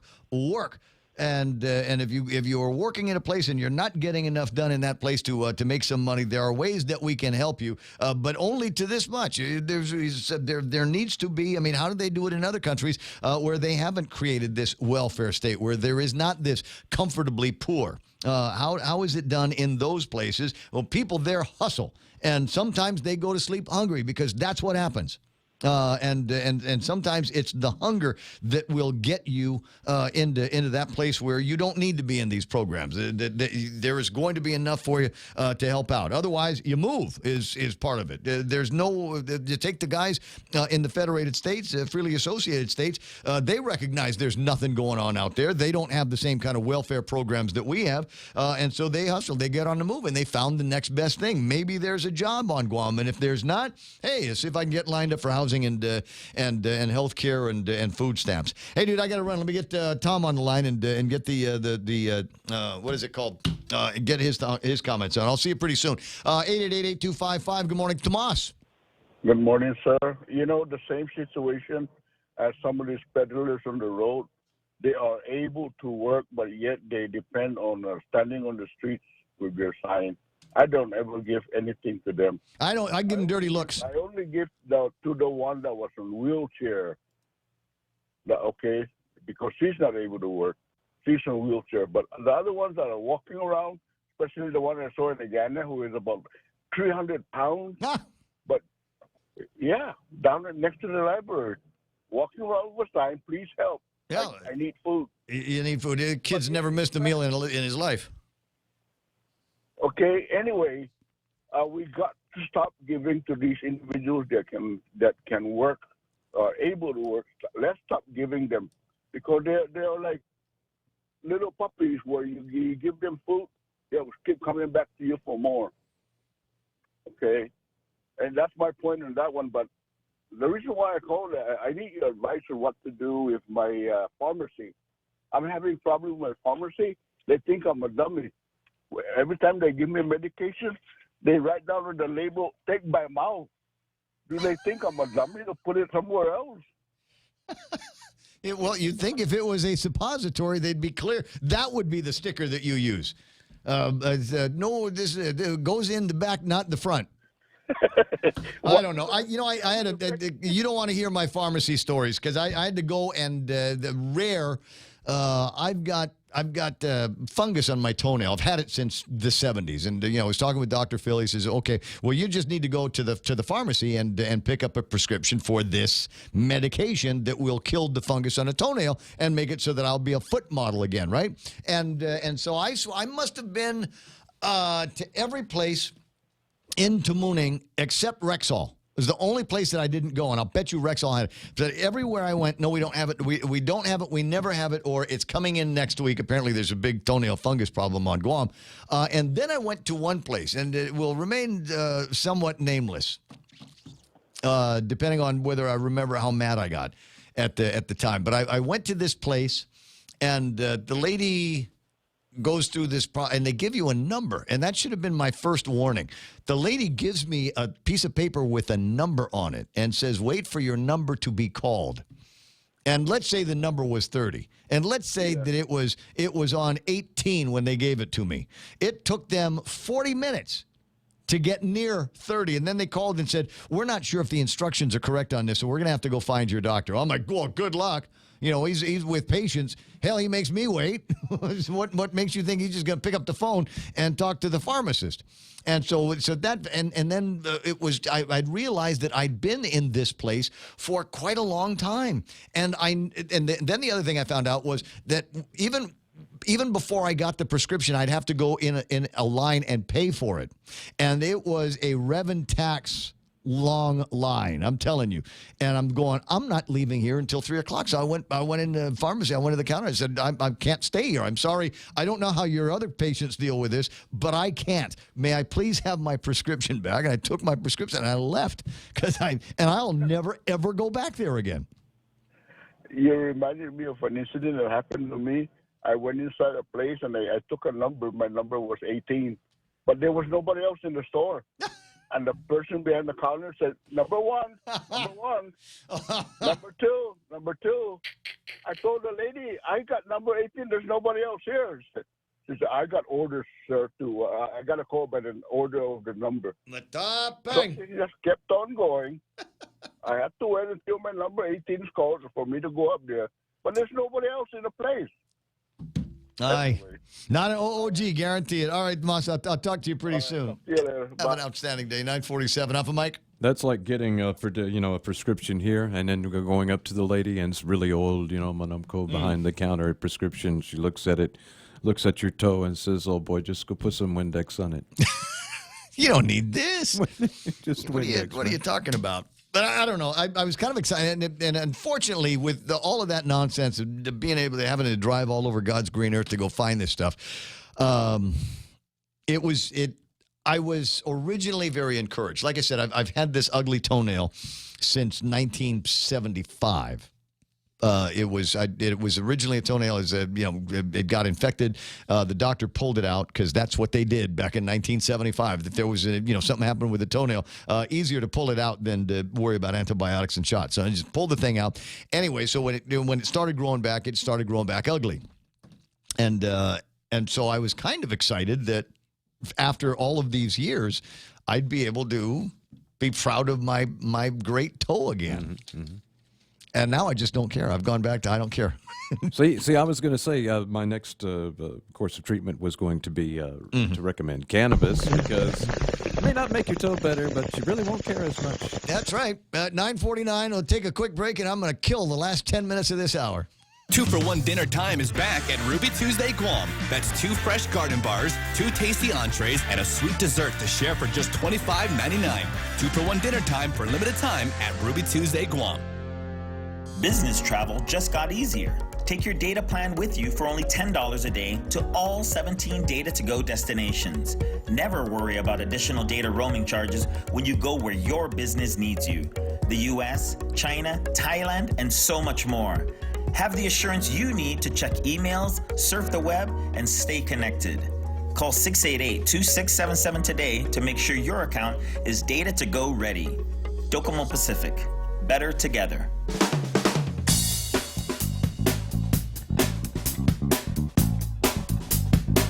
Couple of announcements in the newspaper got my attention. Had you seen this? It's the one that Maria Hernandez, is that her name? Maria Espinosa put together.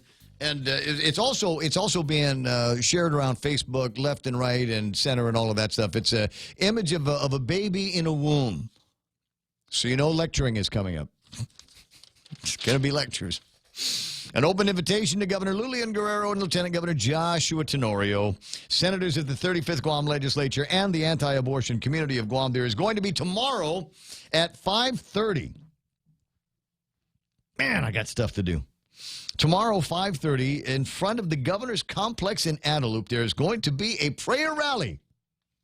Where's the heaven music? We can play heavenly music.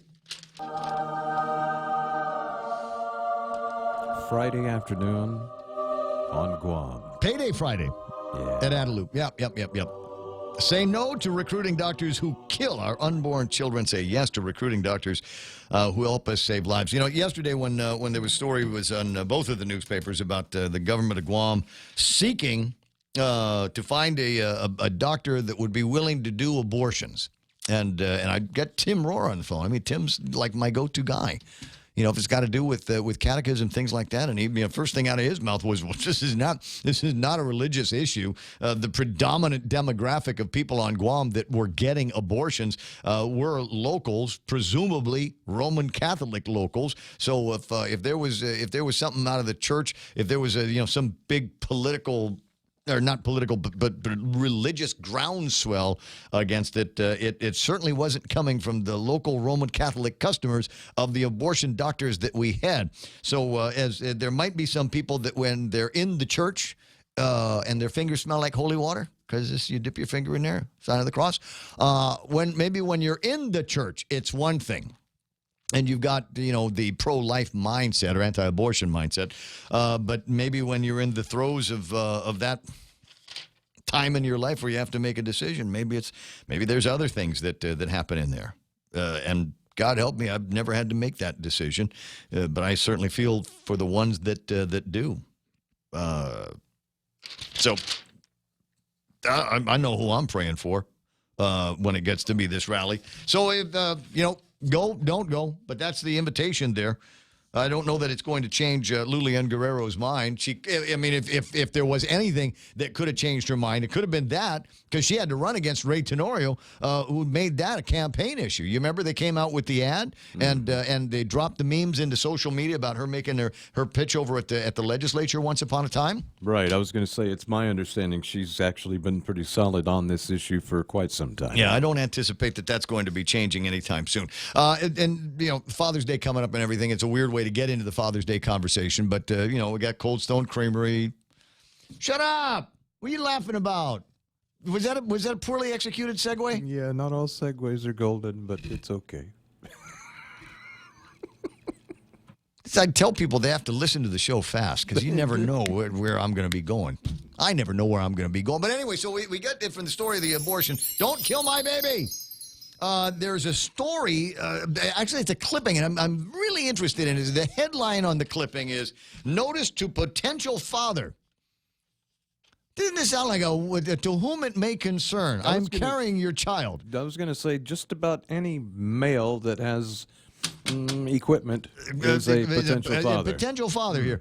Notice is given to John Doe residing in an unknown location that you have been identified by, and then it gives a girl's name, the biological mother, as the potential father of her child born November 9th in Guam in the United States. The mom plans to place this child for adoption in Arizona. As a potential father, you have the right to consent or withhold consent to the proposed adoption. If you give your written consent to the adoption, your consent is irrevocable. If you are not in agreement with the adoption plan and want to withhold your consent, you've got 30 days from the date that this notice is served upon you to complete both of the following tasks. You must initiate paternity proceedings, and you must have the mother served with the paternity paperwork, et cetera, et cetera. I mean, I've never, ever seen anything like this. And I'm wondering, so it's one of those, yeah, call Maury Povich, right? Yeah, right. No, you're the dad. Oh, we took the test, and you are the dad.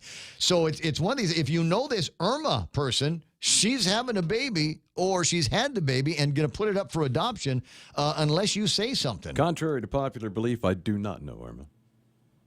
Just want to make it clear. I don't know Irma either. But and I don't mean to make light of this. It's just, it's number one, it's interesting that I've never seen anything like this, and it's unusual in my head. Normally, I guess you would say, you'd come right out and say, not John Doe, John Smith. We know who you are. And you were the boyfriend of Irma at this time, and we believe that you were the father of this child, and you've got this one opportunity to say yes or no to the child being left up for adoption. I'd always presumed that was exclusively in the domain of the single mom. Yeah, but it has and her all decision. Yeah, all the hallmarks of a really regrettable night. All the hallmarks, maybe of a series of regrettable nights, culminating in an ad in the newspaper. Good morning, Bob. Good morning. I just want to say something. You were talking earlier about preparing people for jobs and what they needed to do. But last Sunday in the newspaper, there was an article about the homeless. I don't know if you remember reading that in the Post or not. I'd seen the articles, but it passed my don't care. It didn't pass my don't care threshold. Well, a part that really surprised me is the homeless panhandlers are making between $200 and $300 a day panhandling. Take the low end of that, working 5 days a week, tax-free, no deductions from the employer or anything. Mm-hmm. That's a $1,000 a week job. All you got to do is put up with being humbled and standing out in the street corner and all of that. I don't disagree, and I think we'd heard numbers like that in the past, and that's why it's so hard to number one, get rid of the ones that we have and prevent new ones from coming up. Well, that's why we do need to take action, because if they're pulling $200 to $300 a week, there's no encouragement for them to go out and get any other skills. They say that in of itself is a skill. And now I know that some of them are no kidding homeless because you see them sleeping in the park benches and you see them sleeping over by the tennis courts at the intersection in the middle of the night. I've seen plenty of that in my time, but it's not like they're using it on rent. I don't know what it is these people are reading, but I don't disagree with you. We've got problems out there, and the government seems to be incapable or impotent to solve them. Well, that did shock me because there are people with college degrees getting out of college today that don't make $1,000 a week. You mean the ones that are doing it the way it's supposed to be done, or maybe we've just gotten to a time here in life and in our history as human beings where we've got to reconsider and reimagine what the right way to do things is. Maybe we don't need this whole go to college and get a job and drive a fancy car, join the Rotary Club, be a part of the Chamber of Commerce, and all of that stuff. Maybe we just all get out there and pick up a bleach bottle and cut a hole in it so people can throw their dollar bills in it. Or maybe we just need to close that work down. I sent you because you don't like the fence, and I agree with you, along the intersection at the JFK, and I sent the pictures of the pretty flower bushes that they have in Singapore where you're going to be pretty soon. You can take a look at that yourself. Well, maybe besides along JFK, maybe if we put those at the ITC intersection and put those in the Agana, there won't be a place for people to stand out there and collect. Makes too much sense, Bob. Okay. Next time I see Josh Tenorio, I'll remind him about it. He said that they might have a plan moving forward, but this administration is quickly beginning to sound like all the other ones, where we got a plan. We got a plan. We're going to work on that. That's number 20 in our grand plan. So where are we now? We're just getting through one. So give us some more time, like 8 years. When you visit Singapore, enjoy your trip. Look as you go down some of the main roads of how they've really done with the flowers, and they're all in big pots. As I said, they could be cultivated at DOC or something and just brought out along the street. No, I'm with you on that one, Bob. I'll talk to you soon because it's closing in on 10 o'clock in the morning. I placed up on Facebook Live an image. There it is. That's the cutest thing in the world. I'm assuming that might be one of my Manglotnia relatives getting her degree in dentistry at the USCF School of Dentistry and doing that little dance as they bestow her now with another one of those sashes. 10 o'clock in the morning, we're KUSG Agana, back with you tomorrow morning at 6. Love you, mean it. Bye.